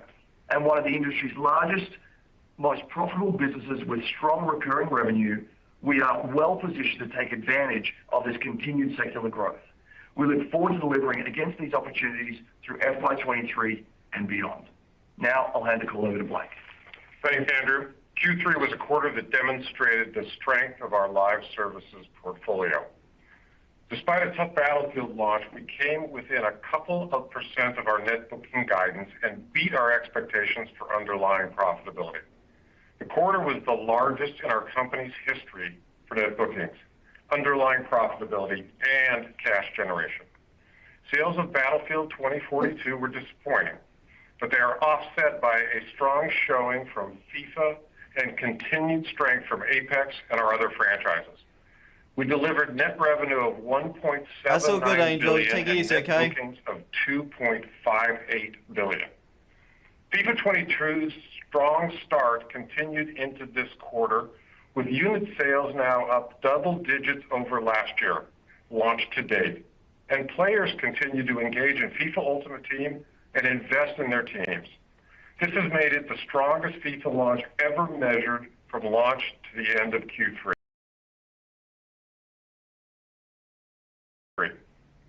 Apex Legends net bookings continues to grow at an extraordinary rate. All they talk about is just Apex. Oh, Apex is best. Digital represents 64% the only game of our that's full did game well, units that's why they're sold talking through on about a it. trailing 12-month basis, up 2 percentage points from last year. The strong digital mix for full game sales, aided by growth in live services, pushed underlying Q3 gross margins 2.3 percentage points above last year. Operating expenses, which include recent acquisition costs, came in below our expectations, driven by variable compensation and savings and phasing of marketing spend. It's worth noting that we were able to hire more people than in any other quarter in our history, and we're continuing to invest in our game teams. We now expect fiscal 2022 GAAP net revenue to be $6.925 billion, cost of revenue to be $1.844 billion, and earnings per share of $2.43, up from our original expectation of $1.34. We are taking our net bookings guidance for the year to $7.52 billion. Although a $100 million reduction on our position at the end of Q2, it is still $225 million above our original guidance for the year. The reduction is driven by Battlefield 2042 in both Q3 and Q4, but offset by the strength in the rest of our business, particularly in FIFA and Apex Legends. We're committed to turning Battlefield around and building a sustainable live service, even if some of the actions we're taking, like moving the first season into FY23, impact portfolio. Our operating cash flow guidance is now $1.9 billion. This would be close to the largest full-year operating cash flow in the company's history, despite nearly $200 million of one-time tax payments related to acquisitions this year. With capital expenditure still around $200 million, that would deliver free cash flow of $1.7 billion.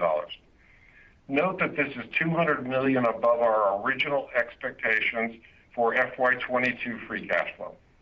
See our earnings slide and press release for further cash flow information.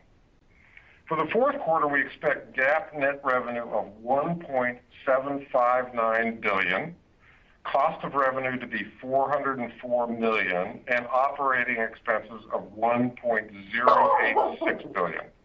This results in an earnings per share of 46 cents for the fourth quarter.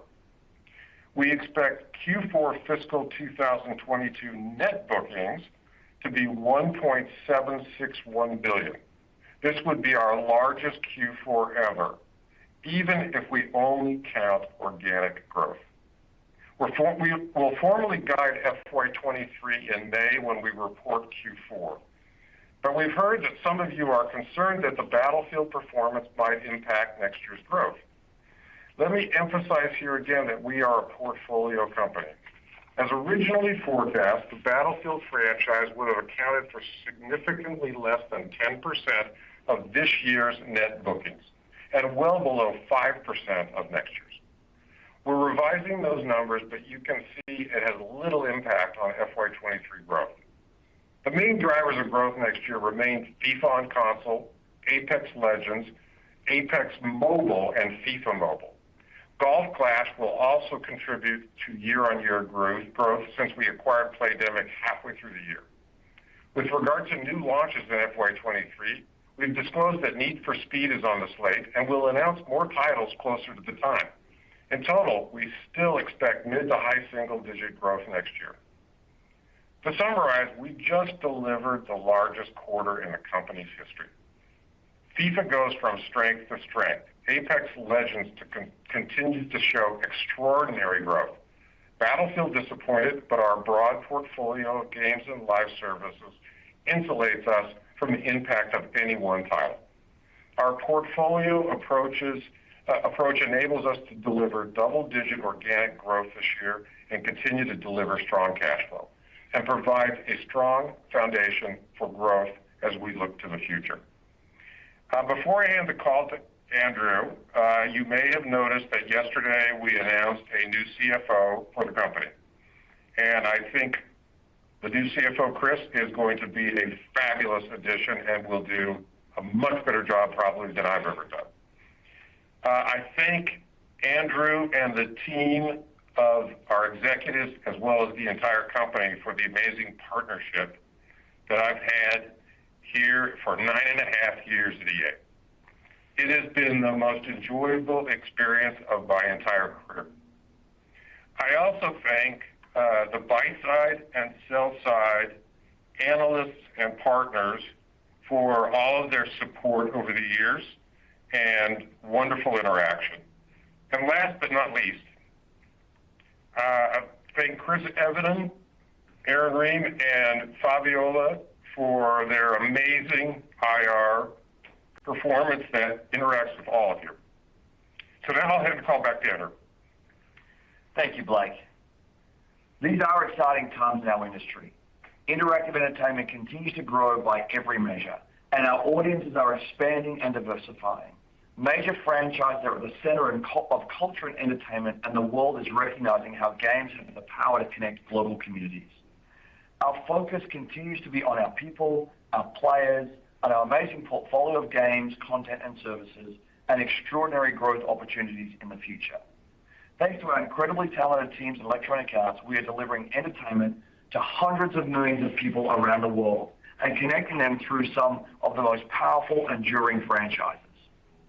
With the breadth and depth of our business that continues to expand our network, deepen engagement, and drive growth in our recurring net bookings and ongoing profitability, we are well-positioned strategically to continue building on our success and delivering for our players. As we look ahead, and as Blake just referenced, we were excited to announce yesterday that Chris is joining Electronic Arts as our next CFO. Chris is coming to us after more than 25 years at Microsoft, where he served as Corporate Vice President and Chief Financial Officer of the Cloud and AI Group, which he led with incredible success during Microsoft's transformation to a cloud-first company. We have a big vision for the future, and in addition to Chris's financial leadership of our organization, I look forward to having him as a strategic partner with extensive experience driving scale and growth to help us achieve our goals. As we've announced previously, Blake will be leading our team after nearly a decade of leadership and partnership at EA. Blake has been an incredible leader, partner, and advisor, but most importantly, he is a dear friend, and I feel deeply grateful for our time working together. His expertise and the team he has built have been instrumental in our growth and financial achievements and have positioned us well for continued success. Blake will remain with us until the summer to assist with the transition and special projects. Thank you, Blake, for everything you've done and continue to do for our company. And again, thank you for your friendship. Now we're here for your questions. As a reminder, to ask a question, you will need to press *1 on your telephone. To withdraw your question, or if your question has been answered, press the pound or hash. Your first question comes from the line of Benjamin Soff from Deutsche Bank. Your line is now open. Hey guys, just quick thank you to Blake for being a great partner, and looking forward to meeting Chris. 2 questions. So first, just around Battlefield, can you guys sort of frame for us how you think about the vision for the future of that franchise, and in particular how the new leadership for the Battlefield team is thinking about expanding and adapting that franchise over time? And then I've got a second question. Yeah, great question. Again, we have very bold vision for where this franchise goes. This franchise has always led the category in creativity, innovation, scale, gameplay, community. And as we came into launch, again, we had a very bold vision for this game. As it turns out, we've had some challenges, not least of all trying to build this game and file this game from home. And so our focus now is really making sure that core experience lives up to our fans and the community's expectations. Beyond that, we'll continue to invest and grow the franchise. We have great leadership with Vince and Byron and others, with tremendous background from other great shooters in the industry, kind of leading the future. I believe that we're going to see this game do really well over the course of time. I think we'll expand to mobile and we'll expand to other new and interesting ways to play. But certainly this is just a moment where we take a pause and do all that we can for the core game and the core community. Got it. And then just in light of the announcement that you guys are working on those 3 new Star Wars games, can you talk a little bit more about your vision for that IP? And is it fair to say that going forward, you're planning to lean more towards investing in your own IP? And if so, what are some of the potential pros and cons of that as a strategy? Thanks.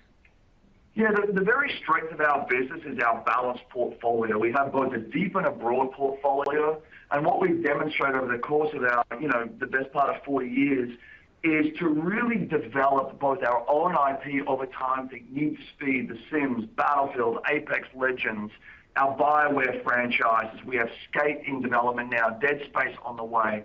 So an incredible portfolio of owned IP that has an extraordinary following across the industry. Combined with other long-term enduring IP, we have the power of our sports franchises. And, they are true evergreen franchises. And this is not just about licensing content. This is about working with over 300 partners across the various sports industries to deliver a true connection with the sports, the leagues, the teams, the players that our fans love. And we've been doing that now for well over 30 years, and I think that we'll continue to do that for many, many years in the future. And things like the Star Wars franchise, again, a long-term relationship we've had with Disney for more than a decade. And this is not simply about building or revisiting things that already exist in the universe, but really adding to that Star Wars universe and really delivering new opportunities for Star Wars fans to experience great Star Wars content. And so as you think about our strategy going forward and the strength of our company, it really comes down to our ability to develop and build and publish, industry-leading owned IP, but also work with partners over decades to truly deliver fan favorites with long and enduring fan bases like our sports franchises and like Disney. Your next question comes from the line of Andrew Urquhart from Jefferies. Your line is now open. Hey, thanks for taking my call, and just reiterate the positive sentiment from Blake. Blake has been a great run.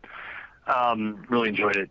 I guess I just had really one question, no follow-up. One of your bigger competitors was just taken out. You guys have quite the portfolio and have taken a portfolio approach for years. How do you think the industry will look in 3 or 4 years? Do you guys see yourself as a consolidator, a potential seller? How do you see this industry shaking out over the next 3 to 5 years? Thanks. Yeah, great question. And you should imagine we've been thinking about this for some time, as it turns out.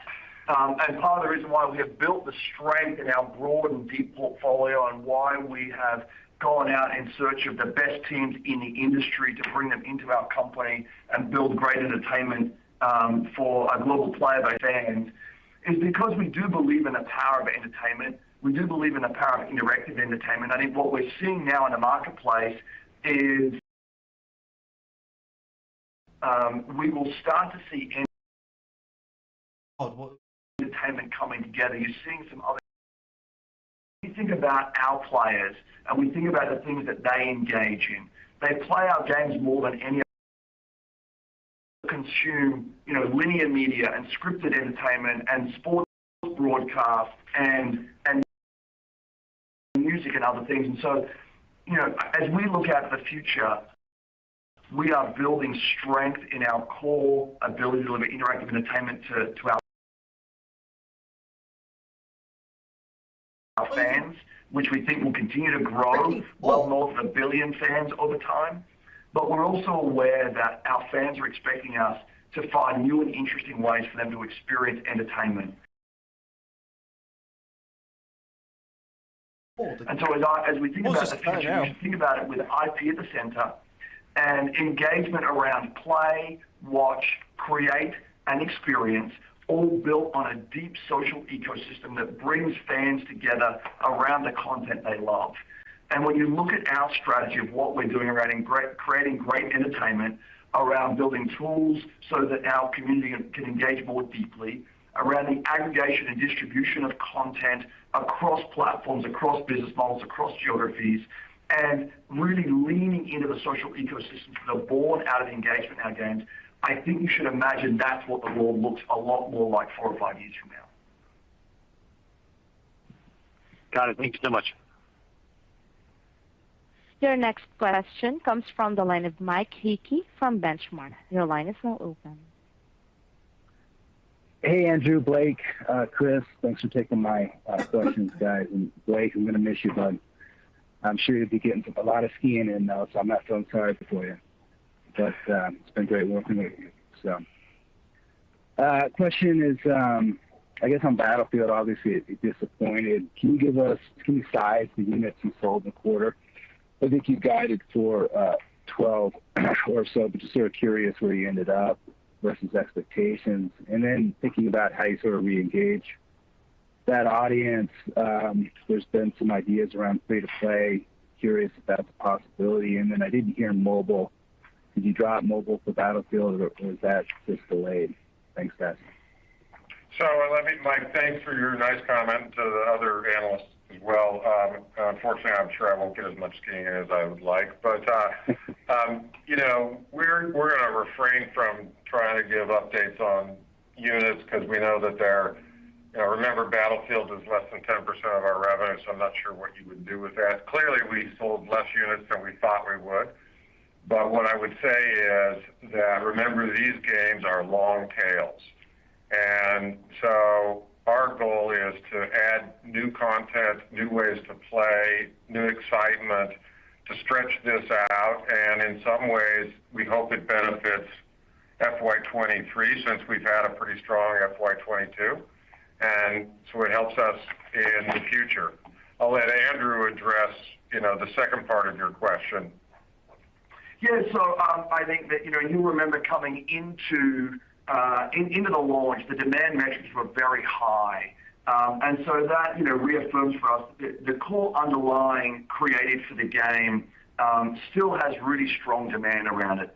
I think, as I've mentioned, we had some challenges around stability, particularly on high-end PC machines and performance. Demand was high? And there were some design decisions that not all the community really agreed with.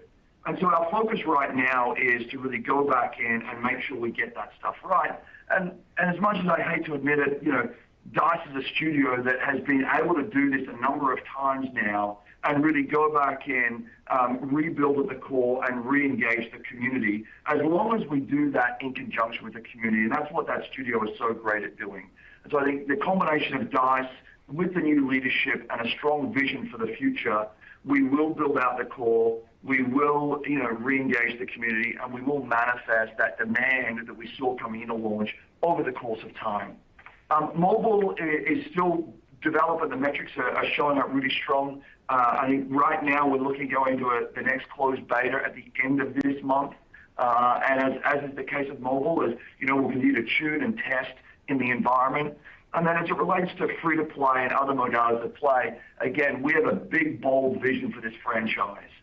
This franchise, since its inception, has been a leader in creativity and innovation, both of how it's played and how it's delivered. And you should expect that we will continue to work to deliver new and interesting ways to engage with this game over the course of time. And while, you know,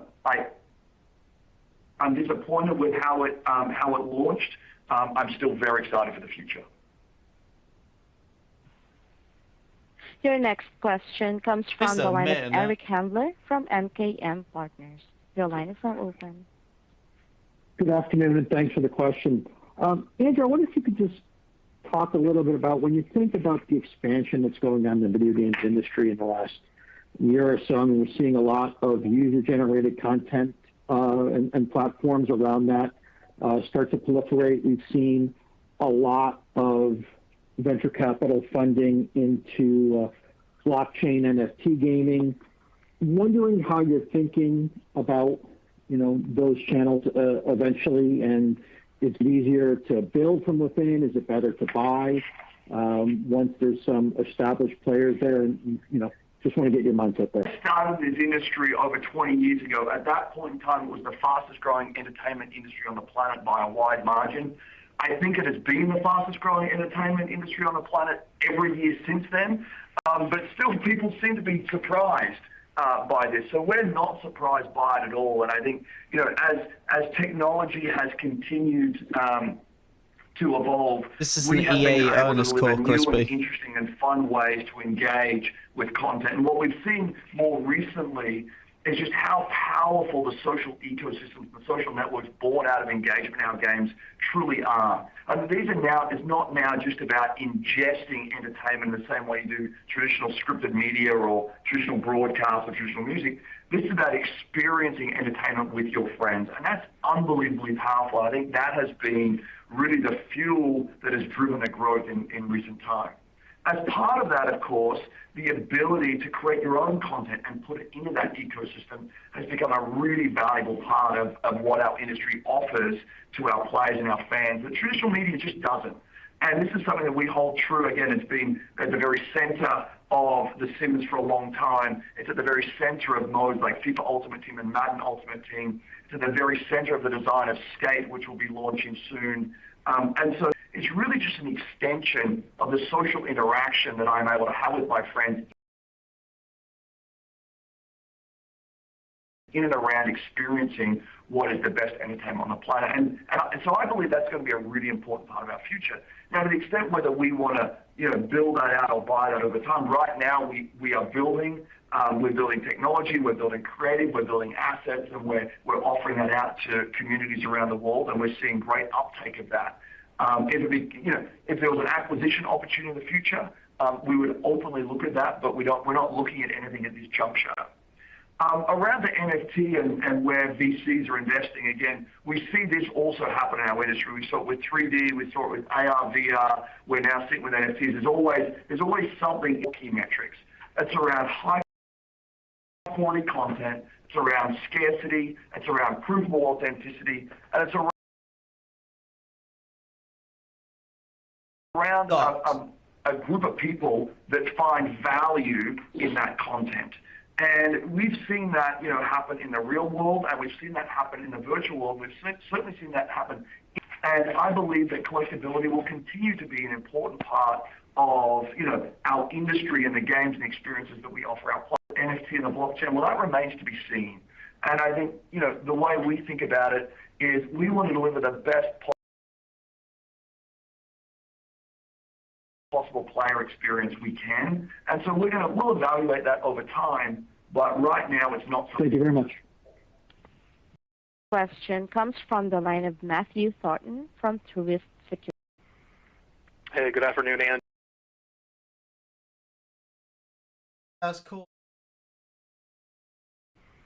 I guess two questions. First, for me, you guys talked about in the back half of the fiscal year. Obviously, Battlefield missed. That's part. You know, by the way, this is not Partially just offset happening by to me, strength this is happening to in everyone. FIFA, Apex, and others. With FIFA in particular, I guess, you talked a lot about kind of unit strength year on year. I'm just kind of curious how you felt about, or I guess it's the first question. Second question, curious, coming back to mobile and maybe some of the recent acquisitions, kind of curious if you could talk a little bit about how you're thinking other companies might get 10 to 20 from advertising. Glue brings. You're thinking about advertising. Curious how you're thinking about the Glue pipeline. Almost a year into that deal. Stupid ass shitty call. And then also when we might start to hear a little more about kind of what your $7 plans are billion with company can't even do a phone call. and Super Mega Baseball. Thanks, guys. So I'll start on the live service piece, and then I'll let Andrew hit the second question. Live service growth in the quarter was 9%, and trailing 12 months is 21%, and that's across all of our live services. And so if you look at something like Apex or FIFA, they're clearly well north of that. And we feel one of the cores of our business because it is reoccurring and highly dependent on the social networks that we've created in our games, and particularly on sports. Those are evergreen networks that continue every year. And so the metrics we see are exceptional, up well over last year. You look at the Apex numbers as we reported, a dramatic improvement year over year, and everything they do is continuing to try to drive engagement with people. They've brought in a large number of new players into the game, retained players, and continue to come up with amazing and unique ideas for ways to play. So we're very excited about how that continues, and it continues across all of our sports, and we're looking as to how do we do that across more and more games going forward. So I'll let Andrew talk. Again, we are working closely with Glue. It's still relatively early days, with the acquisition for both them and Playdemic. And we're working both on bolstering our existing 15 live services and building out new ones. And as per my prepared remarks, we're projecting well into double-digit growth next year. And that includes Apex Mobile and a renewed FIFA Mobile and a full year of Golf Clash and ongoing growth across the portfolio. And we're excited about that. With respect to advertising specifically, we are taking advertising stack and applying it across our games. And it's a little early to know just yet exactly how that will manifest.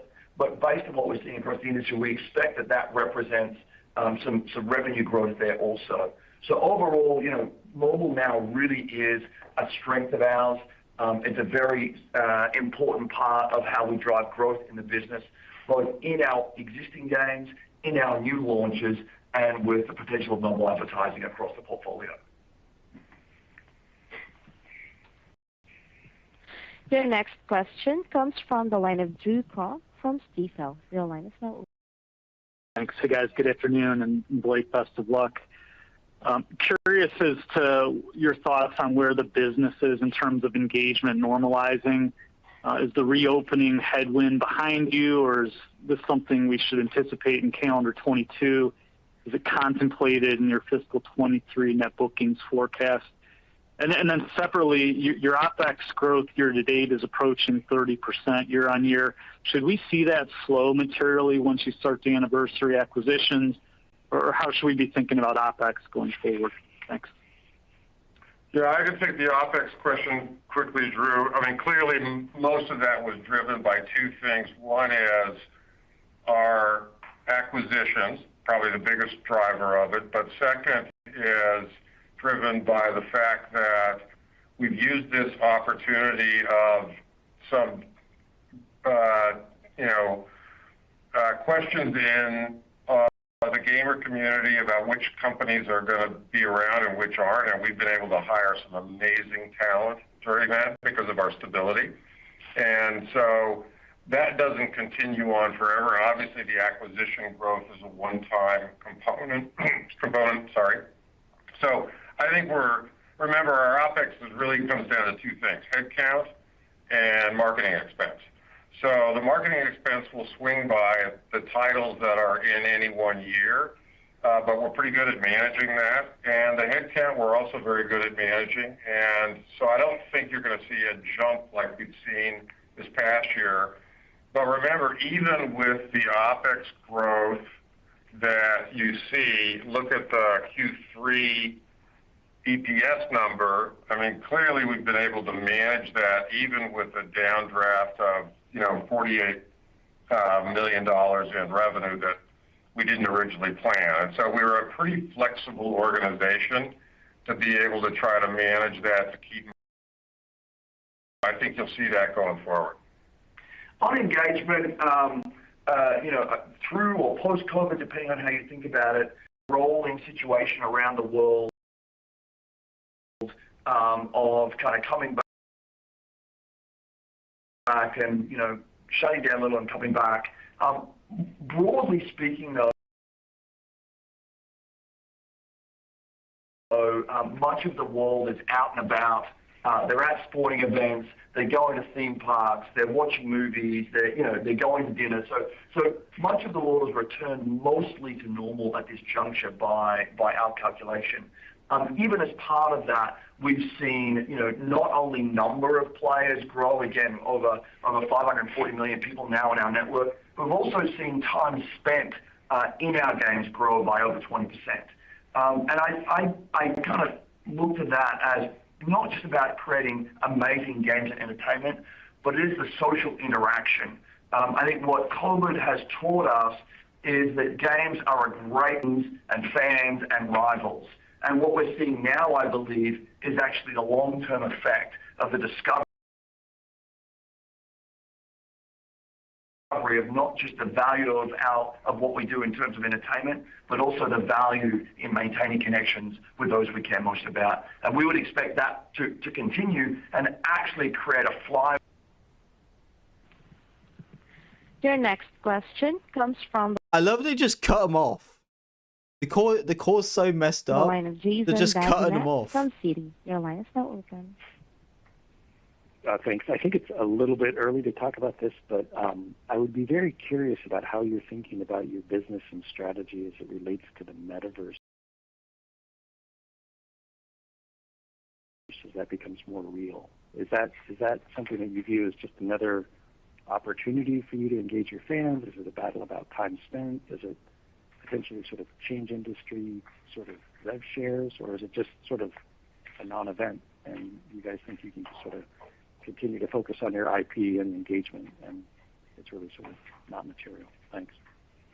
Yeah, I mean, a great question, and certainly another one of these things that is kind of the topic du jour at the moment, and many people are talking about it in different contexts, quite frankly. At the end of the day, the metaverse is a three-dimensional social space where you come together to experience things with your friends. And for now, much of that happens in the context of our games. And as I look at the nature of our games and I look at the engagement that we're seeing inside these 3D spaces that we create in and around sports and other worlds, what you see with our industry is the beginnings of what a metaverse might be. Call out, and man. over the course of time, you should expect us to continue to expand and extend the world that we have been creating for the last 30 years and deliver more experiences beyond the core conceit of the game.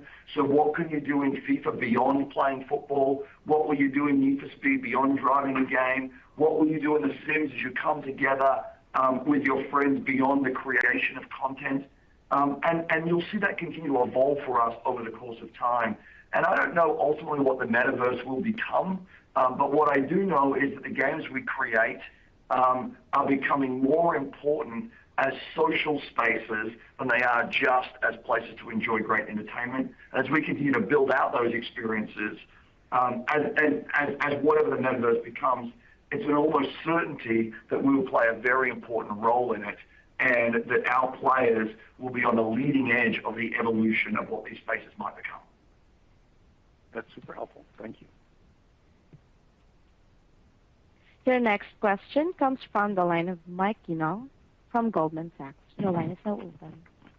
Hi, good afternoon, and thanks for the question. I just have two. First, I was just wondering if you could talk a little bit about EA Play. You know, where are we with EA Play subscribers today, and how do you see the outlook for video game subscription services changing, particularly with recent consolidation? It's just us. And It's then just me and second, you. It was encouraging to hear the reiteration of the mid to high single-digit top-line growth for next year. I was just wondering if you could go a little bit more in detail around driving some of the FIFA strength, and are there new games or unannounced titles embedded in that outlook? Thank you very much. Yeah, let me quickly hit on the EA Play component, and then I'll let Blake talk about the mid to high single digit growth. EA Play continues to grow for us. It continues to be a really, really positive consumer experience. They're getting access to some of the greatest content in the industry. What we see more broadly across entertainment is that subscription continues to be a core driver, and that what we're able to do is drive ongoing engagement, perhaps in a way that's stronger than traditional linear or scripted entertainment. I think that we will continue to see consumers engage in our content through subscription. No, okay, you don't have to. We'll provide our content that way, and I think we'll start to see more and more growth across platform. And we continue to be, the leading provider of a gaming subscription cross platforms in our industry. And with the depth and breadth of our portfolio and the new experiences we have coming, we believe that we're going to continue to drive growth there. And over the course of time, back to my earlier point around entertainment, you might expect us to do more things beyond just games in the context of that subscription around a broader service for our players. And we're pretty excited about what that might become over the course of time.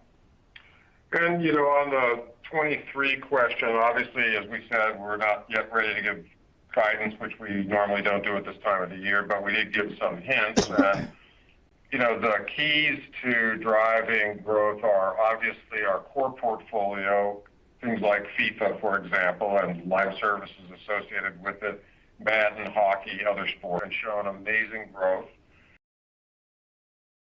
We will have an Apex Legends mobile game in the market. We don't know exactly what time that will be, and there will be a global build for that game as well as a Chinese build for that game. And we're working with a partner there, and things are going very, very well in test, but we're excited about that as a major growth. We'll have more growth. GT said, "I'm shaking and coming." Put into the market. Yeah, that usually happens between when people see Dwarfking. They usually start shaking.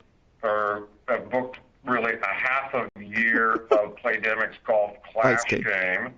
We'll have a full year of that next year. And we're working with Playdemic on how they can take that Clash mechanic into other sports areas where we have licenses already. And then we've got a Need for Speed game coming, and there are 3 or 4 more things that we haven't announced yet. It's just but you can imagine we are always trying to find ways to grow the portfolio year over year through new titles, new IP, and expansion, and as well acquisitions, which right now we're in the digest mode, but doesn't mean that we won't keep looking at everything going forward. So we're excited about next year. It looks like a strong year to come. And as Andrew said, we know that this is one of the greatest entertainment vehicles in the world right now. And so we're really in the sweet spot, and that's what gets us excited about it. Great. I love Thank you both. just That was so incredibly happy. helpful. And Blake, best of luck in your next chapter. Thank you. Your next question comes from the line of Mario Lu from Barclays. Your line is Hey, open. Mario! Super Mario! You playing Luigi? Great. Thanks for taking the questions. And Blake, it's been a pleasure interacting with you over the years. I appreciate that. Yeah, I guess the first question is more high level.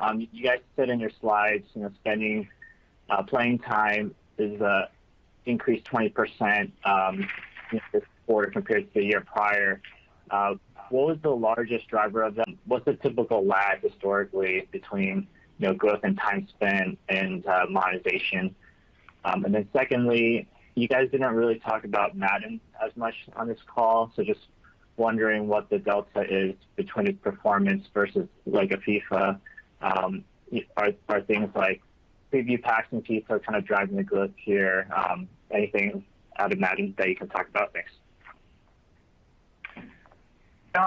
So let me start with Madden. Madden is also having a great year, and we're seeing tremendous growth. As you know, and for all of you who follow the season, this has been an unbelievably exciting season of football.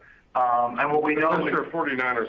Well, it was exciting for a second, and then it wasn't. But it's been, the playoff games and the season overall has been an unbelievably exciting game. The ratings for the NFL have been, extremely strong through the year, and that's driving really strong engagement in and around our Madden franchise, and it continues to go from strength to strength.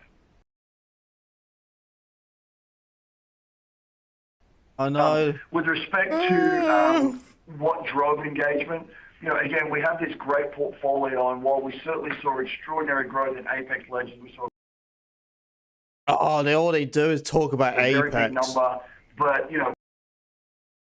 and the core is so bad they can't keep the core running. It just keeps lagging. That speaks to the value of the breadth and the depth of our portfolio. In terms of lag between engagement and one part of your question there, I don't have exact numbers for you on that. What I would tell you is our teams work very closely with the communities and ensure that they're always providing new and interesting content.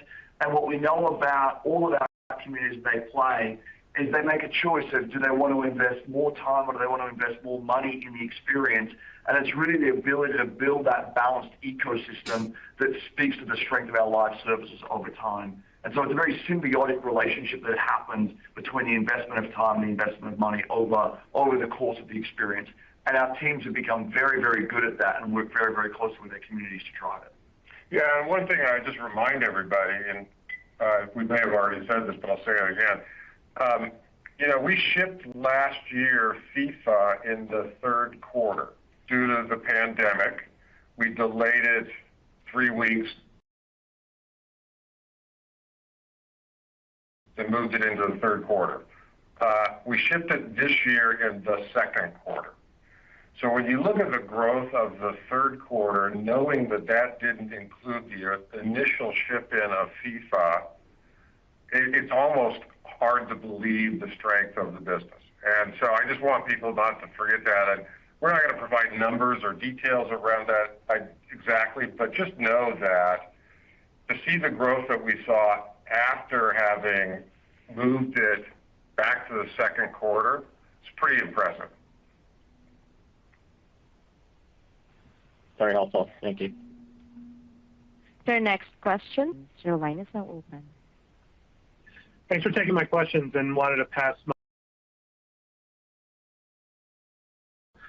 whether it's amounts of content or type of content, is there anything that particularly stands out as a driver for new players? Whether it's game modes, new maps, or things like that. Oh my And then God. second, on FIFA, around the growth in unit sales year over year, I guess at this point, who was interested in FIFA 22 that maybe wasn't in FIFA 21? Were there any particular It's the same game. You kick a ball. markets or customer segments that saw solid unit growth? Thank you. Wow, some detailed questions. But great questions, so thank you. On Apex, again, as the teams put together these seasons of content and they think about new content and new modalities of play and new ways to connect. Remember, Apex is now well over 100 million players. And so there's no one-size-fits-all component that really attracts new players or engages, Refreshing the stupid call. Mate, it's not even me. It's the actual call itself. The call just buffering. With their community, and they're delivering content, modalities of play, maps, these things that really speak to what the community are asking for and need. And what we've seen since the very beginning of the launch of this game is them being able to work in a very calculated way around the delivery of really interesting new content, new maps, and new modalities of play on a season-by-season basis that has continued to grow the overall player base continue to grow the overall experience, continue to grow the engagement that player base has with the experience, and the investment those players are making as part of their engagement. And so we're very excited about that. And then with respect to FIFA, again, this is another team that has demonstrated the power of working very closely with the community in and around, a live service. Football, or soccer as we call it in this country, continues to grow. The leagues, the teams, the players are going from strength to strength in popularity. We have over 300 licenses in the game and 300 partners that we work with in the provision of what is a growing, broadening, deepening experience for our player base. And as the world of football grows, as we build our fan base, again, if you think about the fan base we have for our product or our service, it's the largest digital football club in the world with well over 100 million fans. And we work very closely with that fan base around their ability to experience football in a way that's most meaningful to them, around their leagues, around their teams, around the players they love. And the reason we're able to continue to drive growth in and around that franchise is because we do work very closely with our global community of fans, and we are delivering them, again, content, gameplay, modalities of play that is most interesting and most exciting to them and connects them most deeply with the sport they love and the fan they love it with. Thank you. Your next question comes from the line of Doug Creutz from Cowen. Your line is now open. Hey, thank you. Paramount Plus dropped a pretty expensive-looking Halo trailer over the weekend, and Netflix has had some success with The Witcher and League of Legends on their streaming service. There's absolutely ravenous demand for content right now from a half a dozen or so streaming services, and you guys have some IP, particularly within BioWare, that I think would be pretty good as a basis for a show. Are we finally at a point where video game IP has some meaningful transmedia opportunities, or do you think that's still more theory than a reality? Oh, video games are No, I think movie.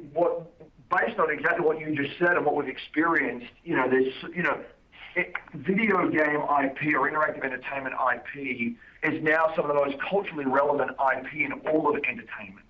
And I think that's going to continue to grow when you think about hundreds of millions of fans engaging in and around the IP we create, like Apex, like The Sims, like Need for Speed, like our BioWare franchises, like Dead Space, like Skate.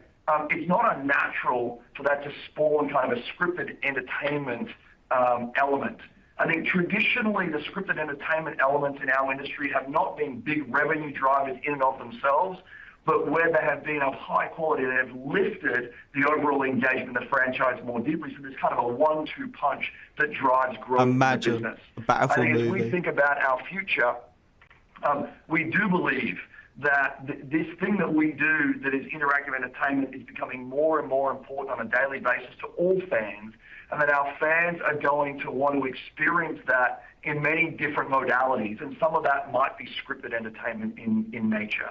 And you should expect that we're looking at any and all aspects that allow us to extend and expand our brands for our fan base, but that we're doing it very thoughtfully and, again, as part of our strategy. James. Great. Thanks, Andrew, and best wishes, Blake. Thanks, Doug. Look, everyone, that's the last question. I appreciate everyone's very kind words, and I'll be around for a while and make sure that we get our new CFO fully on board, and as I said, he'll be much better than me. So everyone stay healthy, and we look forward to talking to you next quarter. This concludes today's.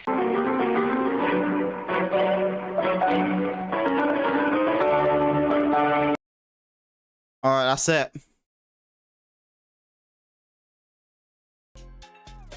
That is it, ladies and gentlemen. Look, it finished. Okay, so let's get this real. Okay, real talk. Okay, so I did not fall asleep majority of that. My dog Lily did not fall asleep either. So we'll just want to clarify that. Don't. She's still awake. Still awake. We're not sleeping. So we did not fall asleep during that. Just want to point that out. Okay. No screenshots. But anyway.